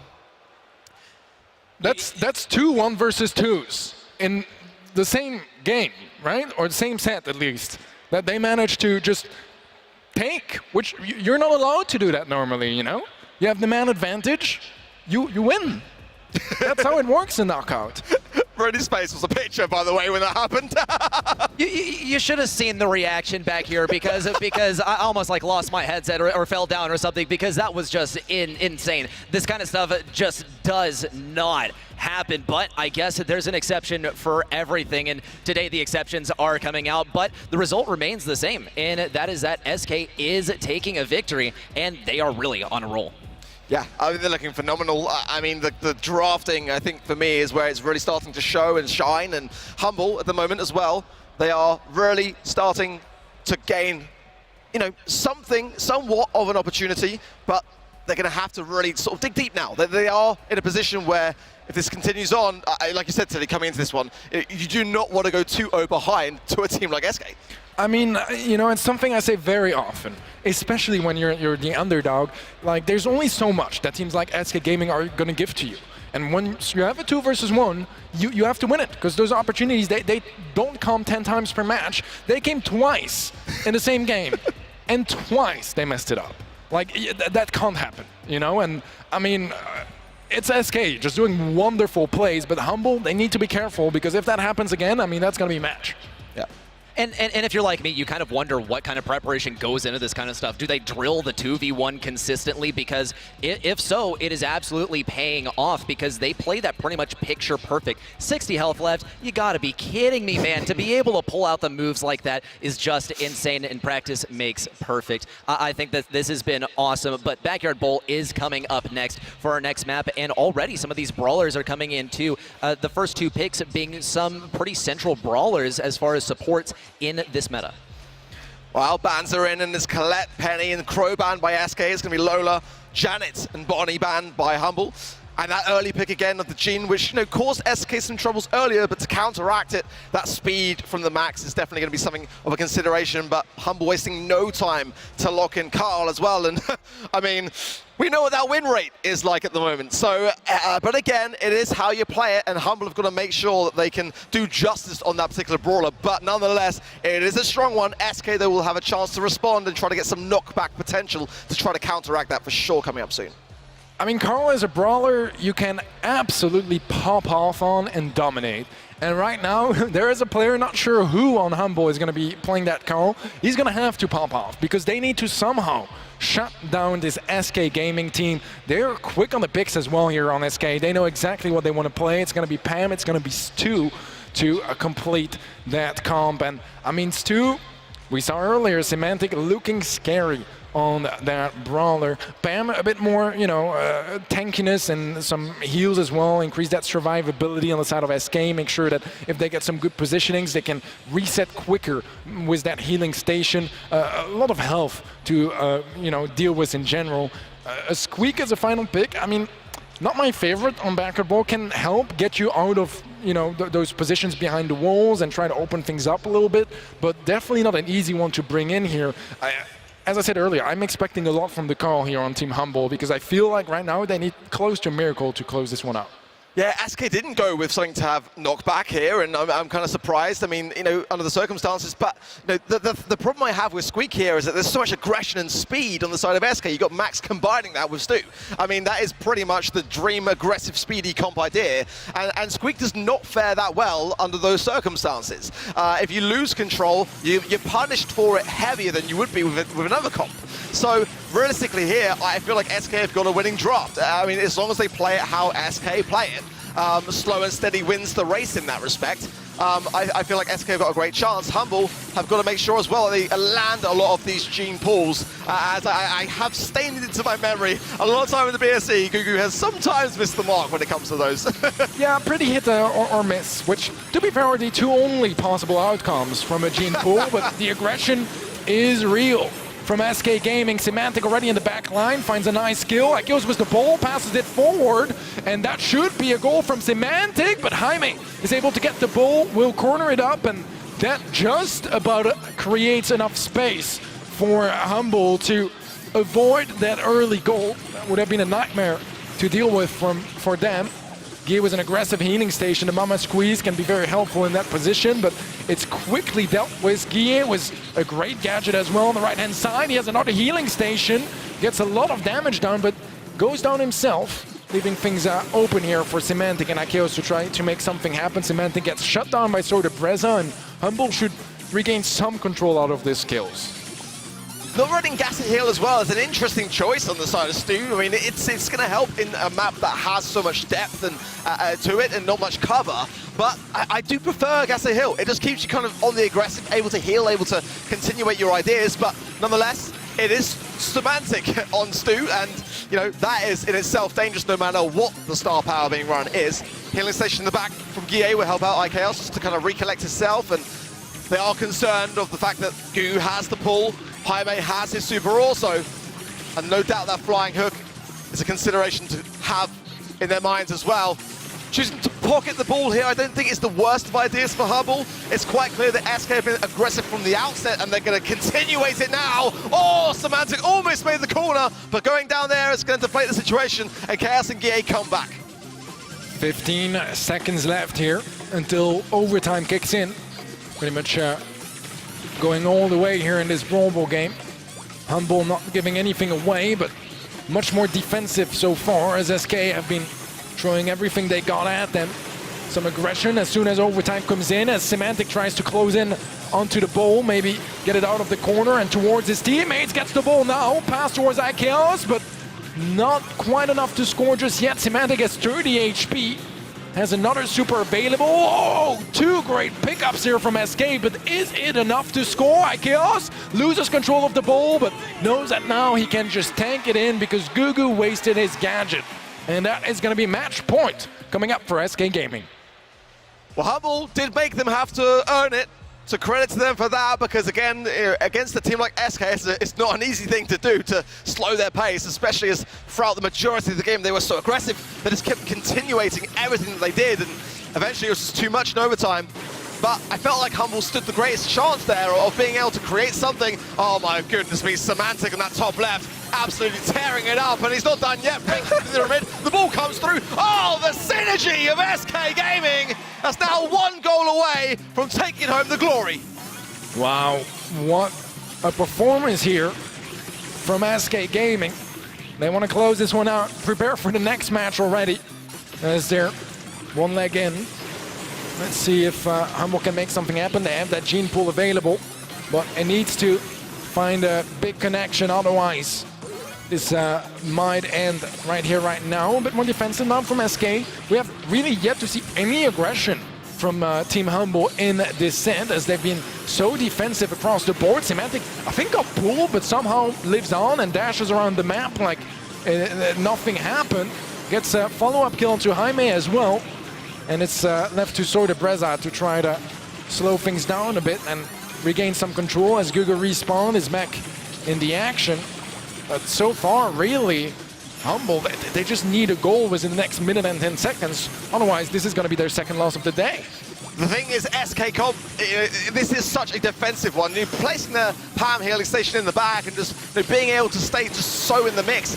They've got to really focus on the side of Humble at taking that thing down, and they've only got a minute now to do so, as SK aren't even really pocketing the ball so much. They're keeping it a bit forward, so they've got space to maneuver against the Squeak, but now there's a chance, but everyone on Humble's so low. Even if Gigu gets the pull, who's going to be there to support it? It's now or never realistically here for Humble in this matchup. There's a good pull there. Semantic, though, does go down, but Jaime scrutinized by Guille. It's 2 versus 2, and only 30 seconds now on the clock, Teddy. Yeah, this is going to be a tough one because the healing station is there as well near the goal, and without much destruction here available for Team Humble, they'll have to run straight through it. Don't know if they have the HP pool to do so, especially if they're kept low constantly like this by SK. The pool is available for Gugu. That could be the opening they desperately need. It's going to be a pull of the healing station. Oh my goodness! What a shot from Jaime! Just about makes the net. And that is going to be Humble evening things out, but they're not out of trouble just yet. Overtime comes in. SK, if they score, the match is over. What a strategic pull. I mean, why not go for the healing station as opposed to a body? But now Guille is ready. Chaos has the speed. Semantic going in, but the ball is left behind. They're going to pass that thing forwards, and Jaime there to body block it. It's going to buy Humble valuable time now on the defense. SK have got to recollect now, but that was a golden opportunity there. Yeah, SK, that could have been a checkmate. Pull is still available here for Gugu. Gets the connection onto Guille. He takes a lot of damage, but he lives. And that for an awful lot of time as well. Time to place down a healing station, reset some heals as well. 20 seconds left into this one. Might be seeing our first draw of the day. There's 15 seconds left. That's the final countdown now. Still, again, that gene pool is available. But I don't think there's going to be an opening in this one. Yeah, SK will just try to defend this one all the way down to the timer and go for the draw. I mean, I think that's actually a great outcome there for SK. I love the way that Humble were able to capitalize on the opportunity. They were in a perilous position of having the series come to an end before they were able to score that closing moment goal. So honestly, I don't think the worst of outcomes if you're SK under those circumstances. I mean, when you're on a match point and you have a draw, you're still a match point. So yeah, I think they'll take it. Humble, however, they'll take it too, because they nearly lost the entire match right there. That goal from Jaime was miraculous, but I mean, desperate times call for desperate measures. It's still desperate times, though, for Humble, so we might need some more of those miracles. Guille's going to go down here, and that is pinnacle timing for Humble to push the ball forwards, but Gugu needs to land this pull, and Chaos knows to not go behind that wall, as if he is connecting that super, and he is the person behind it, it will break open. There it is, though. Guille's the one to go, and the threat of the needle by Soina Breza, and Humble now must be on top of the world. They've got the advantage, but there's so much time for SK to recollect and return the favor. Finally, some aggression from Humble, played so passively so far. Semantic dashes straight into that Squeak super. Not ideal for him, ends up going down at Chaos. Reset as well, will barely dodge that one. Was the phase shifter actually to tank that damage. Let's see here as SK seem to turn up the pace a little bit. Semantic has a super available as well. Try to dash out of Jaime's range. Jaime still alive. Is burning down, eventually gets cleared up by Chaos, creating so much space, but there's just no possibility here to follow up and get that ball anywhere near that goal. They have to recollect and wait for Guille realistically here as Semantic uses the breakthrough on that top right-hand side to just allow more space for Guille and Chaos to land shots, continuing the aggression and getting all the way to the goal, but it's the ball they need, and that is being protected still. Sort of press low, but as is Guille, one more shot and he will go down, and the ball then forced back to be able to keep it within SK's grasp. They don't want to let Humble touch it, because then they can put it in the corner and really start to defend it. What value, though, there from Jaime, who just lined up the shot beautifully. But this is a golden opportunity for Semantic here, but it's a 1v1. He's going to struggle here a little bit, I feel. Wow, okay. I mean, I thought he would lose some more HP in that interaction. Not quite going to work out in the end. Ball is cornered up in an even tougher location to access for SK. 15 seconds left. That's when the miracle happened in the previous game for Humble. SK going to be calling in all the favors they can right now. A lot of damage coming through. A trick shot pass, and Semantic gets it through the max, actually. Scores it in, and just about in time as well. Overtime again. Oh my word. Semantic creeping forwards and just getting shot after shot, but somehow Humble remains strong and pushed the situation back. He has got the healing station to hand, so there is that idea as the Let's Go comes in from Chaos, and that's an aggressive push forwards. I don't know whether Semantic can get a goal scoring opportunity from here. Surely going to have to pass it here, and Chaos is getting scrutinized by Soyna Breza. Gugu still has pull as well. There's a lot of ability to defend this, but how long can Humble hold on for? Yeah, that's a lot of damage. No more cover to hide behind either. They all end up going down here. Soyna Breza, sole member remaining, gets the ball, stops it on the line, but Guille is there to walk it in. SK Gaming will be taking the match in the end. Big win. Big win there for SK. They had to get off the board. They had to remind everyone why they deserve to be higher up. Humble, though, I gotta say, I love the way that they were able to be so relentless at going behind. I thought they were gonna come back there. I think that SK did phenomenally well to get that last moment goal, because if they hadn't, I think this could have gone a bit further. Humble, for me, really, were able just to keep going despite being under so much pressure. And in a way, I'm not even really disappointed because we did get an extra game in there thanks to that draw too. We got to see some more Humble action, and that was just absolutely spectacular. The means by which they also were able to advance that set along to. What a shot by pulling the Pam turret. It's not unheard of, but not only that, but threading the needle afterwards directly into the corner of the goal. That one is going to go down in the Brawl Stars history books as one of the most clutch plays that we've ever seen in the scene. Great stuff from Humble. We didn't get to see more than 3 sets out of them, but despite taking a loss here, I think they kind of won our hearts. Just the competitive spirit that they offered today was unmatched. They fought all the way until the end. And honestly, we got to praise them for that. I mean, it's not the end of their journey this weekend. They still got a match planned out today that is going to be against Reply Totem. Not exactly an easier matchup than this one on paper. But yeah, they're showing some real signs of life here and there. Just needs to be a little bit more consistent for it to really translate in the scoreboard. Because this is another 3-0. Which is going to be rough for Humble to recover from. But again, it's seeding today, and I mean, you know, they came in as a 4th seed for today. It seems more and more likely they might be the 4th seed tomorrow as well. I find it fascinating that it's like going to be Reply Totem up against Humble, because imagine if Humble can be that team that, despite all this process, having struggled against everyone that's competing today, and then it's the top dog that they bring down. I mean, that would make my day. Imagine, just imagine. While the running theme with Reply Totem is that on top of them having just picture-perfect mechanics, they do trip people up in the draft and kind of lead them in a direction that is optimal for Totem and not for the enemy team. Now, when it comes to Humble, they've focused on the drafting, and they've done it quite differently than we've seen from other teams, too. So maybe that can be the one thing that gives them the edge. As far as what match they're preparing the most for, I would be surprised if Humble was focusing down Totem as their #1 team to beat in this competition to get some points. But still, it is possible to see them take them down or get at least a set off of them. That would definitely be great. I mean, so far, Humble not getting the most victories, have yet to really win a set in the competition. It's similar to the challenge season as well, where they only managed to win 1 set against those 3 teams that are competing with them over the weekend. It's a challenge and a half, but SK Gaming, I mean, it has to be said as well. And, you know, again, I talked about it a little bit earlier. They usually do quite well when they are the favorites. It's really not that often that you have those big upsets, and they're trying to prove that today again. I mean, they lost to Totem, who doesn't, to be completely fair. But now they take a convincing win, and that can go a long way for their final match of the day, trying to, you know, have as much confidence and momentum moving forwards. Humble, I mean, they'll have to take as much as they can, but yeah, having Totem as your final opponent, it couldn't really get tougher than that. Yeah, it's going to be a bit more of an uphill struggle than it really already was for them. And now that SK have, you know, just got these wins under their belt, now they can start to just relax a little bit in that knowledge of the fact that, yeah, the team they just beat are going to have to face off against arguably harder competition. I mean, they wouldn't be the ones to say that, but we can on the casting desk. Got some stats on the board as well. And, you know, in regards to that, you know, straight in, actually, to the leaderboard.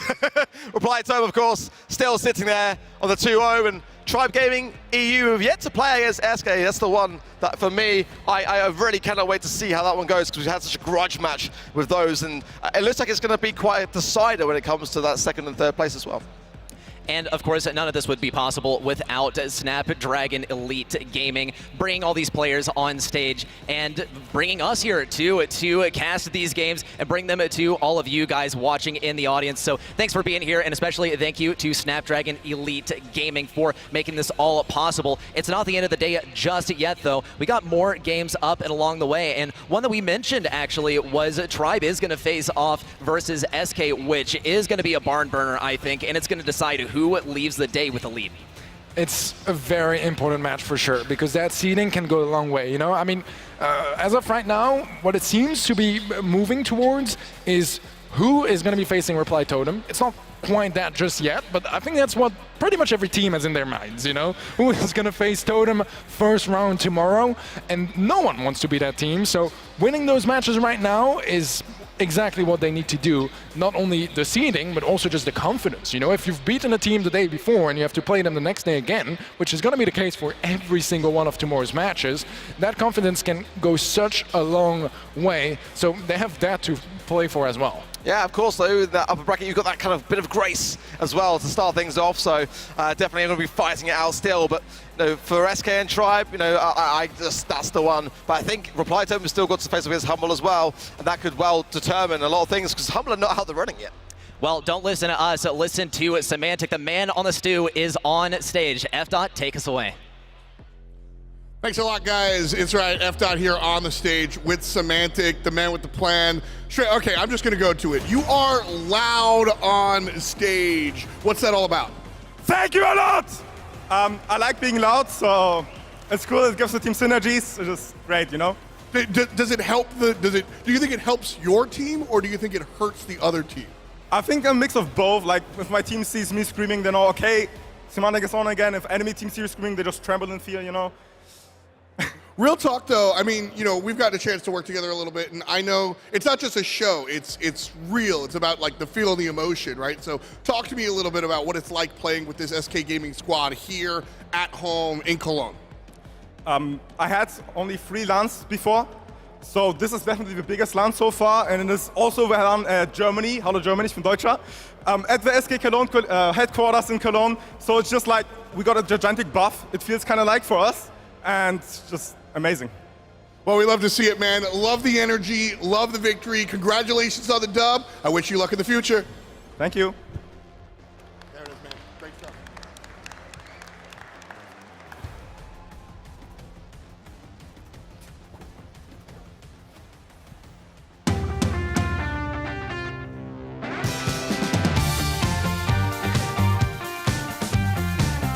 Hello, I am Semantic. I am a player for SK Gaming and I'm from Germany. Our team has an insane amount of synergy, an insane amount of passive playstyle, which I really, really like, where if the enemy does a mistake, we punish it. And it's just, I like it.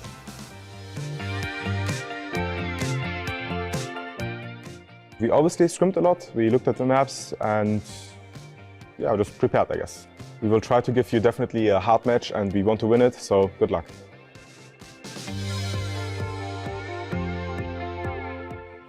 We are actually a new team. I've been together with our coach Pedro for 1.5 years now, but Gear and Chaos are the new addition since the start of this year. And we're having an insane synergy so far, and it's the best team I had so far. I just love it.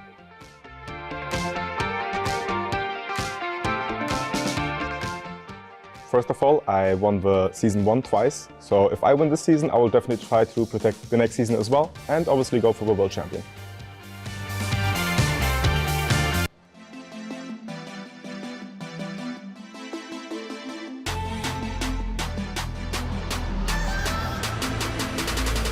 I realized that I was kind of good at the game at the end of 2019 summers.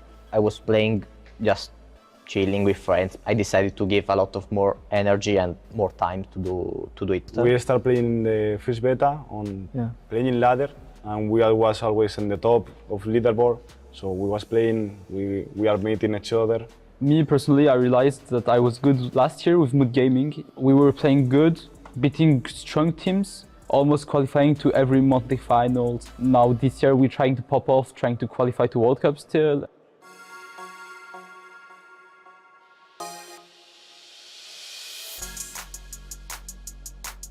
I think some brawlers are like too broken like Carl, Bonnie and Jeanette are Yeah. way too good. And I think like some brawlers, they need a bit of love. Like some brawlers have not been in the meta for a long time. Buzzing the meta. There's a new brawler called Otis. He's not too good, so it hasn't changed the meta up too much. Depends of the brawlers. Maybe someone are super broken, someone are super bad. Maybe only this, no? Yeah, I'm going to go for the buff car. I don't like it. Me, yes, me, yes. He likes so much car, but I don't yeah, but like it's, I mean, for play, maybe it's good, but for play against him,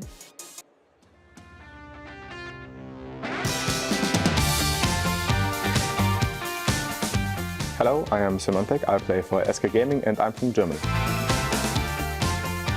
I think that we have a solid position to take the first place and we're eager to get it. And especially we have a LAN buff as a team, so I have good hopes. The newest patch was some time ago, but what I like, especially right now in the meta, is that you have such a diversity of brawlers you can go. It is possible that every brawler, or almost every brawler, might be a possible pick if you set the bans right and the strategies in different maps, and I just love the diversity. It's insane. My family don't know much about gaming. If I will show them a game, they won't know what it is, but they support me. I have 3 older sisters and 1 younger brother, which is making my life hell. I love the feeling I have when I play and the excitement I have when I win, and generally just the feeling when I'm also at the LAN event is just the best feeling I've had so far. It is insane how much Brawl Stars developed so far from 2017 beta to now. The community grew more and more personalities came to it, and without you guys, this all wouldn't have been possible. I often say that Brawl Stars is an easy to learn, hard to master game, because you just come in, you see a brawler like Shelly, you know it's a shotgun brawler, you know how to play it immediately. But when you try to understand the brawlers more and see like Stu or Mortis, for example, you need to know when you go aggro, what is your positioning, what abilities do you have, what abilities do you ever have, what passives there are, and it can get so much complicated, and I just love it.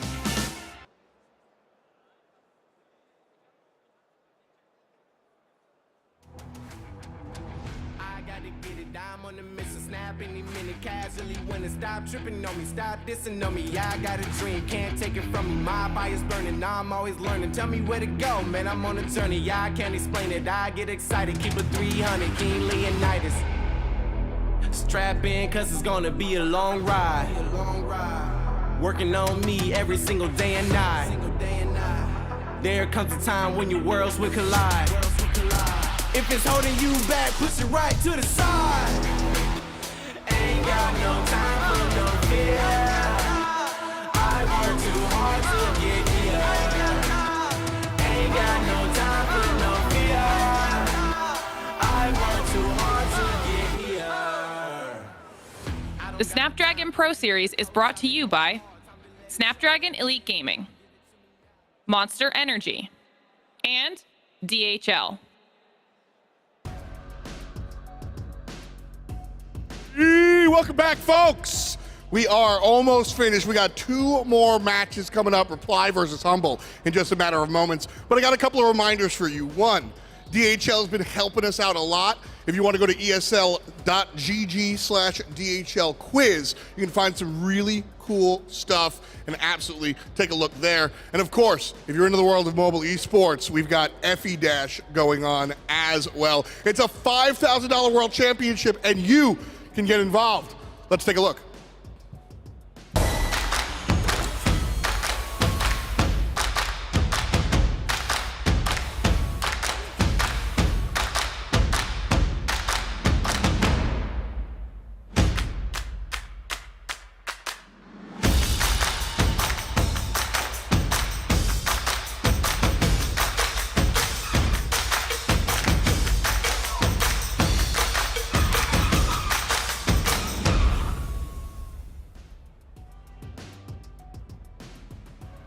Welcome back, folks. This time I'm here with the meat and the potatoes. We'll figure out which is which in a matter of moments. As I said, we have Reply Totem versus Humble.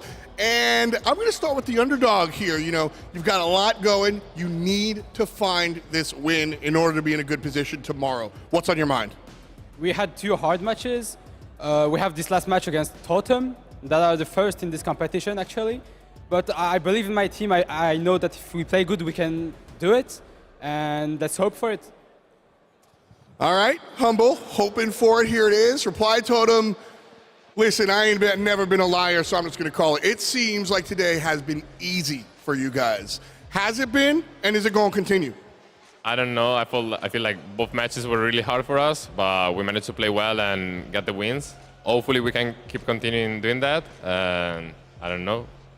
He's such a charmer, isn't he? I try to bait him, but he's just too nice. Let's hope that the gameplay is just as nice. Boys, shake hands and get ready to rumble.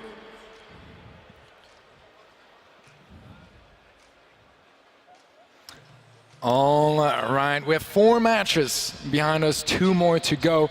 This one, an important one for one specific team, Team Humble. I mean, don't get me wrong, Reply Totem, they want to get that first seed, right?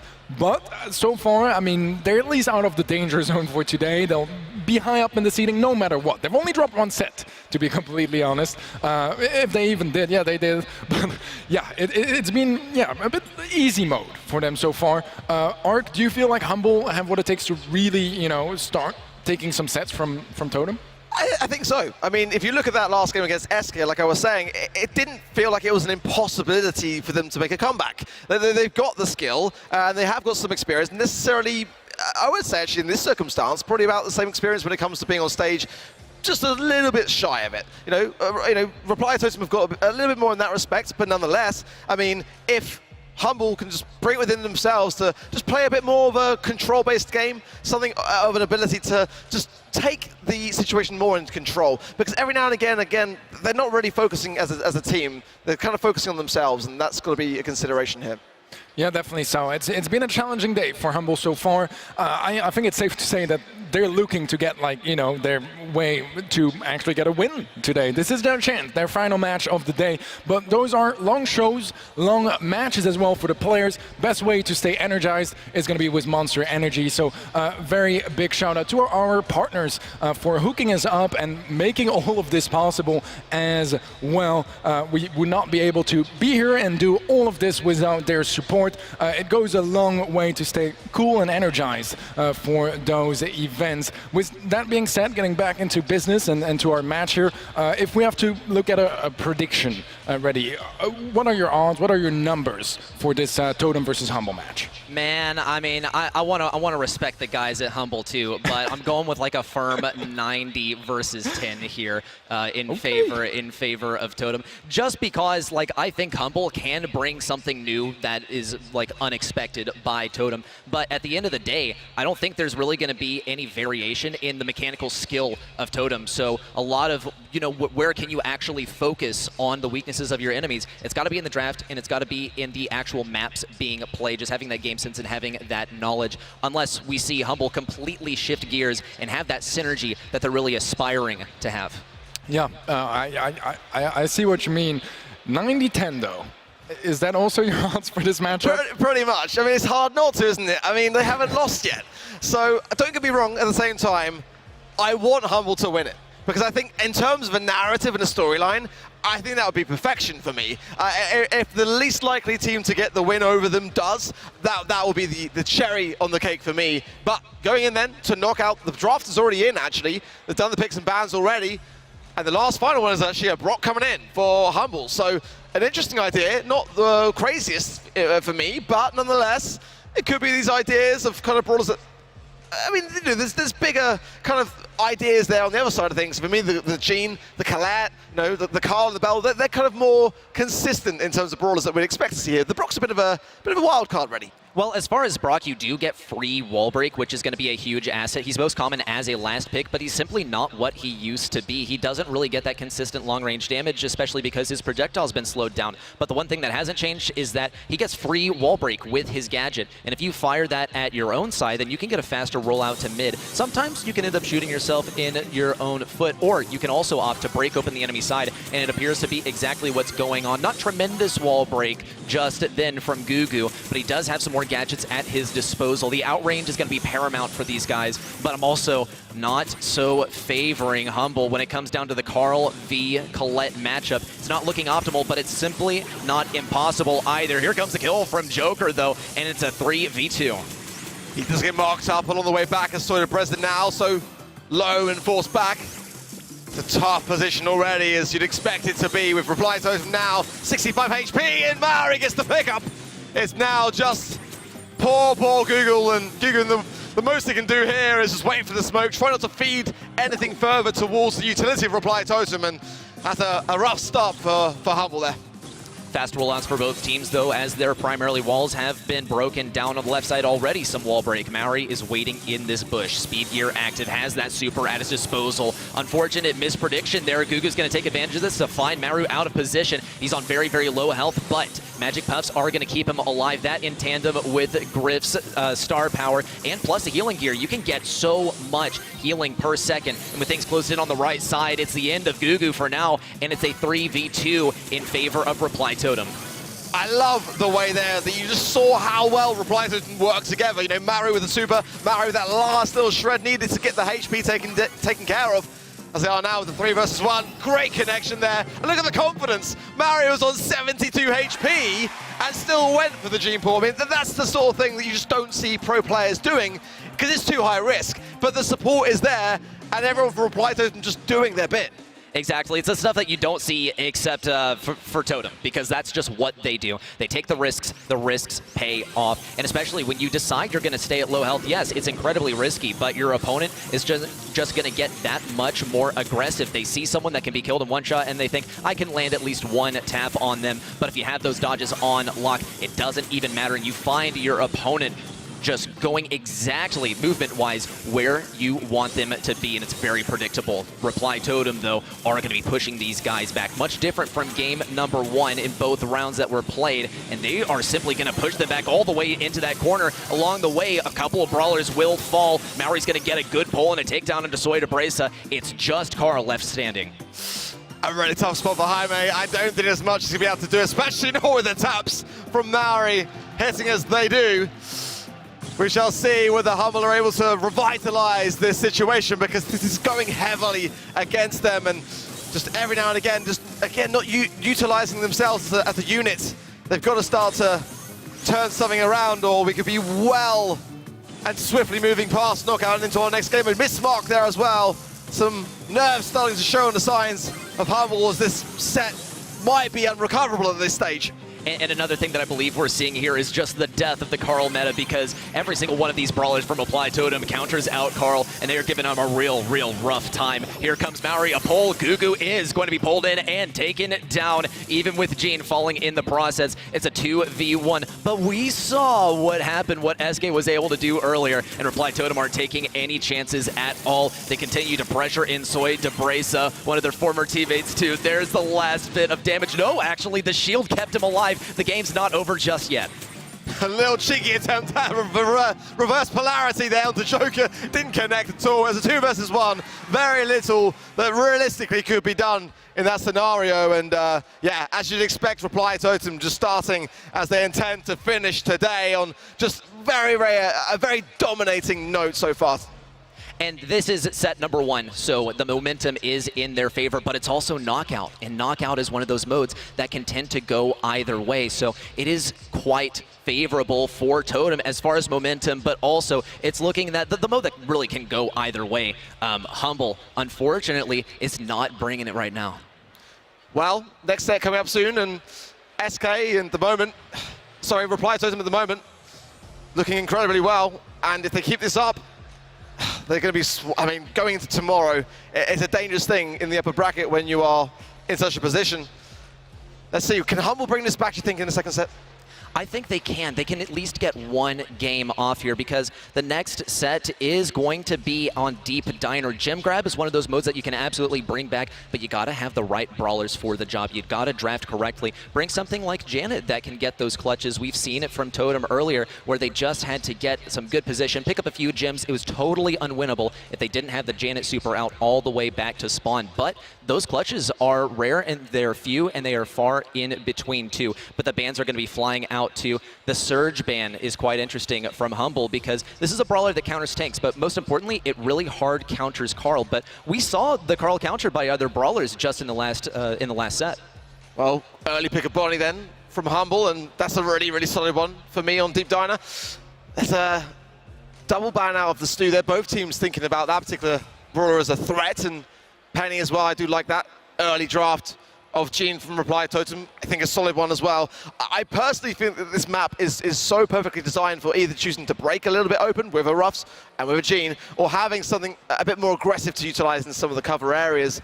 Third and final pick will be yet to come from Reply Totem. The draft swinging back over to Humble now to see what they can do against this, but I do like the way it's shaping up to be so far for Reply Totem. It's looking extremely solid because Colonel Refs is going to be great for wall break. Gene can reach deep into those bushes too, and it's not too unpredictable where enemies are going to be standing at the bush nearest to mid. So it's really going to be the task of Humble to find something that is just as good as these two brawlers at getting rid of those bushes, exploding things. And I think Bo could be a brawler for the job. They are going to opt for a Squeak as well, which is going to be good for getting some control on those lanes. An interesting thing about Deep Diner is that we have 3 brawlers per team.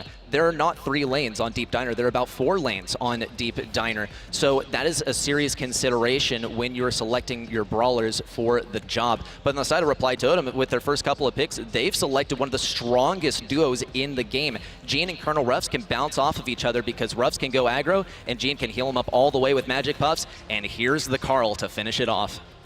You see, that was the brawler that I was kind of expecting Humble to lock in, and they went for the Griff, and I guess in that respect, kind of just in the eventuality that Reply Totem would have that final draft be something of a tankier idea, I guess, and they just didn't want to take the risk, and I can understand that, but Carl in the hands of Reply Totem. I mean, if it wasn't already bad enough as it is to have to face up against a team like Reply Totem and putting Carl into their hands, oh my days, that could be that could be something that they maybe live to regret. And Carl is a brawler that is possible to take down, but it's really only possible in that little vacuum that Totem afforded themselves in the very first set. They had a triple Carl counter, and now we really only see one brawler that can really bring the heat versus him. On the left side, Joker does have kind of an optimal matchup too, because if he uses a flying hook to get in with his gadget and then immediately supers, that is an instant lane victory for him. It is a green button free victory, but the lane switch is happening as we speak. Soy de Bresa is trying to switch on the left lane, also some wall break too, but they're only going to get tickled by Mary from long range. Here comes the push in from Joker. It's 1-2 kills, and he circles over to the left side. Big pull as well onto Soy de Bresa, and it's a team kill from Reply Totem. Great stuff already.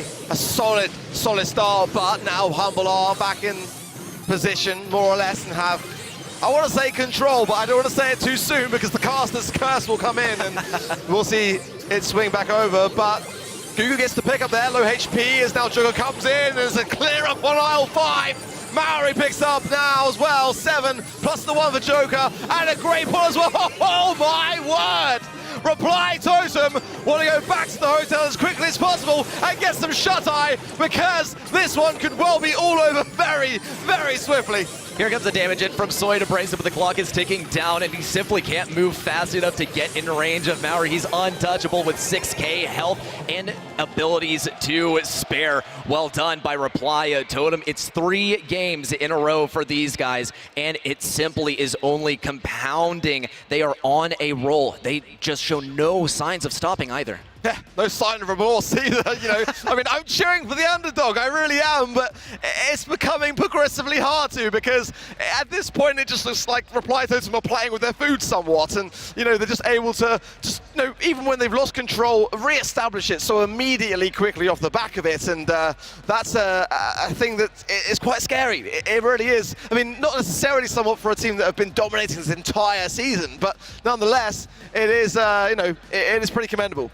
Well, Humble is taking a much different approach this time. It doesn't seem as much like they're trying to play control. Ooh, a missed pull by Maori. It's not going to be the end of the world, though, but he doesn't have that ability anymore. Does manage to make a trip over to the right side to pick up a supply drop from Maru. Joker doing much of the same with some wall break on the left side, too. Here comes the big push in from Joker. An emergency escape from Gugu. He won't pick up a kill along the way, but he came really, really close. And Soy de Bresa once more, the last one standing at mid. He's the least optimal target for Joker to push, and therefore, Joker's just never going to push him. He's going to play it long range versus Jaime, and he's going to play it long range versus Gugu. Big pull too, and despite being slowed down, Maori is safe and sound, and Soy de Bresa tries to retaliate. Joker might be pinched here actually and go down. Gugu is going to get the kill. Maori has nothing to respond with, and neither does Maru, so Humble will have the advantage in gems for now. Okay, well, this is the moment where realistically Humble need to capitalize. They've got a good foot in the door, and there's a takedown there of Maru, and that will help out considerably. The problem is the gems are kind of split. You've got Soy Depressive with the 3 and also Gugu in the mid. Jaime as well, you know, anyone realistically here could reset if Reply Totem are able to close in the situation here. 15 seconds on the clock, but now it's a 3 versus 2. Maori has got to hit this pool. He's going to need the speed from the bush, too. Here comes a bush right up ahead, but they're playing control around it. Joker can make something happen with the super. He will get the kill onto Jaime in close range, and that was the last gem that Humble needed to continue that countdown. Now Reply Totem can hang and play safe at mid. Another supply drop coming down. Everyone is powered up from Totem's roster. Last gem to start that countdown, but it's not over just yet. Gugu needs to heal up some health so he can make something happen in close range if he decides to jump in. Here comes another gem for Humble, and it's tied up 10-10, no countdown. I love the positioning there of that Squeak Super coming in, but then just everyone from Reply Totem able to evade it. Soy Depressive on that right-hand side. I am looking at you. 3 gems could be going down, but healing up now accordingly. Ooh. A miss pull from Maori as well. There, those gems go down. Joker goes in, gets the steal, and comes back out of the situation. Only Jaime now can do anything, and he goes down. Oh my goodness me. Reply Totem make it look so easy. And the best effort yet that we've seen from Humble. They kind of did bring Reply Totem to their knees at points, but Totem managed to snag it back. Simply knowing those brawler matchups and having the positioning, having the synergy, and teaming up to make it all possible. Amazing, amazing stuff from Totem, but we have seen Humble pick up the pace just a little bit too. It seems like they're starting to learn their enemy as well, and not picking Carl did hurt them, but I think we'll leave it up to mystery as to whether picking up Carl themselves would have been a worse fate.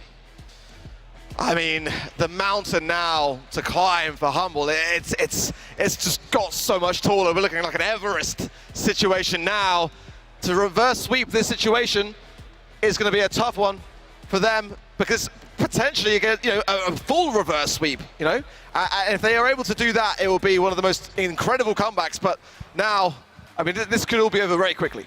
Definitely so. I mean, taking down Reply Totem in the first place is already a challenge and a half. But when you're already behind by 2 sets, there's not much to work with. And so far, honestly, Totem have not given them much to work with. I feel like that final game here was the first real chance for Humble to strike. But even then, I mean, Joker with some Joker magic steals all those gems away. It's tough for Humble. And I don't know how they can pull through and turn this around. But they need to, if they want to have at least a chance and not finishing last seed. And I think their main angle is going to have to be draft, because Totem is simply so skilled mechanically. And by the looks of things, they've had it nailed down in the draft too. When it comes down to Carl, Carl had optimal matchups. It was a free lane for Carl versus Squeak once he had his super available. And you can tell that's exactly what was going through Joker's head, because he was running Protective Pirouette. He fully intended on picking up those easy kills with his shield active while he was spinning and using that super.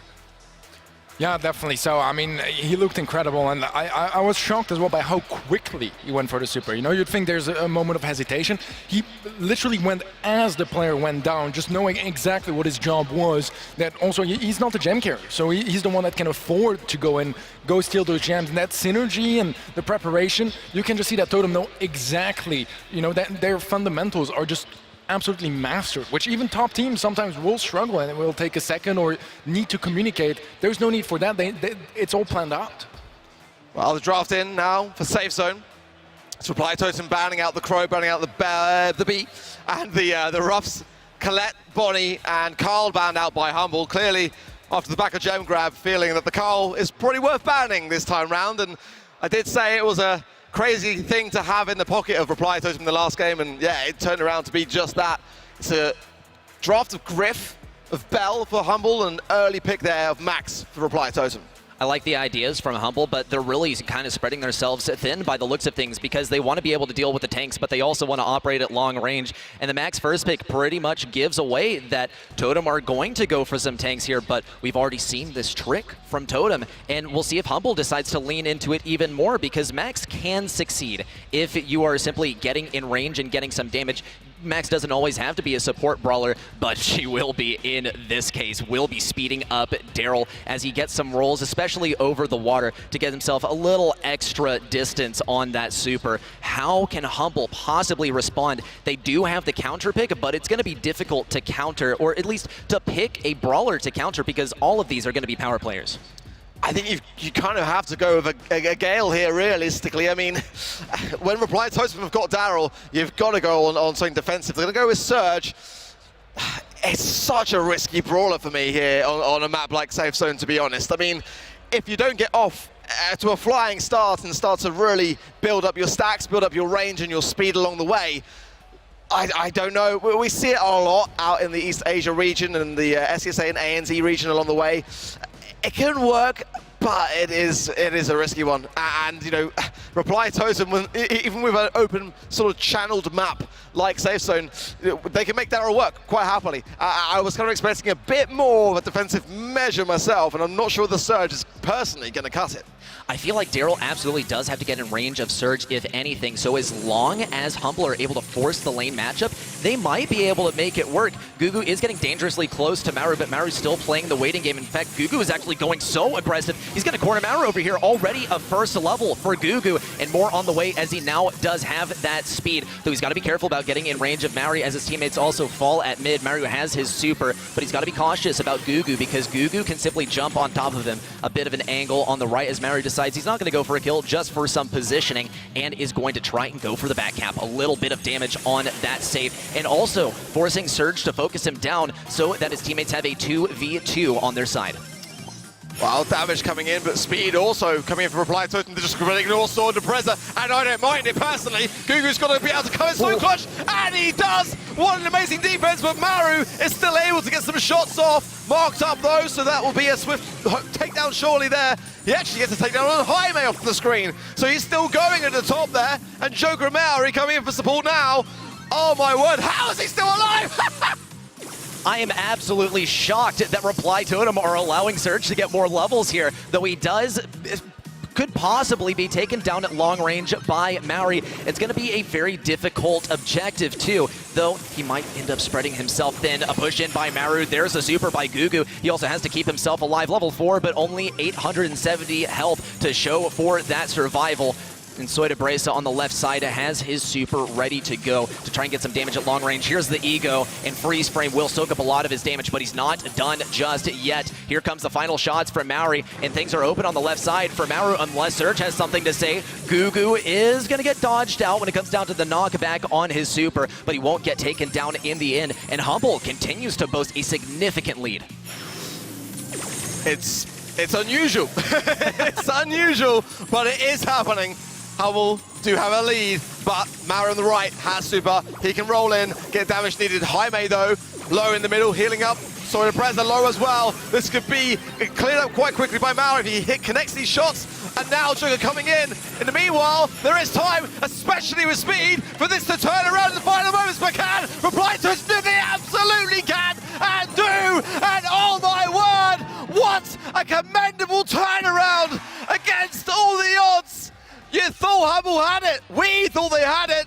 But Reply Totem, do the unthinkable. What is happening? It just seems like as soon as Humble start to get close to that victory, fate kicks in. In Reply, Totem makes a miraculous recovery. Though, this game, will they make the same choices as the last one? It looks like they are going for lane switch up right off the bat, putting Joker on the right lane where he can have a decent ranged matchup versus Gugu, but he simply doesn't have the wall peek that Gugu has to offer. No matter. Maori pushes through on the left side, and things are getting quite close to the enemy safe. Humble still tries to lock it down at mid. Maori now shifts gears around the right side. Some shots coming in for Gugu. Actually, no shots at all. And Daryl continues to charge through. No damage on the safe quite yet. And actually, Humble is putting up an amazing defense, but Reply Totem have managed not to give a single super to Gugu.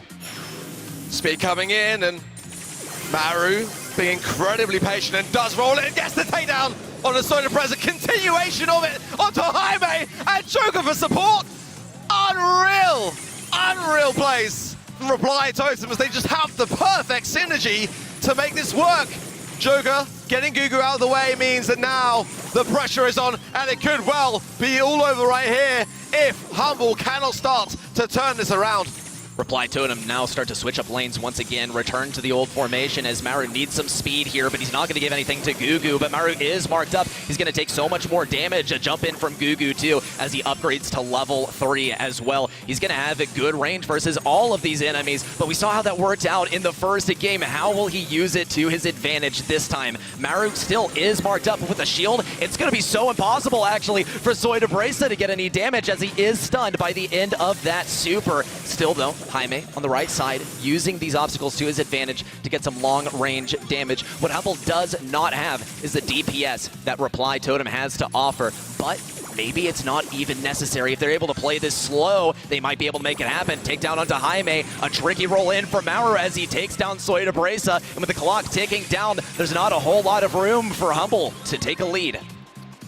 This is so calculated, honestly, by Reply Totem. You just see, like, just the last tiny picks of a shot getting what is needed for a takedown, but it is close. And Humble are pushing this mid. Speed in from Joker, and Reply Totem have got to go on the aggressive here. They've got to be able to fend this one off. So far, so good, but the damage could come in. It should be body blocks. Oh, my word! Oh, my goodness me! How? How did they do it?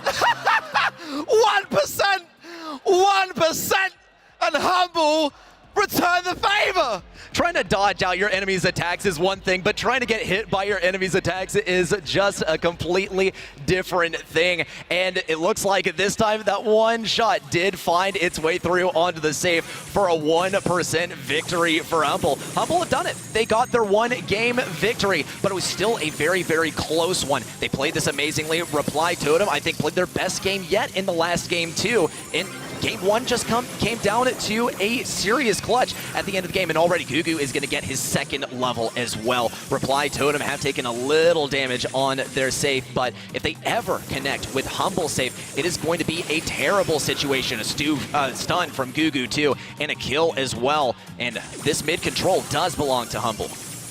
Incredible stuff, honestly, but we did see this earlier, and these were the signs with Humble versus SK that we were looking for, and it just came through towards exactly the same time of the match and didn't persevere enough, and that was the thing. And Reply Totem, it's rare to see them even drop a game or a set, so they will not be taking this lightly, and they are responding to it. Gugu goes down, Soydabresa will be healing quicker than his teammate there, but the tap there from Joker was quite key in keeping Jaime from having to be able to heal at his leisure.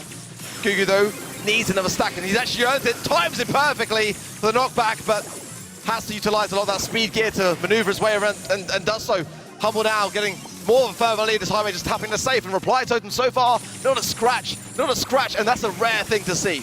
It is absolutely, it's not impossible either though. Joker can't make it happen. He's gonna work really hard for the super to maybe help Maru push in. Here comes the super in, but Maru is gonna get stunned by a nest egg. It doesn't even matter though, he keeps on rolling forward, keeps that shield up, one kill. If he can keep getting the dodges versus Soydabresa, he can start to get that inaugural damage on the safe, and Joker is here to help out too. Speed onto Maori, freeze frame down as Maori pops down his ego for that super, and Reply Totem is still incurring damage on their safe as we speak. But the damage is simply rolling in, and they will take the advantage. Only 25 seconds on the clock.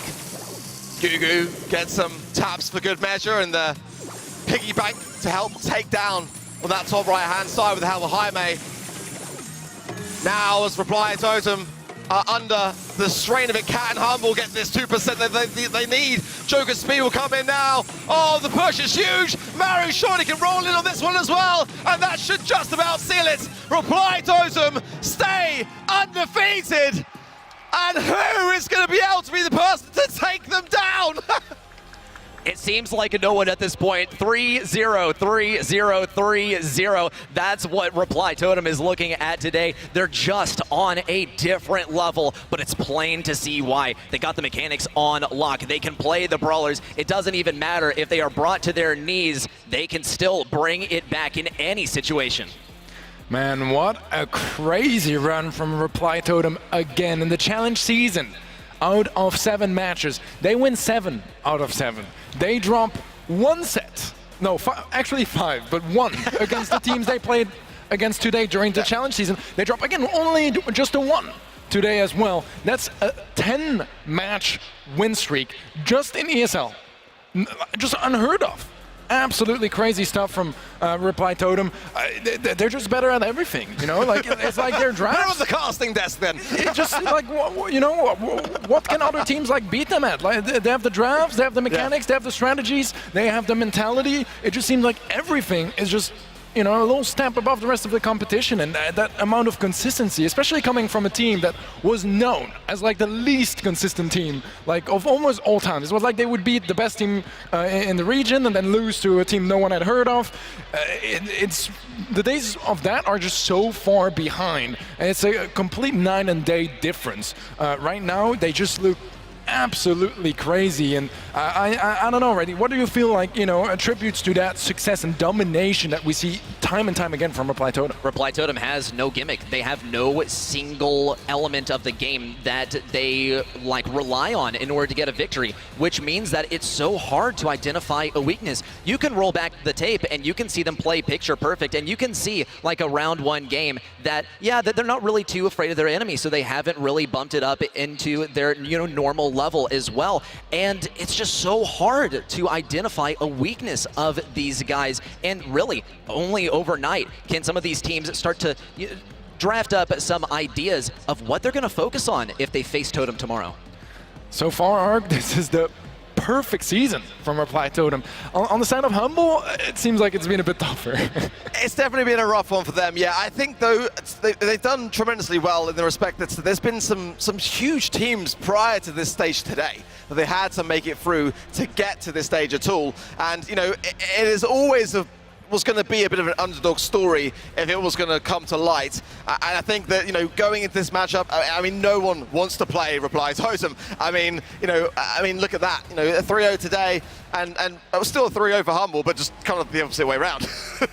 I think you raise a very good point, Art, because they came here as underdogs, and it seems like they're going to go into the single elimination bracket tomorrow as underdogs too, as they are going to be last seed, losing all 3 of their matches. Totem securing the first seed as well by winning all 3 of their matches. Now, there's 2 teams where we're not quite sure yet how it's gonna go. Either Tribe or SK is going to be locking in that second seed. But a special shout out again for Snapdragon Elite Gaming. They are the reason that this show is possible in the first place. None of us would be here to celebrate Brawl Esports if it weren't for them. So make sure you guys check it out if you're looking, you know, for a new device to compete on. They have some pretty incredible performances. It's a great way to get into competitive as well, because you need the best performance on your device if you want to be able to play at the highest level. Yeah, it's the device diff sometimes as well, and I can guarantee you that these players are playing on some pretty cracked out devices for this competition. So really, that's the constant of this competition, and the only variable is, do you have the drive, and do you have the skill and the mental to make it happen? That's what gets you the victory here, and it's what gets you the victory in our last match of the day and tomorrow. Well, guys, we've talked a lot already. I think you guys are just done with whatever we had to say. Let's go check out F-Dot and see what the interview has to say. Hey, what's up, guys? We're hanging out here. It's me and Inso. Again, as usual. How you doing, man? I'm good. I think we're just gonna start hanging out here at the front because you guys just keep winning. You know, let's zoom out real quick though. Reply Totem, what is the secret sauce? Why are you guys just so damn good? We try to have fun and play what we like, and I don't know, it works. We just play what we like and it works. Yeah, I wish that life was that simple for sure. But so the Death said something earlier that I thought was interesting. Let's go deep into the game real quick. They said that it might be the death of the Carl meta. Carl has kind of dominated recently. What are your thoughts? I mean, I think Carl is still really strong, but people are trying to figure out like new counters to it, and I don't know, it's always banned, so maybe we are not playing it that much. Well, we'll see. Whatever you guys are picking, it's working out. You guys have been so fantastic, and so I want to shift gears real quick to tomorrow. Our next matchup is SK versus Tribe Gaming, and the winner probably is who you wind up playing against tomorrow in the bracket. So who do you think is going to win, and who do you want to win? I mean, I think SK is going to win because the match was a bit harder, but I don't know. I'd like to play Tribe again. All right, well, we'll see if it's SK or Tribe Gaming. They're the ones that are coming up next. And so I'm sure I'll see you again up here, man. It's been a pleasure. Good luck in the future, whether you need it or not. We'll see you guys after the jump.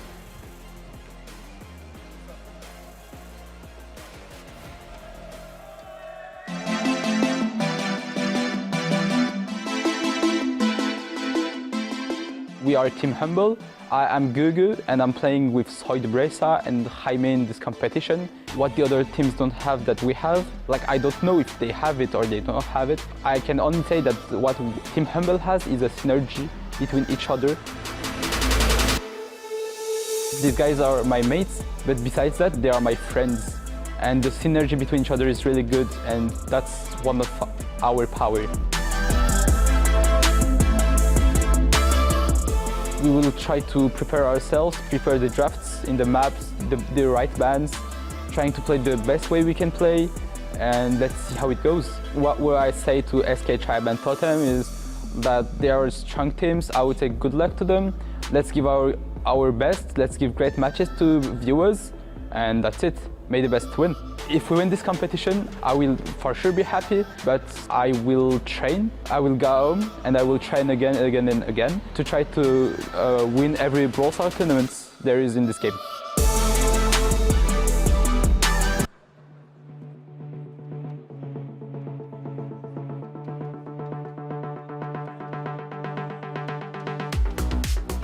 I like to meet all the people. It's really fun seeing them, not only online, and just see them in person now. Yeah, exactly. I mean, I agree, like the vibes and also visiting new cities. I think it's always good to travel the world for tournaments. We used to play, but in Discord, like in voice chat, not in real life. Yeah, I also think that the experience of the LAN is really good. That motivates you a lot, give you some positive vibes watching your teammates. Obviously, we are friends, all of the players. We have time together. That's the best for sure. And you face them in a presential. You see his face when they are playing.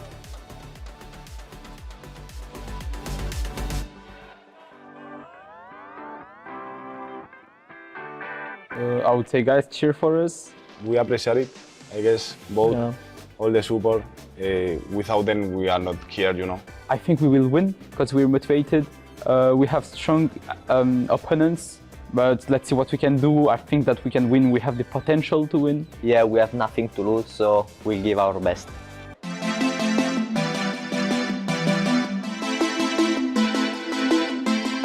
Hello, my name is Gugu, and I'm a professional Brawl Stars player for Team Humble. The best thing about being a pro player is that it works like if it was a basketball player or a football player. Like you have to be consistent and training every day to be the best. Like you have to do like 1 or 2 scrims per day, or if you want to be one of the best, you have to do like 3 or 4 scrims a day.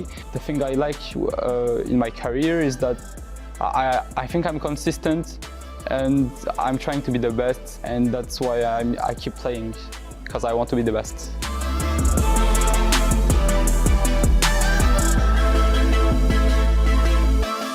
I started playing with my friends, and then I saw that I was quite good at it. And I started playing competitive thanks to some friends, and now I'm here where I am. My most memorable moment playing Brawl Stars is like 1 year ago when I was playing with Laser, and I qualified to my first multi-final, and that's the moment I was known in EU.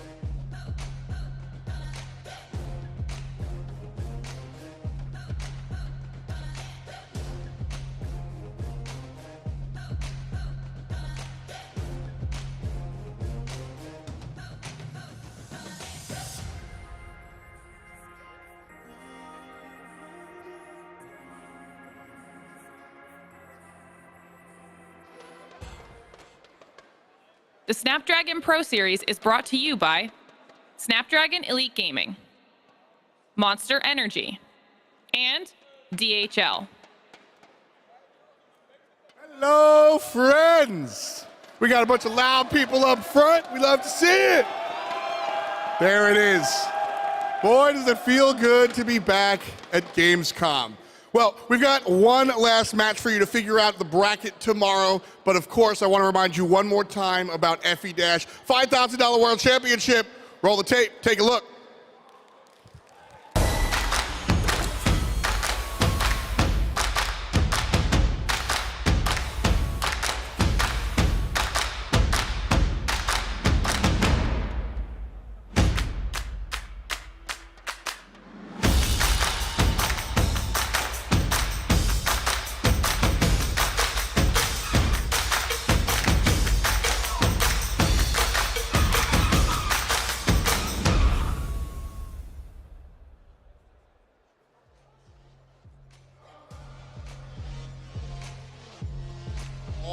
The future is yours. The era of everyone, as we like to say here over at Snapdragon. Anyway, one last matchup. Tribe Gaming versus the Hometown Heroes SK. And so Tribe, I gotta ask you straight up, you're in the opponent's house. Is that gonna help or hurt you? I mean, it would feel good if we beat them in their hometown, so we're gonna try our best. All right. Okay, a little spicy there.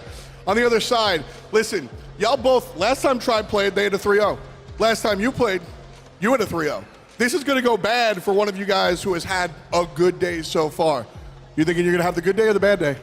I hope we're going to have a good day. If we have a bad day, I mean, we both qualified for day 2 already, so either way, it's a good day for us already. It's just the sweet at the top, you know, for one of us. Just a little bit about the cherry on top, but you know what? Let's get down to our perfect Sunday. In order to set that up, we got to have a perfect Saturday. So, guys, shake hands. And let's get ready to play. Casters, it's time to brawl. Thanks a lot, F-Dot. And now we're going to find a situation between these two teams because, again, you know, we've watched their rivalry back and forth. We've seen it go all the way and sometimes not so much. Their match, you know, went all the way to match point on day 7, and it was very, very close. I mean, historically, it hasn't necessarily been that. It hasn't always been the case. So there has been some momentum shifts towards Tribe actually being able to keep up more so with SK Gaming this year. Terry, got to ask, who do you think is going to take this one? Because I felt like earlier with SK versus Reply Totem, that was like the closest 50-50 that I felt all day long. With these two teams, who's got the edge? I'd say this one is maybe a bit even closer to a 50-50 because Totem, they've been a bit of a step ahead or on a pedestal next to the other teams, right? Whereas Tribe and SK, they're in this very similar place where they have their struggles once in a while. They also have their success. And right now, both teams are, a bit in like a medium place. Like they're on top of EMEA, but Totem is just above them. So right now, for me, this is probably the closest match of the day on paper. We've had a 3-1 and then 4 3-0s. I'm hoping this one like lasts for a little bit longer, you know, because it's been not the closest matches. This one, I feel like it might just be a very, very tight one. Well, I caught Gugu eating a donut for breakfast, but I wasn't expecting to see so many on the scoreboard. Gotta give as well, whilst we're at it, a huge thank you to DHL for providing so much support for us here at the event as a whole. Excellence simply delivered. And it's great to as well have been involved in that process with the Pro Tip series as well, bringing in people like Semantic and Guille on board from SK Gaming to deliver some really great advice for the community as well. So I'm very grateful for that particular segment on my personal level too. But again, with all this help available to us, it's why we're able to put on the shows that we were able to do, Teddy. Definitely so. I mean, you know, when I saw Excellence simply delivered, I thought, Art, were you delivered, you know, so simply? But yeah, no, absolutely. I mean, those partners make those events happen in the first place. So massive thank you to them for making all of this possible.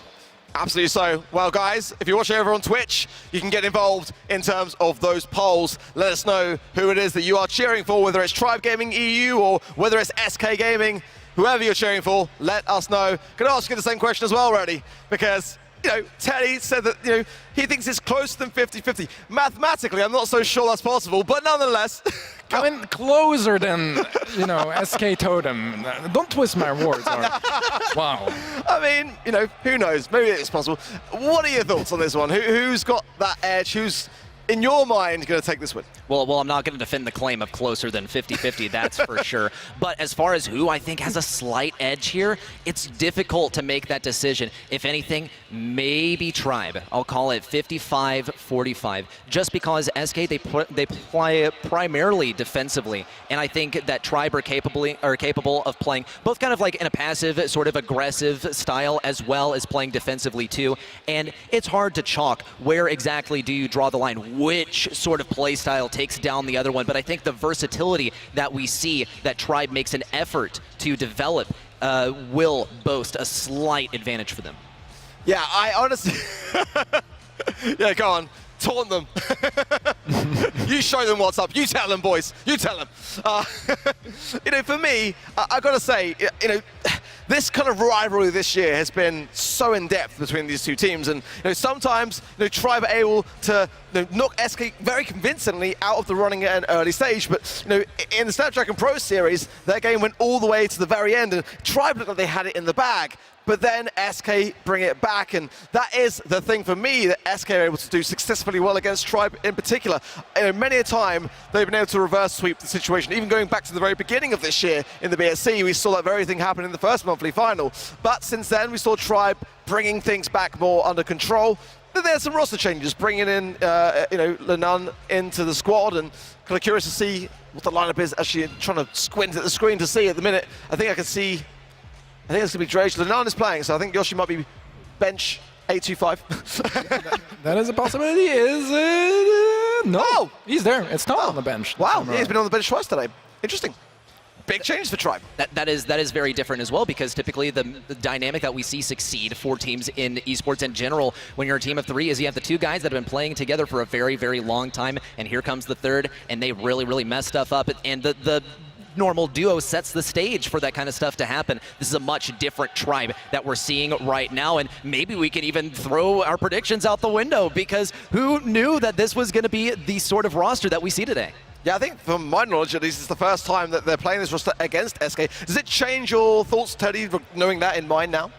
Not really, no. Okay, fair enough. Straight to the draft. SK going to be bounding out Max, Carl, and Bonnie. Tribe going to be bounding out Janet, Gale, and Crow, and the first pick coming in for them is going to be Penny, which I think is kind of an interesting map for. I mean, pretty much, though, Penny is good anywhere you look at it. But, I mean, it's kind of unusual for me to see it as the first pick. I think for me, it's not necessarily my favorite go-to first pick, but nonetheless, a good one for Tribe. And I think Penny is also a brawler that just doesn't really have clear counters as well. It's like no one's really going to say, oh, well, because they're playing Penny, I'm going to pick this. Maybe with the exception of like a wall breaker when she can be particularly pesky on a map like Dueling Beetles, where you actually have angles of walls that form great nooks for her to toss at that turret. On this one, I think it's primarily going to be Salty Barrel that is going to be a good defensive mechanism and can possibly open things up at the enemy goal. But here's going to be Griff, too, that can open things up. I'm liking so far what SK has drafted, because Gene is all around going to be good because he counters numerous things. He has some pretty clear counters as well, and well, Penny is going to be one of the things. So I am curious as to why exactly they're drafting this brawler, but since they do have the final pick at their disposal, they do have a lot of versatility that they've afforded themselves. I think part of the reason of that Penny first pick might just be because there's 6 different bans, Sometimes they overlap since it's blind bans, but here are just a lot of the meta options that you'd really want to get early in your draft are just out of the equation. And yeah, Tribe seems like Penny was the best option available to them. Though follow-up was a Colette, which I like. I mean, it's an incredible duelist nowadays. That gacha gadget, honestly, is just ridiculously good. You can win nearly any 1v1, and you can do so 3 times. So it's very, very strong defensively as well. I mean, first of all, really good at, dealing with tanky brawlers, but also just getting the ball out of the hands of your opponents. If you're playing the shield, well, it's a shield. It's always very, very nice in Brawl Stars. So I like what I'm seeing so far from both sides. Personally, I feel like from today, Gene has been one of the most dominant brawlers, actually, just getting so many opportunities. We saw in Brawl Ball specifically as well, plenty of opportunities to open up the situation and score at moments where it mattered the most. So I like that a lot. A Sprout to bring with it as well is definitely an interesting one too, especially considering they have a decent amount of destruction available on their side, which they are going to have to be quite strategic about to, you know, not grief their Sprout. Well, any sort of thrower is going to be good at taking down turrets, so maybe that's the mentality here, is that they just never want to allow Penny to get set up, throw that turret down, and then dominate further. The problem is that Sprout does have to be relatively close to that area to make it happen. Sprout also gets good AoE damage at range, doesn't always have to have those walls at its disposal, and also can get that healing if he's running the gadget that heals him up from destroying a bush. Lina is not going to get that push in on the left side, but he is going to force people, and Yoshi is only going to compound that actually as he keeps throwing down these area control main attacks. Gay on the right side also trying it to lane versus Drage, but here comes the turret from Drage. It could go anywhere, but it's going to go right behind this wall, and going for any kind of wall break to eliminate that position would be a bad situation for SK. We will see Guille take it down though, and this looks like a lane victory on the left side as well by SK, and they will start to push things up mid, but they have to play cautiously because at close range they are quite lacking when it comes to mid. Yeah, I mean, you know, Penny, that barrel gadget is incredibly strong, but if there's one brawler that can deal with it with ease, it's going to be a Griff with his super. Right now, control-wise, it's starting to look better and better for the side of SK Gaming, as Tribe are trying to recollect after losing a couple of their lanes. Slowly regaining some of that control, but still that Penny low HP on the right-hand side. A super in here from Lina is going to follow up with another one, gets that kill, but does get traded out. Connection from Yashi's super onto Semantic, a mispull from Semantic, maybe not quite taking into account the fact that he was slowed and misaiming because of that. So far, it's still hard to really see a clear winner in this game, as both teams are having pretty close encounters. And one of the things also that's at play here with all of these bushes available for the players to get some movement in and also hide into is speed here. It's been one of the greatest introducers of inconsistency in the game lately, because it's so hard to track where exactly your enemy is when they're moving so dang fast inside of these bushes. But with lots of the bushes destroyed now, that is much less of a factor. And with overtime looming only 30 seconds away, all those bushes are going to disappear. Lina actually does get pinched on the left side. Semantic and iChaos team up on the right side too. Semantic does escape the slow too. He has a pull at his disposal. Pass over to the left side too, so he can focus versus Yoshi, a big pull too. And there is going to be the last bit of damage coming in. A 3v2 and overtime on the way. SK Gaming do continue to push their back line forward in an effort to have an advantage in overtime. Well, overtime is here. All walls and bushes are out of the equation, and it's just going to be a full-on empty map, but the two goals are still there, and both teams trying to get that goal secured. A nice turret taken out of the picture here by Semantic, has a super as well, goes for a charge pass to iChaos. Doesn't really matter, there's a full-on team wipe, and it's gonna be SK Gaming to take game number 1. Very, very interesting draft, and the resulting game was just something that is quite unusual too, because seeing Sprout here is not necessarily unheard of, but it's definitely uncommon, especially you're playing a thrower on a map that doesn't have a whole lot of walls that go horizontally, right? You have some vertical walls, but we don't even see iChaos playing Sprout that way. He's mostly establishing some hard barriers that lock down lanes on the left or right side, but also breaking open some walls. This could be wide open on the left side, though. Lina slots it into the goal, an open goal on the left side, and that's why you gotta make sure that you can flex onto the lanes in time. Well done by Tribe Gaming EU so far. SK gotta fire back, and it can't be an overtime this time. Yeah, a bit of a placement mistake there from SK, and Lina does what he does best, and that's spotting those out and capitalizing for his team. Semantic does have a pull available, gets a nice pick up onto Lina. Vengeful Spirits hitting quite hard. Rage is low, gets pulled out and taken out as well. A minute and 30 seconds left on the clock for SK to try to turn this one around, and they have the positioning to start doing so, but a nice reset on those heals with that squeak shot. Lina is looking for the angle on the left side. He's got to get into position, though, with the Gotcha Gadget active. He is getting pinched quite hard, but he's not going to heal up at all with those shots. ends up getting taken down by Semantic's gadget. Those vengeful spirits caught him. Unfortunate too. Guille goes down. Drage might find an angle, but Semantic has a pull. He has a stun that he can use. Drage continues to push around the left side, and there's the pull too, as he plopped down that salty barrel just a little bit too early, and since it was on cooldown, Semantic knew 100% that he could hit the pull. iKaos also avoids the damage as Lina runs back from his super. No slow with the Squeak super either, but a takedown onto Lina, and iKaos now gets a further advance up on this right side. Yoshi getting taken down in a pinch, and SK Gaming do not have control of mid, but Tribe Gaming EU still are struggling to push in. Very messy team fights all around. Neither team really able to find any big openings. But that's all in the advantage of Tribe Gaming, because they have that goal advantage, and once the timer runs out, they'll be the one to claim that game. That could have been a big kill onto Lina. It was an open goal behind it as well, but Lina wins that fight. And with 15 seconds left, I don't think SK can turn this one around and equalize. A pull onto Yoshi does connect. No follow-up kill, plus just no one from SK Gaming anywhere near that ball. Tribe secure this game, tie things up, and push things to game 3 here for Brawl Ball. This would have been a repeat of game number 1, most likely, had we not seen that early goal. And that's why you always got to keep your guard up, too. Having one single mistake can cost you the entire game. When we're talking about teams of the caliber of SK Gaming and Tribe Gaming EU, surely that's not going to happen again. But I won't write it out. Caster's Curse is a very real thing. SK Gaming so far falling back quite far on their left side. iKaos also being forced to move forward and getting pinched too. 3v2 for the time being, and SK are trying to hold their ground.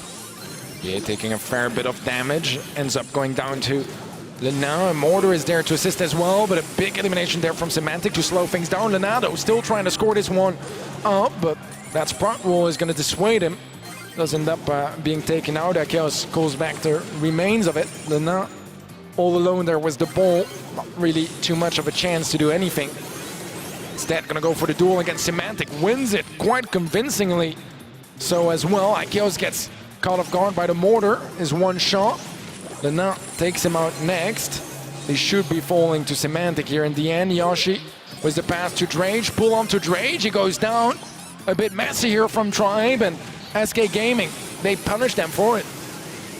And we'll see Yoshi stay alive too, which is a lot to ask for as well. Here comes the residue on the right side. That lane is going to be locked down. Guille is going to be forced on the left side with the Mortar raining down fire too. He simply can't escape spawn. Semantic also has to retreat, and Tribe Gaming EU are being very patient about when they decide to move up. iKaos on very low health on the left side. Is it going to get pushed too hard? But Lina does fire off one kill onto Semantic. Another one could be coming up along the way. Drage pushing things in. iKaos can push things around. A pass on the left side, and there's the hedge coming up too to prevent any more damage from Drage. But that Mortar could be on the way as soon as the one at mid goes down. Semantic has a pull, max range pull onto Lina. On a follow-up kill. There's the pass and Tribe Gaming EU get the goal. Wow, I mean, you know, that's what happens when you play with fire. SK Gaming, incredibly defensive, but eventually if that defense falls down, well, they're right next to your goal. And Tribe Gaming made sure that that was all gonna go their way. 20 seconds left, the pass to iKaos to the right-hand side. Yoshi takes down Semantic. They're not gonna miss that super, but right now for Tribe, all they need to do is buy 10 more seconds, and they will take this set. Guille, he wants to make something happen, but he's so low HP, has pretty much nothing to work with at this point, and Tribe Gaming end up taking Brawl Ball. We talked about defense, we talked about offense that Tribe has to offer, and SK's specialty is defense. Well, when there's one goal on the enemy side, that's when you got to bring out the offense, and the defense from Tribe was just impenetrable. Amazingly played by these guys, and just the lengths to which they went to force that one goal were simply staggering. The patience with which they played it too, getting it right into the enemy goal with Squeak, and then finding your way all the way back to mid just to make sure that you can establish the back line for your team. Is such great team play. It's very calculated, it's very safe, and in the end, it paid off. Yeah, I mean, you know, there is that pitfall. Very dangerous, actually, from SK's strategy, is that if Tribe overcommit, lose a player or two, and suddenly, you know, SK, they're going to gain some control, creep up higher in the map, get closer to that goal, and still keep playing quite defensively over there, and then again, eventually get a kill or two, and end up scoring then.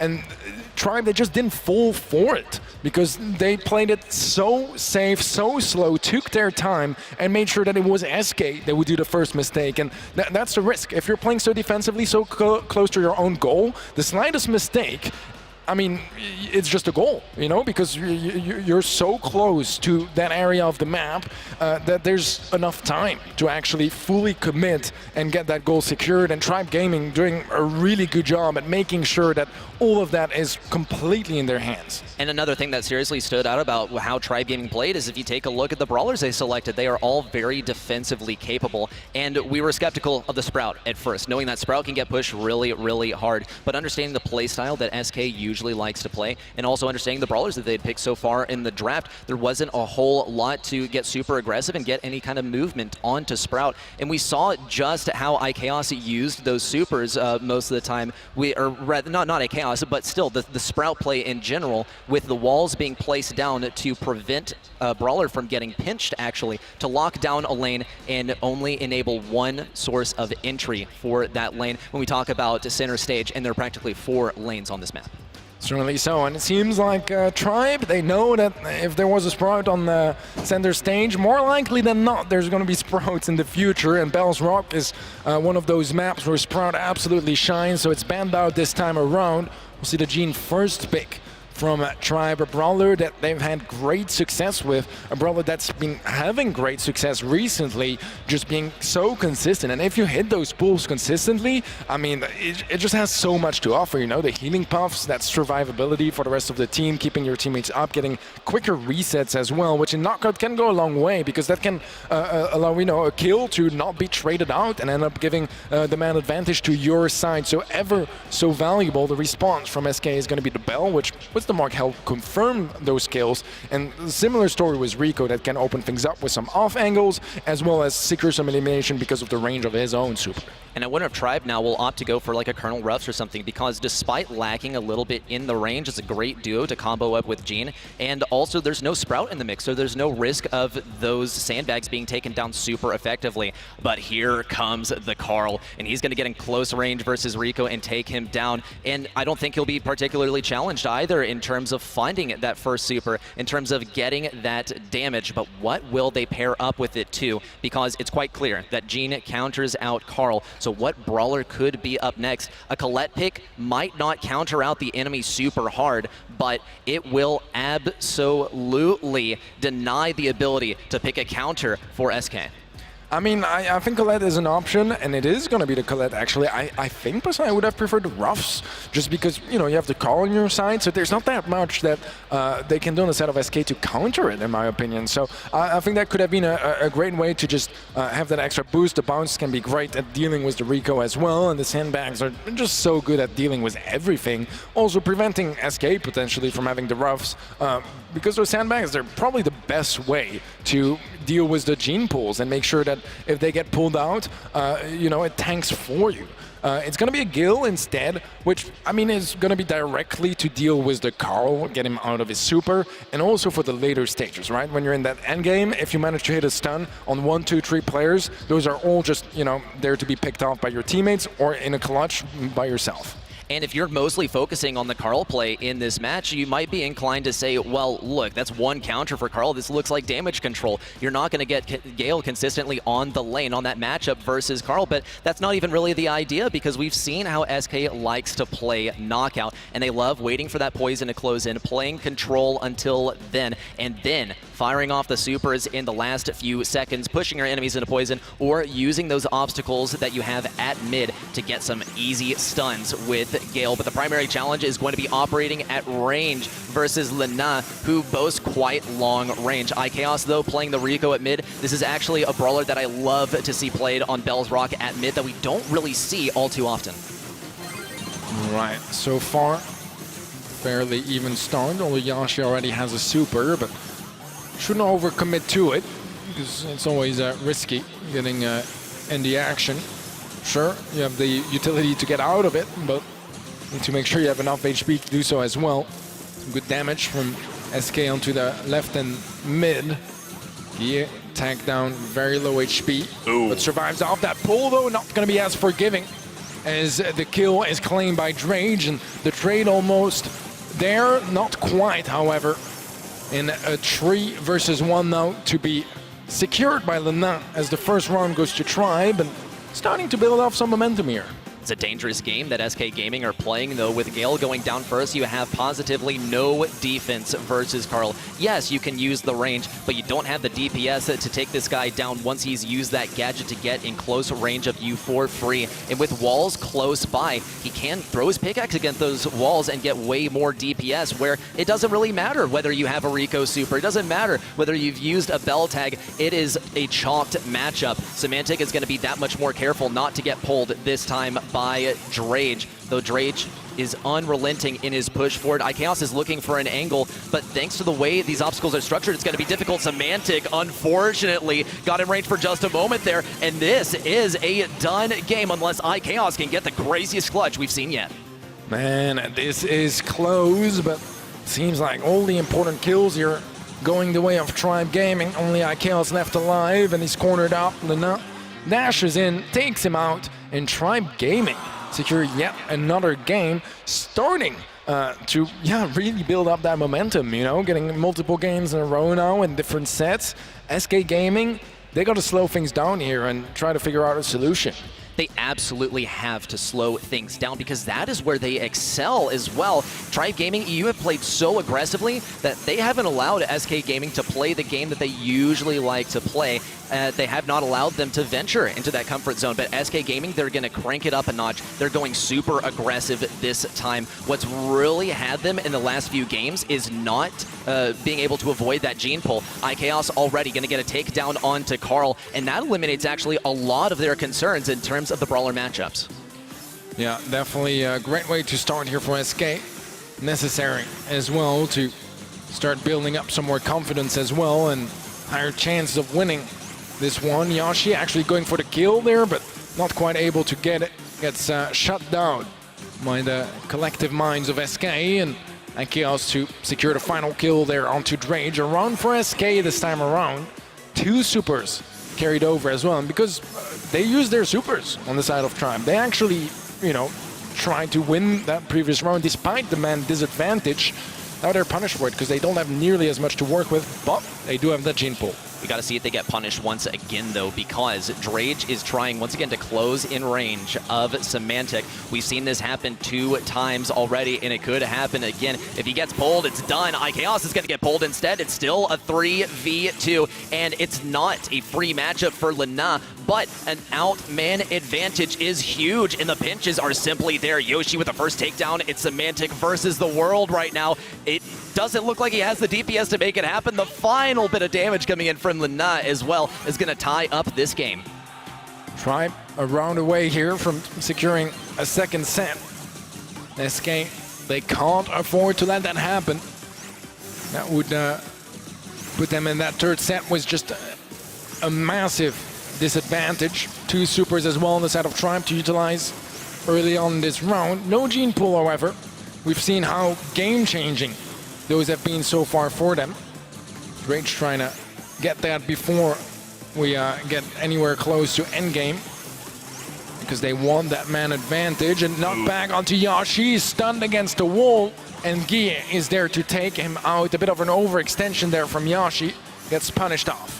It's not over just yet for SK Gaming, though. They have a distinctive advantage, but there's a pull on the enemy side, and Lena has that super. Here it comes. There's the combo. Lena does have to avoid Semantic, though. There's a takedown onto Drage, too, and the last-ditch push in from Lena. It's not going to get a takedown, and that is going to be this game going the way of SK Gaming, tying us up for our second set.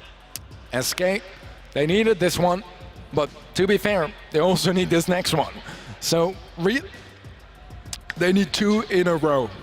They absolutely do. They got to get this momentum cranked up here because Tribe Gaming EU is still really on a roll. SK Gaming had to play outside of their comfort zone, and there's only so long that you can do that before you simply get exhausted. It does look like they are taking a bit of a more defensive approach this time, which is where they usually like to play, but it is also where they didn't succeed. Lana already has this super. Semantic is backed all the way into the corner, and Tribe Gaming EU could go for a pinch here. iKaos has the super. There's a pushback too onto Lana. He remains alive though. Big pinch. Guille almost gets a takedown. There's that final shot too. iKaos survives just by a margin of 112 health. And really the name of the game now is Drage, get a super at any cost and don't feed one to the enemy team. Semantic seems a little unconcerned. They're just trying to get one for iKaos for the time being. At a pro level, every single HP can make a difference, and right now that puts Drage in a 1 versus 3, one that is going to be incredibly challenging to make much out of. He desperately wants to unlock that pool, but they're really not giving him many opportunities to get hits, and instead it's actually going to be iKaos to get a super unlocked for himself. SK, this is starting to look much better, because now they're coming in with the first round, 2 supers off the bat as well, and a mark that connects onto Lana, one of the biggest threats so far. There's only one possible cherry on top, and that's that Semantic gets his super, because that would be the ultimate defensive measure for these guys. But they're playing really the best defense, which is offense. Push your enemies back. That way you have a lot of room to fall back yourself. But they got to be cautious, because every inch forward that Drage moves is going to be one step closer to getting pulled and meeting their ultimate demise, because Yoshi has the combo. He has his super, and it's a super free kill for that duo on the right side if anyone gets pulled. But it's not over just yet. Tribe Gaming EU are allowing SK to get pretty aggressive, and then maybe if they sense a discrepancy in the positioning, they can take advantage of it. iKaos being a little bit slow to back up, though Drage is going to get caught with very low health. Yoshi picks up a kill on the right side likewise, but does he even have the capability with the gotcha gadget to heal up enough? It's looking unlikely, but it's not impossible. Here comes the first bit of damage, and iKaos fires back. SK Gaming have won 2 games in a row, and it's going to be set number 2. It started out rough for SK. First set, it went the way of Tribe. First game of this one, also the way of Tribe. But SK, they strike back, end up reverse sweeping that set. And now they can start building up a bit more confidence as we move onwards to Gem Grab. And so far, I mean, you know, we just had, what, 4 trio matches in a row? It's good to finally see some more presence from both teams on the scoreboard. It is, because we love watching Brawl Stars, and what could hurt about some more Brawl Stars? Well, the thing is that maybe these teams will get all tired out by the end of this. A set number 5 is entirely possible, but there's another interruption that is possible with our next map that's coming up too. It's Minecart Madness. It is like the least consistent map in the entire game right now, just because how large of a factor that minecart can be. Yeah, definitely so. I mean, it's one of those maps that there are players that hate it, there are players that love it. What I do know is that SK, they kind of like it in general. Tribe like it too. Okay. Yeah, I always ask teams that very question, because it's one of those things where I actually think that those that don't like it shout the loudest about it, but there's actually tons of teams that are like, we like this, it's okay. Like, it's how you kind of like go about the draft process, how you kind of approach it in general and communicate effectively, because, you know, the minecart can be, you know, your foe or your friend. Ultimately, if you're able to, you know, use that for your momentum, it kind of aids that process. So I feel like, again, this is one of those matchups that we always knew was going to be a close one. You know, Tribe, though, I felt like it's kind of a rare thing to see them start off so well, actually. And that second set could have well gone their way. But this is what SK are like. They're able to see off that kind of momentum shift and you know, nip it in the bud early on. But ready, going into this next one, you know, how do you think, from what you've seen so far, in which way this is going to go? Because ultimately, the team that do win this matchup will remain in that upper bracket. They will play Reply Totem tomorrow. I mean, the momentum is in favor of SK. That is undeniable, but I'm sticking to my guns here. This is a map that's not just about control like all of Gem Grab. You got to be able to play offense and defense and alternate between those very, very quickly. It's all about deciding, am I going to try and push the enemy into their own minecart that's coming their way, and do I retreat when the minecart is at my back and I have no possible way back to retreat? You don't want to get pinched between your enemies and the environment too. And in terms of brawlers, they can also use the minecart to their advantage. Gene could be one of them, especially if your enemy can't back up anymore. Doesn't really matter how much they can dodge. That hand is coming their way. Yeah, definitely so. I mean, at least this time around, the Gene is going to be on the side of Tribe. And I mean, we've seen what they can do with it. Wasn't quite enough in that previous set. I still feel like both teams are just so evenly matched. And to be fair, first set was a 2-1, second set was a 2-1. We're all tied up right now. So it couldn't be much more close than that.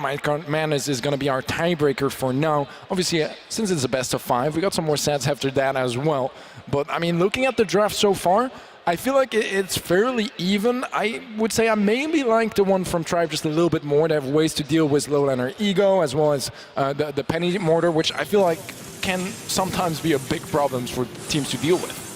Absolutely agree. Let's see how it's executed. It looks like the minecart is headed the way of Tribe Gaming EU to start things off. It's going to be the initial control for SK and how well Tribe Gaming can push it back in. Minecart coming down through mid too. Looks like iChaos is going to opt to stay in front of it and will have to suffer some damage as a result, but Freeze Frame comes down to lock down this area, but iChaos still has to recover this health. Yoshi also gets tripped up by a mine on the right side. 1-2 shots into him, and he will actually opt to hide behind the obstacle as well. Not a whole lot of pinch opportunities for the time being. Drage also going to get tagged up too. Tribe Gaming, though, are waiting on these lanes to push it back in as fast as they can. But with SK further encroaching, there's simply no room for Tribe Gaming to push in just yet. If Drage can catch someone off guard, and if his teammates on the lane can force people in, he can't get a game-changing pull if Guille gets caught off guard. There's not much time to do so either. 8 gems in the pocket for SK and Tribe. They need to turn things around sooner or later, but it's much rather going to be sooner, as they do have a bit of control. They're starting to catch up gem-wise. A big pickup from Yoshi on the right-hand side is going to keep that control up for Tribe, as he is being a bit of a nuisance in their back line. Eventually, good shot from Semantic is going to connect, open things up. Gem number 9 picked up by Guille. One more to start a countdown. What can Tribe do about it? Well, so far, not much. This countdown is initiated by SK, and Tribe have 15 seconds to stop it. Guille has opted not to go further back behind that minecart. Yoshi is going to look for an angle to get some damage in here too. Semantic goes down. It's a double kill. Guille's all alone. His teammates might arrive in time to block off that area with the pull. It doesn't make its way around the salty barrel, but he will get taken down. Now Semantic is tasked with carrying all the gems, but he better hang on to them for a whole long time, because we could be going into a countdown interruption. Tribe Gaming EU need to get this gem in the next one, but SK pick it up, and there's almost no way to get to Semantic now. Clock's ticking down, and SK will run away with this one. A bit of a mistake there from Tribe. They needed that gem. If they picked up 2, they would have been able to tie things up to 10-10, but because it was picked up by SK, well, they were at 11, which means that now there was no chance anymore. The gap was just too wide, and SK, I mean, they take another game here, and momentum is starting to really solidify on their side. Tribe need to be careful. That third set is always so important if you're in a 1-1 situation, because that means that your opponents, they can afford to lose another set and make some mistakes, misdraft or whatever not. Right now, Tribe, they want to make sure that does not happen in favor of SK. Well, one factor for Tribe at the time being is that they need to get some pulls out here. We didn't see any pulls in that last game, at least not ones that pulled an enemy back. And the ones that bring you gems are the most valuable. Semantic, that's our first victim of the minecart for the day, unfortunately. And SK Gaming continue to have good damage at mid, but Tribe Gaming EU no doubt have established control too. Lots of gems on their side. With Drage being marked up, he's going to have to be especially careful if he tries to pull someone. Guille also avoids these mines at mid. Loses a lot of bushes at the same time, but not the hugest loss either. They seem to be doing pretty well with this minecart at their backs. Pretty soon it's going to be headed Tribe's way, and from there they can start to try and get some of these gems off of Tribe. All right, Drage sitting on that pull. He is again marked up. He's really been the permanent player to be marked by Semantic, just griefing his game a little bit. Yoshi going in aggressive, trying to get that pickup onto Guille. Actually gets it, should get cleared out anyways, but still, that creates space, and they could really use that. A nice pickup from IKEOS. Don't think they can really capitalize more than that because the respawns are coming through and those gems are too deep on Tribe Gaming's side. But SK Gaming solidifying that gem count. It's all evened out now, but that gem is dropped. Actually goes in the pocket of Tribe now, but Yashi loses one of his own. 8, there's one on the bottom left. That would be 9 for SK. They do still need one more to at least start a countdown, but even then, Tribe, they could even it out. Serious taps from Lena on the right side are going to send Guille back to mid. Semantic opts to take this this right lane matchup too. Guille might have to decide to actually go behind this minecart too. Can't be too greedy, and Drage can afford to take an 11th gem too, but it's not over just yet. SK Gaming can pick up enough gems to take it back, but they got to be careful about the gene pull that's waiting for them. Lena closes in from the right side too to drop all those gems on the ground. Semantic might have enough time to pick them up, but there's not enough time to get mid control back, and Tribe Gaming EU has the gem advantage, and we're headed to yet another tie within the set. Wow, this match. I mean, every match so far has been pretty one-sided. For the last match of the day, it seems like we're going all the way in every single set. You love to see it.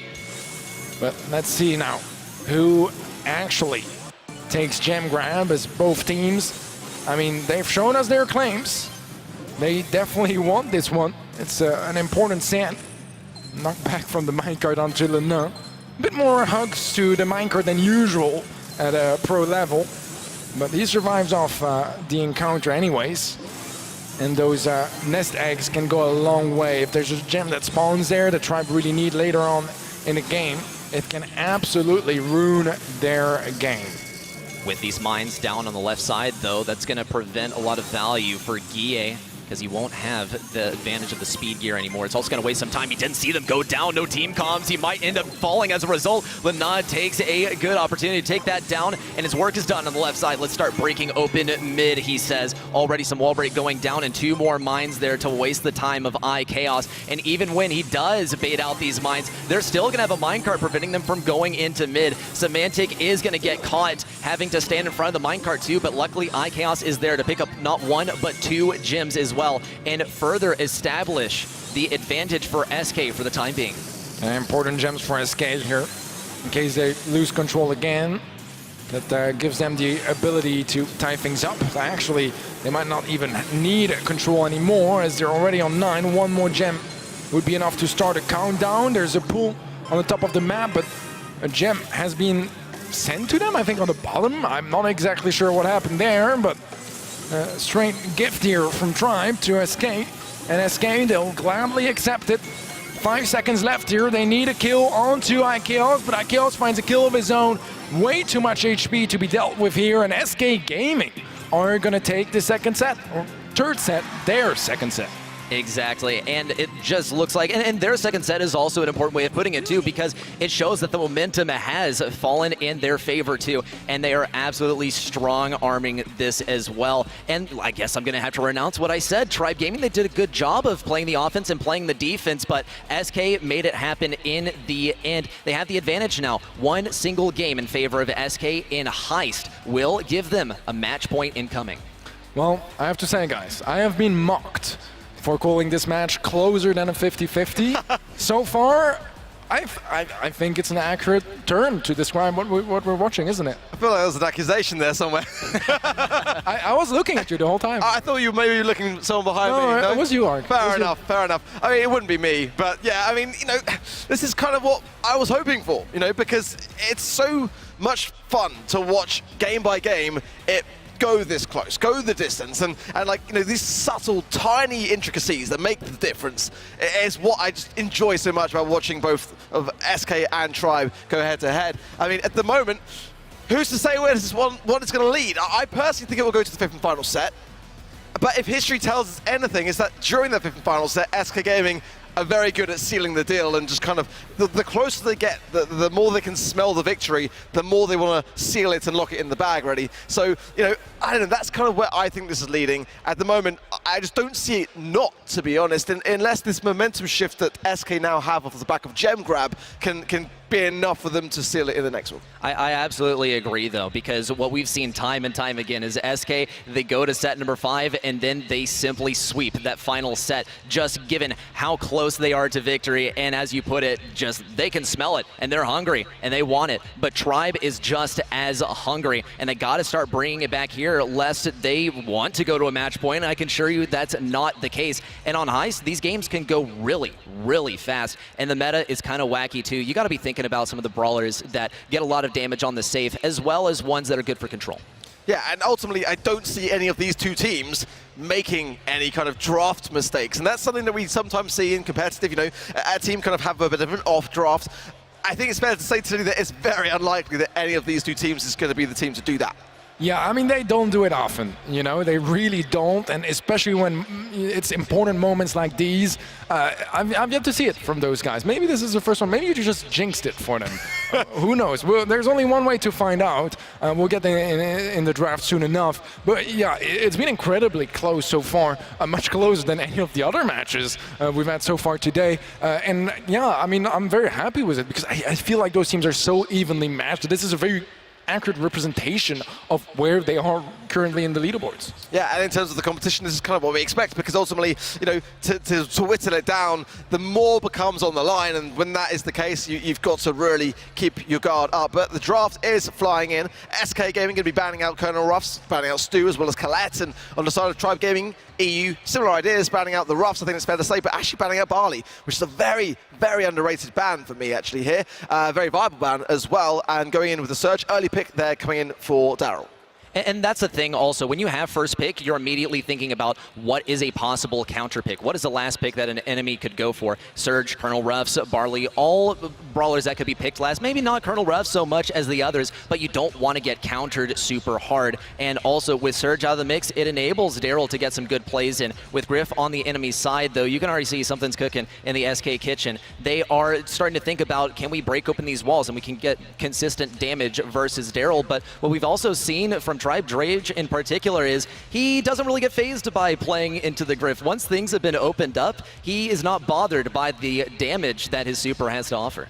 Yeah, I like the M's pick as well. It's a brawler that SK like to bring more than most teams at the moment, because it's somewhat off meta.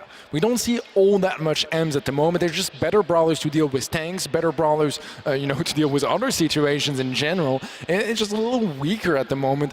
But SK, they've always been an advocate of it, specifically Semantic as well. We'll see if he actually is the one that ends up playing it. But I kind of like it, because this is one of the few maps where you can catch your opponents off guard if you play the bush correctly. Speed gear as well really enables you to get in range of your opponents, slow them down with your shot, and fall back. And obviously, I mean, they're facing a Daryl, so having an anti-tank is pretty much a must.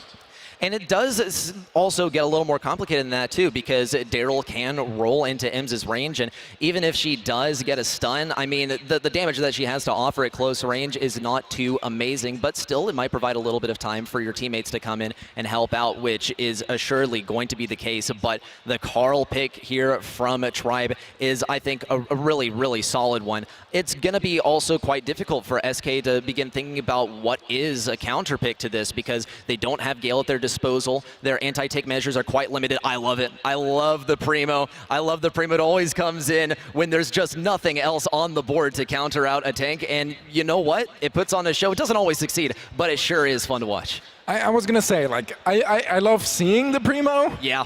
I don't know if I love it like as a pick in itself. I don't know if it's the most successful one in general, but I mean, SK, they've shown in the past that sometimes some of those odd picks, they can absolutely make them work. We'll see if they can do so here against Tribe, as they do want to close things out in the fourth set. On the other hand, Tribe, they want to go all the way. We also wanted to go all the way, so we'll see if SK can close out here in set 4, or if we're going all the way to set 5. Well, it's a difficult call as to who has the advantage here on the Primo lane. Primo's going to be taking a whole lot of damage versus Lina, and they have about equal speed, too. So Semantic is going to have to explore something really interesting. In fact, he's not going to be able to get that damage onto Lina in the middle of his gadget, and that's free damage for Lina, too. He's going to finish things off with a super, too, and get some serious damage. Drage also doing a number on that save. Look at the percentage left, only 55, and we're only a few seconds into the game. I think this is one of the least meta comps I've seen in a long time here from SK Gaming, because when you think about it, there's just not a single brawler here that's one of the top meta brawlers. Ems is kind of like, Primo, you barely see it. In very specific situations you will see it, and Griff is okay, but it's not incredible either. And so far, I mean, you can see the weakness of it because they're behind by 55% already.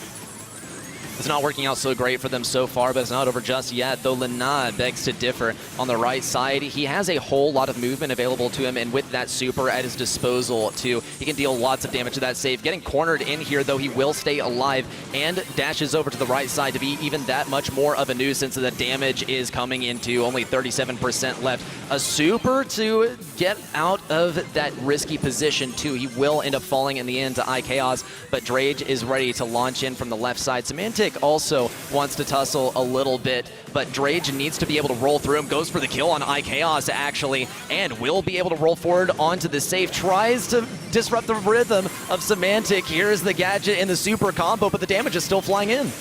Yeah, it's gonna be so tough to turn things around here. It's near 70% lead now in favor of Tribe Gaming, and a fifth set seems more and more likely as Lena tries to take down Guille, will do so successfully, and that might be just what they need to close this one out. And indeed, Tribe take the first game of Heist here, one away from taking us all the way to the fifth and final set. It was an endless assault there from Tribe Gaming. We saw the Daryl roll in. We saw so much damage from Carl too, and then locking it down in mid. That wasn't really where the action was, so we didn't see too much of that, but really, iChaos just had too much responsibility there. He's trying to counter out tanks to left, right, and he's also worried about Yoshi at the center. Here with a gadget too, he doesn't manage to get Yoshi out of his range and ends up falling in the end. Semantic, thankfully, is there to come to the rescue and get the takedown, but Drage now is firmly planted on the right side with a super too. He can roll in on that safe and get some damage. Yeah, he will get knocked back. Safe is gonna have to tank for the M's, but that's enough to still claim 14% damage. Semantic was a nice kill onto Lena. Yoshi gets reset on the heal as well, which will cause the mid to be pretty volatile and hard to hold on for Tribe Gaming. A nice knockback onto Lena. He will get shut down. Another kill from Semantic as well. Drage has access to the safe now. It's going to extend the lead a bit further for Tribe, but SK, I mean, much more competitive in this one. No doubt, iChaos can still establish some defense here as he does have that super, but he's going to have some struggles in finding a wall that's optimal to use that super around. Lena on the right side also has a super and a gadget to dash in. Some damage coming in on the enemy safe too. It's going to be advantage for SK Gaming for the time being, but Drage is all charged up now. He has that super to push it on the left side. iChaos now does hide on kind of the left side of these bushes. He's not super intent on dealing with Drage right now. Instead, he's going to try and get some damage on Yoshi. 1, 2, 3 shots from Yoshi. It's not enough to charge a super back. Here comes the super. He's still alive. Drage gets to push in now. Super in from Semantic to keep up the defense and a kill too. But this is a super for Yoshi if he's able to land those final shots on Semantic or get some damage onto iChaos as he pushes into mid. Guille also being a supreme nuisance on the right side. Here's the super, but it doesn't make contact with that safe. Semantic might be able to do something though, and he and Guille go to town. Yeah, that's a damage lead now for SK. Tribe are behind. Potentially a match point here, heading the way of SK Gaming if they can close this one out. Only 25 seconds left on the clock, so this is definitely a real possibility. Bit of damage still going down there on that save, but not quite enough just yet. Yoshi pushing forward, trying to get a couple more connection, gets it to 24%. There's 1% in it, but they need that 1%, and Guille shuts down Lena. Drage has the roll. Can he get the damage that he needs? He gets on the save, gets the damage down as well, and that is going to be the set secured by Tribe Gaming. We are going to set 5. Crazy, crazy, crazy stuff. And a 2-0 for Tribe Gaming EU as well as they wrest back that momentum in their favor. And Teddy, I gotta be honest, I half expected that we were gonna see 2-1s or 1-2s all the way down, but this is a nice change of pace, and especially for Tribe Gaming as the momentum is 100% in their favor. Definitely so. I mean, you know, momentum, we have said that word so many times, oh, yeah. But it is so important because there's really one advantage only. that you manage to transfer from one set to the other, it's that momentum, you know, it's that feeling that, you know, you're rolling over your opponents, that you're the better team. And right now, Tribe, they can have that feeling. But we had a conversation earlier, guys, about the fact that SK, they're amazing at winning those 5th sets.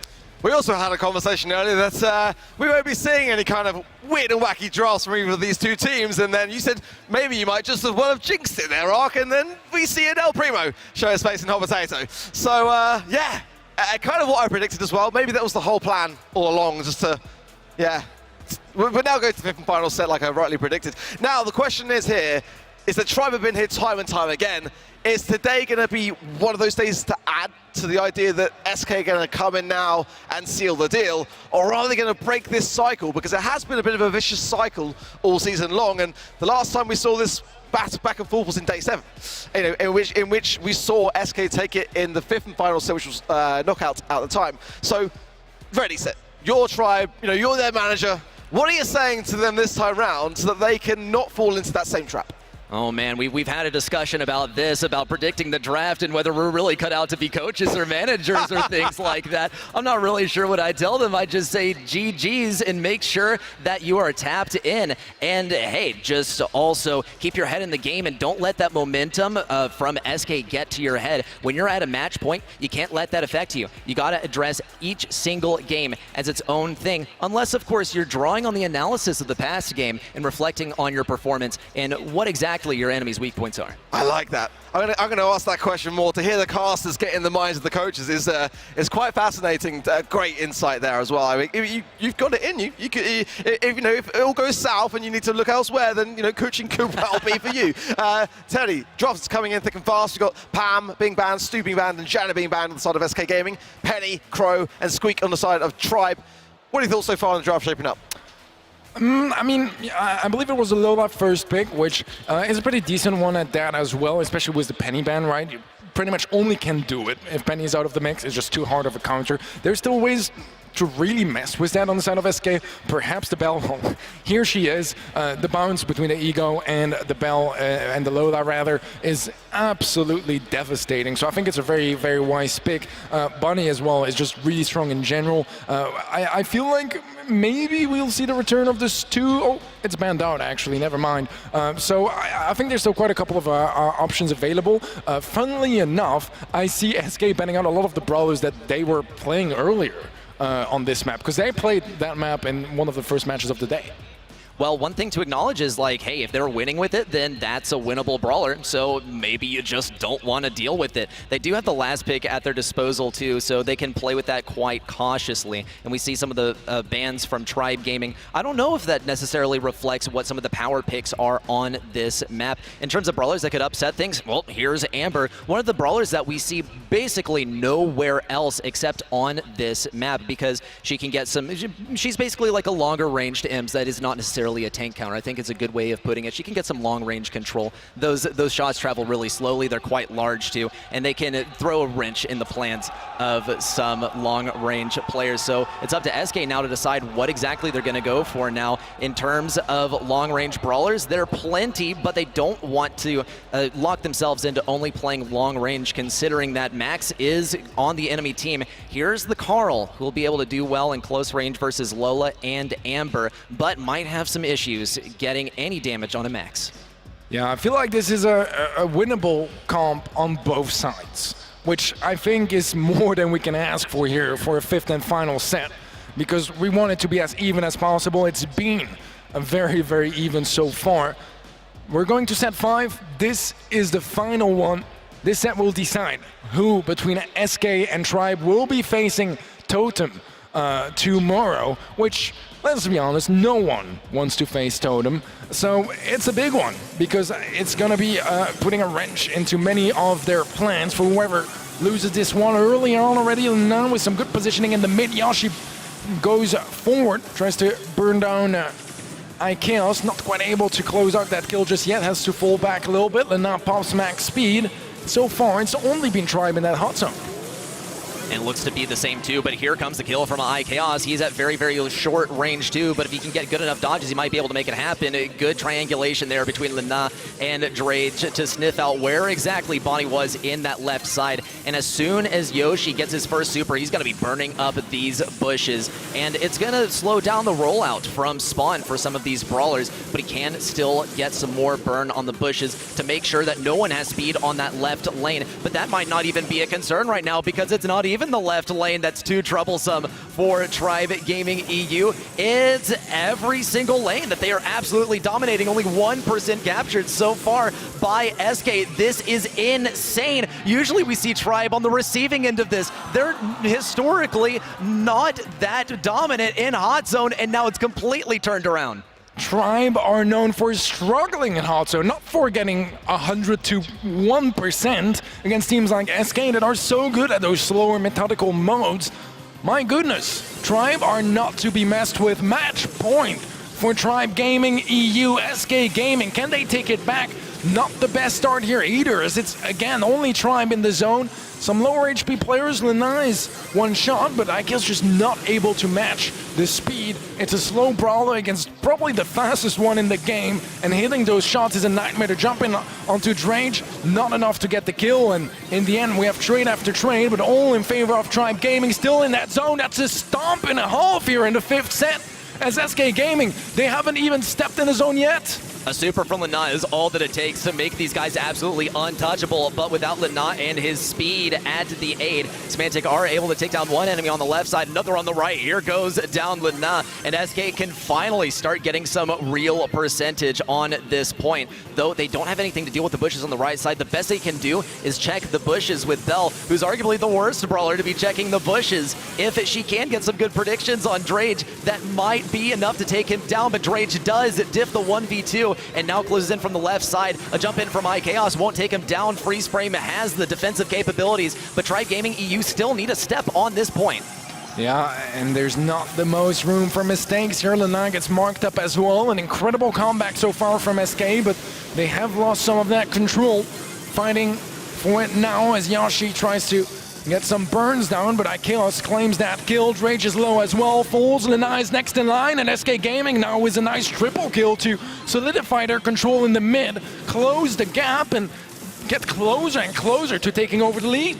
And now that Tribe Gaming EU doesn't really know too much of where Guille is right now, they might get surprised. Here comes one kill on the left side. Lina is getting some good dodges. That was the last phase shift or two, but he doesn't have any way of entering this point, and the percentage is only increasing for SK Gaming as they start to disrupt things on the right side and do kind of depart the point for just a little bit, but it's only Lina to try and get any percentage, and he won't be able to get rid of all these guys on his own. There's not enough time for Amber to get in, and it's a tied up set, a double match point.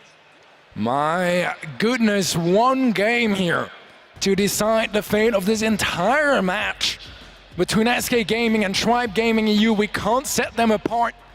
They feel as closely matched as they can, and despite a fantastic start of the game from Tribe, they were leading by like 60%, and yet SK Gaming, they don't give up all the way until the end. And the match continues here as Symantec is there to get first blood. Lina goes down. Symantec strikes again, finds Drage. This is the moment to pop off, and Symantec is delivering. The lane switch up has simply worked so well so far for SK Gaming. With Belle on the right lane, she's doing a phenomenal job, though Carl pushes in on the left side. Guille picks up one kill, maybe another one coming up as well. Drage surrounded by two enemies, but Lina fires down. He will get taken down by Guille. Yoshi is just out of range to take down Guille as well, but Tribe can continue to rack up this percentage. They need to stay firmly ahead of SK Gaming, but with Yoshi going down a little bit early, it's already a 2v3, and they gotta get some takedowns here, but instead they're getting encircled and taken down themselves. Drage is next up, and it's Yoshi all alone once again. A super out from Guille to stay on that point and get more percentage as well, and SK is closing in on Tribe's capture so far. History might be repeating itself as Tribe Gaming again was a fantastic start to this game, but SK, they are catching up. Tribe don't want to let it slip through their fingers as they assess some more resources towards the mid. A jump in here from Ikeos pays off, gets the kill, but he is burning down. Will end up going down, but Gia finds 2 kills. Those are absolutely massive because now SK, they are free to catch up percentage-wise, only about 20% behind, and still with pretty decent control. Gia is gonna change his mind on that super, doesn't quite want to commit to that fight as Yashi places down a puddle, but can't quite set it on fire just yet. No one stepping in it. 15% separating Tribe from taking the win here. Ikeos is on such low health too. He really doesn't have more options than to simply jump in and try and make it happen, but it's not enough. And Tribe Gaming EU will be taking the victory. They take down SK. Congratulations, Tribe Gaming. This is as close as a match can get, and yet Tribe Gaming EU, they don't fall under the pressure. A fantastic performance from them, taking the 3-2 victory here. It took the final game of the final set to make it happen, but Tribe are going to be on top this time around.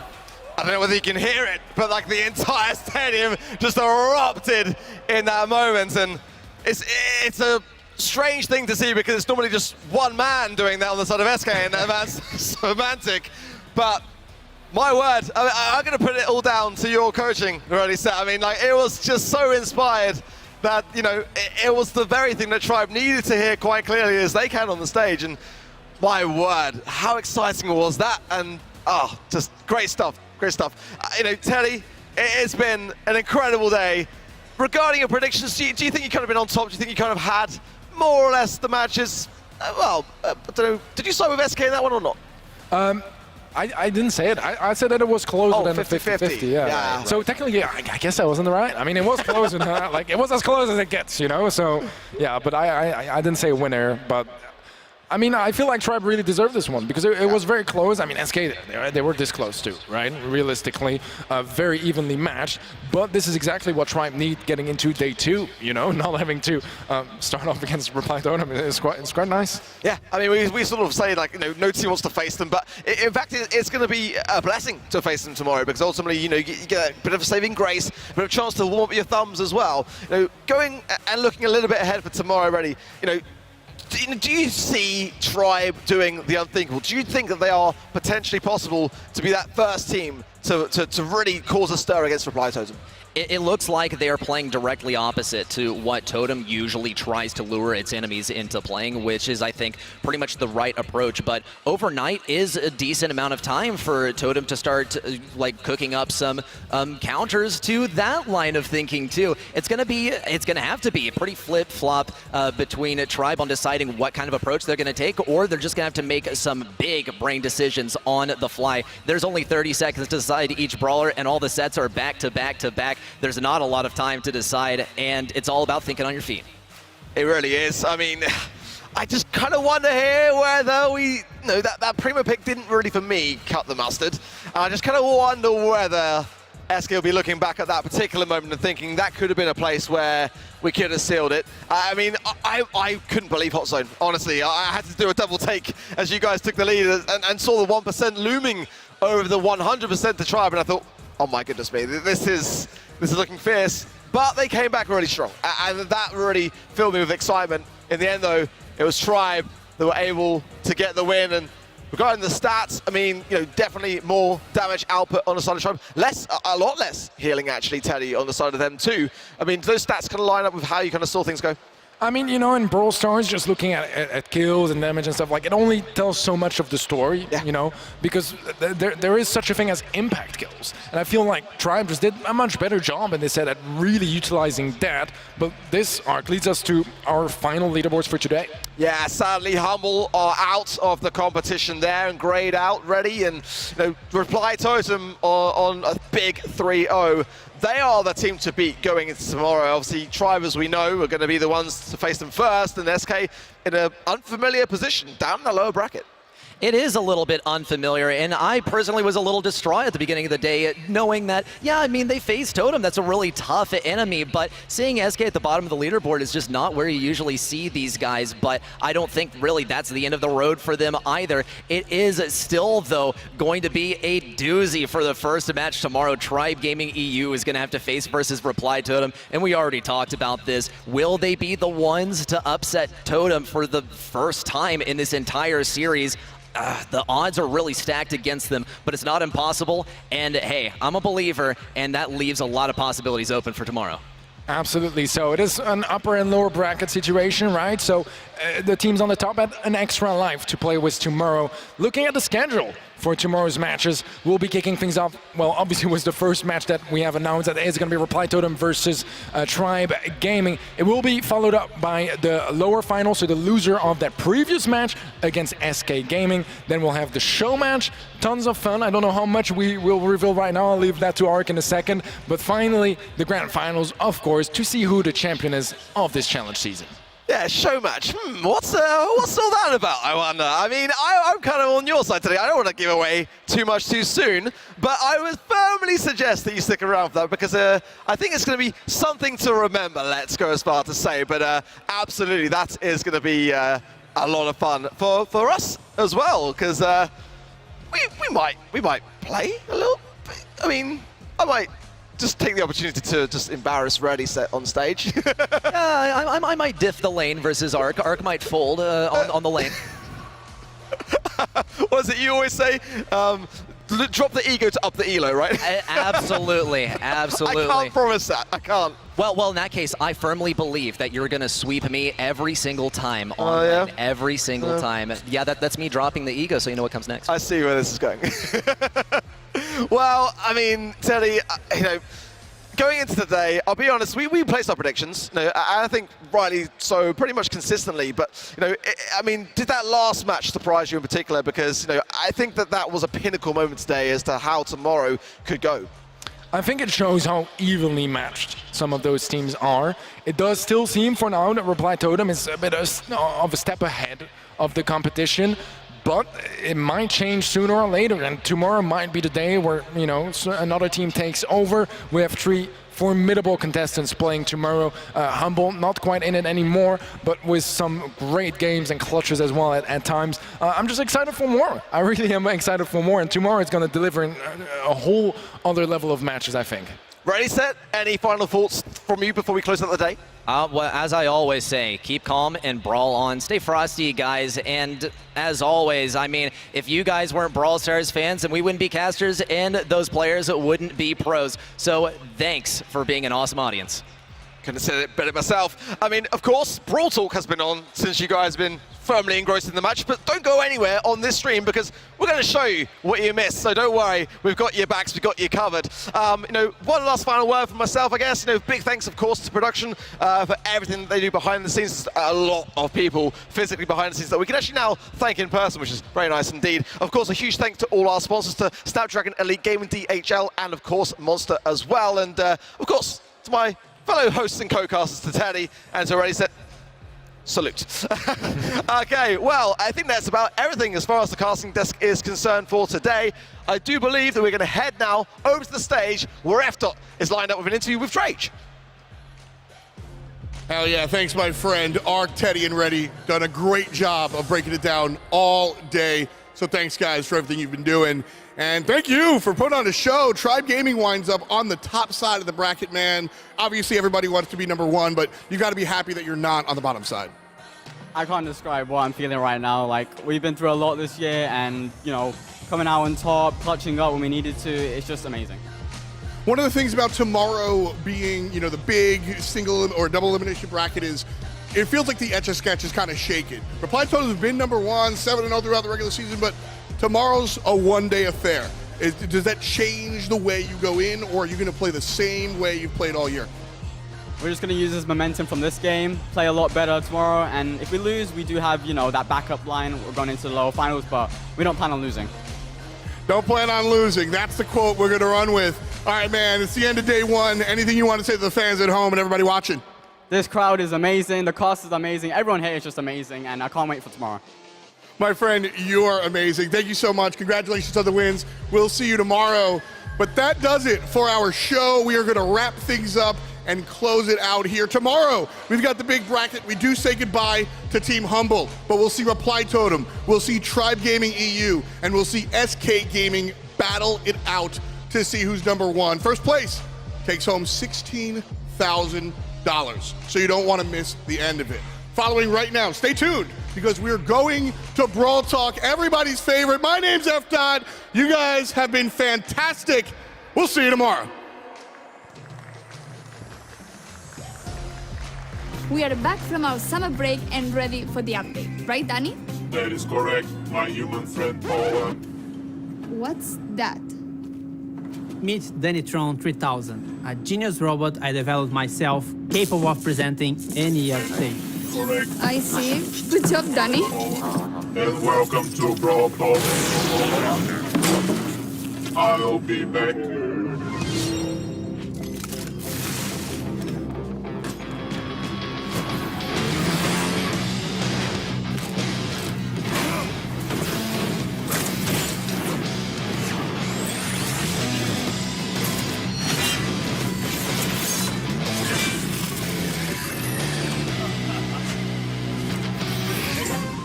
Back to the Wild West, but not entirely. We introduce you to the Robot Factory, the home of all those crazy robots you see in Star Park. It's also a perfect link to our newest chromatic brawler, Sam. He's the second member of Belle's trio and literally her partner in crime. He also has some personal beef with all the robots in Star Park. His playstyle feels very unique to Brawl. When equipped with his Knuckle Busters, he does a stronger close-range attack that can hit multiple enemies at the same time. When he doesn't have them, his attacks are not as powerful, but they are faster. And while he has his Knuckle Busters, his super bar is always full, meaning he's the first brawler who already starts with his super available. Activating his super with his Knuckle Busters on will throw them and will damage everything on their way. He also gets a temporary speed buff. Activating the super again will then call his Knuckle Busters back to his arms and damage everything on their way back. While Sun doesn't have his weapon, he'll have to charge his super in the normal way, by hitting his attacks. Or he can collect his Knuckle Buster again. Sam will get the Caesar Sam skin at the last tier of the Brawl Pass. And the first king of the Brawl Pass is Desperado Pope. Completing the Calamity Gang will have Lawless Lola as the Power League skin and Crowbone for gems. We will also be getting Moon Bunny Squeak for the Moon Festival in Asia, Stonk Span, it will make sense, I promise, and Mecha Mortis, our newest 299 gems king with custom voiceover and visual effects. And if you get him on release month, you'll get his spray, profile picture, and a whole set of his pins for free. Also, it will unlock 2 color variations in the shop for 49 gems each. And lastly, Trick or Treat Leon, which will be available around Halloween. We'll have other skins for Halloween, but they will come in a different update. And speaking of skins, all the robots got finally remodeled. They are a lot more polished, shiny, and brawly. We'll be getting another awesome 3D animation feature Pan and 8-bit, and to celebrate that, we'll be getting a new PvE mode. In this mode, you must keep 8-bit alive by collecting coins across the map and protecting him from the waves of bots. If 8-bit is defeated, you lose the game. If you and 8-bit survive until the end, you win. In this mode, 8-bit will be walking around and doing some work, so we'll be in a team of 4. But also make sure you always have him in your sight. You can swap brawlers in Power League. At the preparation screen, you can either request or receive a request to swap a brawler, and if everything looks great, you can accept it. That could be a really good idea to secure a good brawler first, or if they are just better than you with that brawler. We'll have a second brawler which will be released later in September. Gus is a very weird kid in his PJs and looks like he hasn't touched grass for a while. But besides his catchy vibes, Gus is actually a support brawler with the ability to heal and protect allies. For every attack Gus hits, he charges a new bar. Once this bar is full, the next attack you hit will drop a ghost in the map. If your allies touch this ghost, they will heal. You can drop multiple ghosts in the map.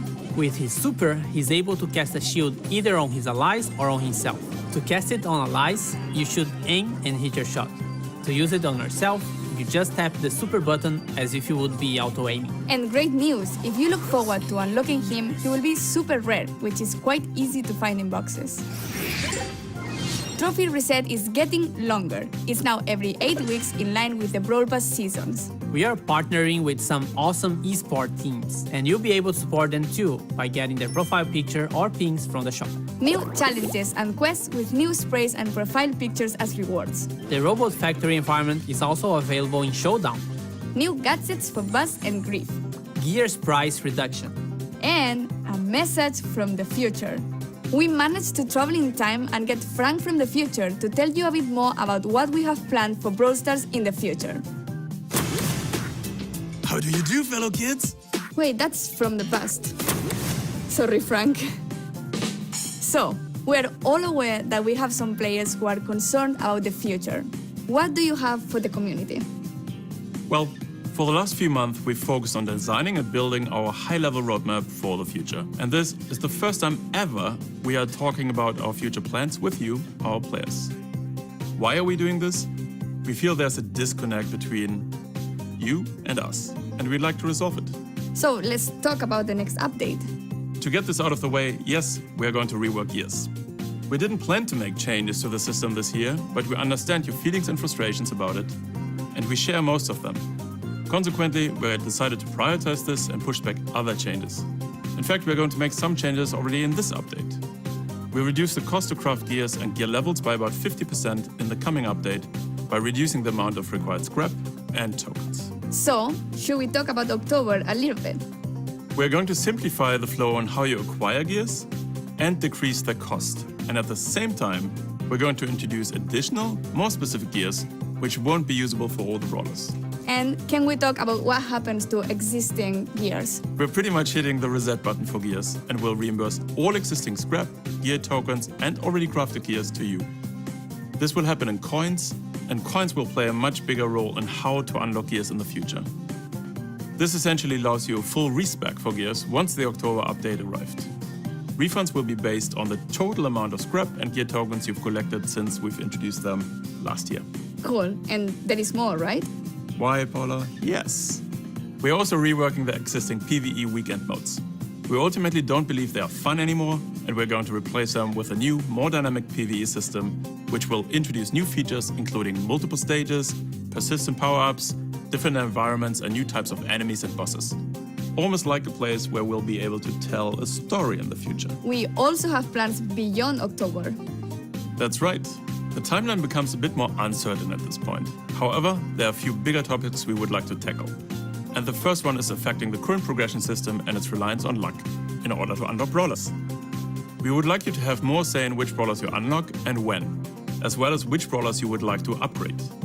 These changes have a huge impact on how Brawl is played and will give every player a clear goal in the game. We'd like to get these changes into your hands as fast as possible. And there are more things the team is working on. Yes, we would like to make it more meaningful to improve playing certain brawlers. The concept of mastery. Think clearer goals, rewards, you get it. Additional items on our current list of things to do are matchmaking, a better sense of collecting cosmetics and more ways for you to show them off, as well as tools for you to share cool moments in the game on social media directly from within the game. We'd also like to introduce ways for you to recruit your friends, and yes, in parallel we've started working on a system to report other players for things like grief play. We're likely going to roll this one out rather sooner than later and start the process of collecting data and get a sense of the volume of reports. This isn't a complete list of everything we'll do, but these are the topics currently taking the majority of our focus. You can learn more about upcoming features as usual here in Brawl Talk. And with this, thanks for watching, like and subscribe, and see you in October. And giveaways. Yes, the Brawl Stars creators will be giving away Moon Bunny Squeak. So search for #BunnySqueak giveaway here on YouTube or any social media and read the rules to participate in the giveaway hosted by the Brawl content creators. And this isn't a list. What's wrong with me? I did it perfectly before. I remember. And if everything looks great for you, you can... This is supernatural. That's right. Hasta la vista. Look, I don't want anyone's sympathy. I understand what it's meant for me. I give my focus and energy. If it's meant to be, then it's meant to be.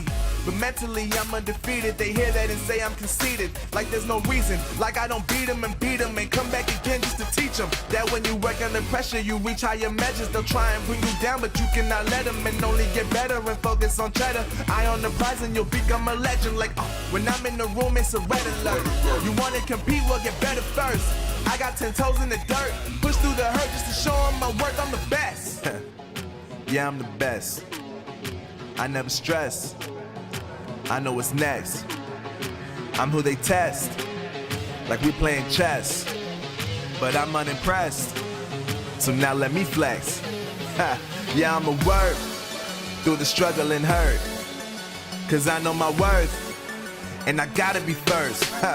Yeah, I gotta be first. They don't know what's gotten into me. How'd I turn pain into energy? Through all the struggle and hurt, remember my worth, and that's why I gotta be first.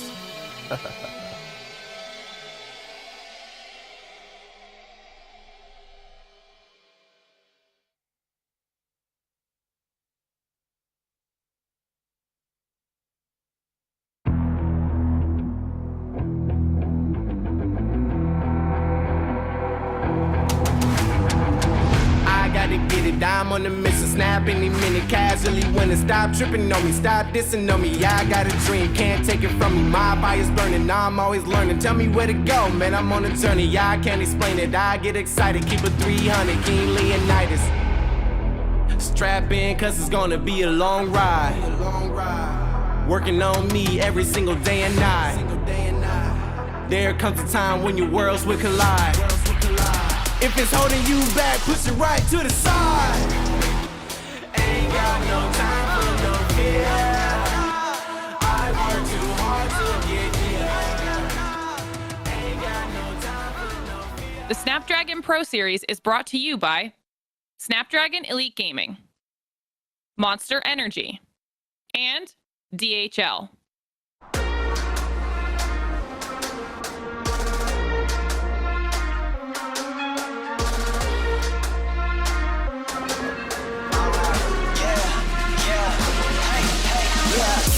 Won't stop going till a player on top know it. Rooftop pit, how sweet. If you really want it, gotta own it. Fight through it, we was at the lowest. Blood, sweat, tears, the components. Riding all year, now's the moment. We are not afraid, we are opponents. Yeah, I'm coming for mine. Yeah, I'm making a play, the game on the line. Yeah, I've been on the grind. Yeah, I jump in the spot, I made it my time. Yeah, look in the sky. Yeah, the stars align, no shade to shine. Can't stop it already, emotional work and devotion. We put in this time, look.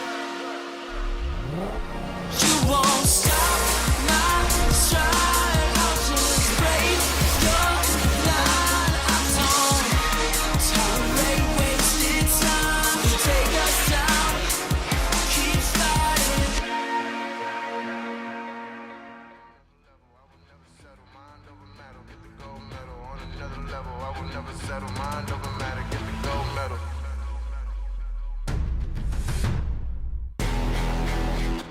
Ain't got no time for no fear. I work too hard to get here. Ain't got no time for no fear. I work too hard to get here. Ain't got no time for no fear. I work too hard to get here. Ain't got no time for no fear. I work too hard to get here.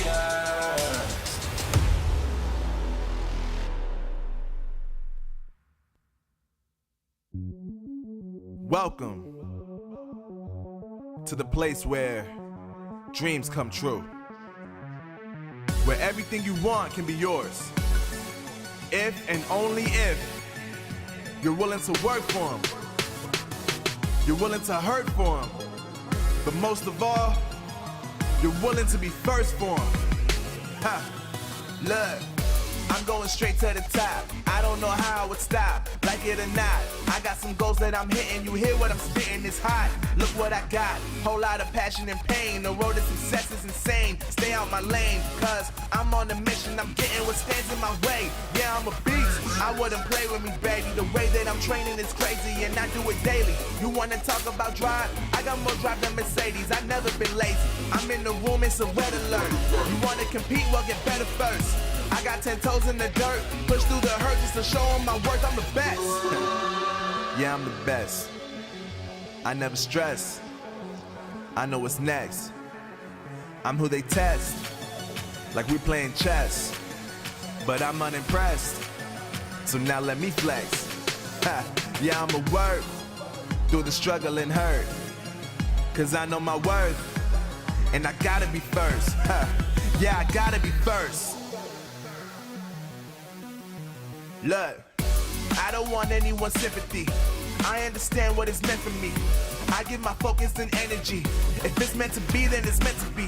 But mentally, I'm undefeated. They hear that and say I'm conceited. Like there's no reason. Like I don't beat them and come back again just to teach them that when you work under pressure, you reach higher measures. They'll try and bring you down, but you cannot let them, and only get better and focus on cheddar. Eye on the prize and you'll become a legend. Like, when I'm in the room, it's a red alert.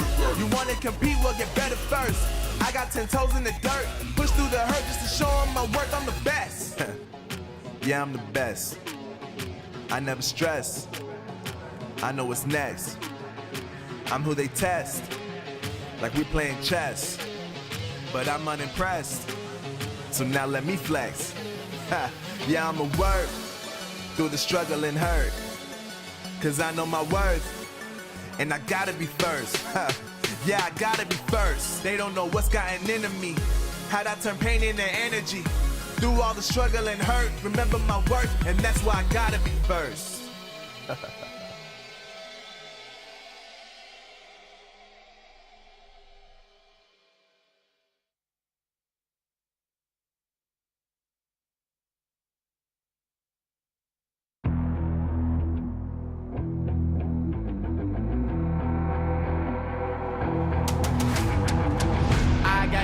I'm on the mission, snap any minute, casually winning. Stop tripping on me, stop dissing on me. Yeah, I got a dream, can't take it from me. My fire's burning, I'm always learning. Tell me where to go, man, I'm on a journey. Yeah, I can't explain it, I get excited. Keep it 300, King Leonidas. Strap in, cause it's gonna be a long ride. Working on me every single day and night. There comes a time when your worlds will collide. If it's holding you back, push it right to the side.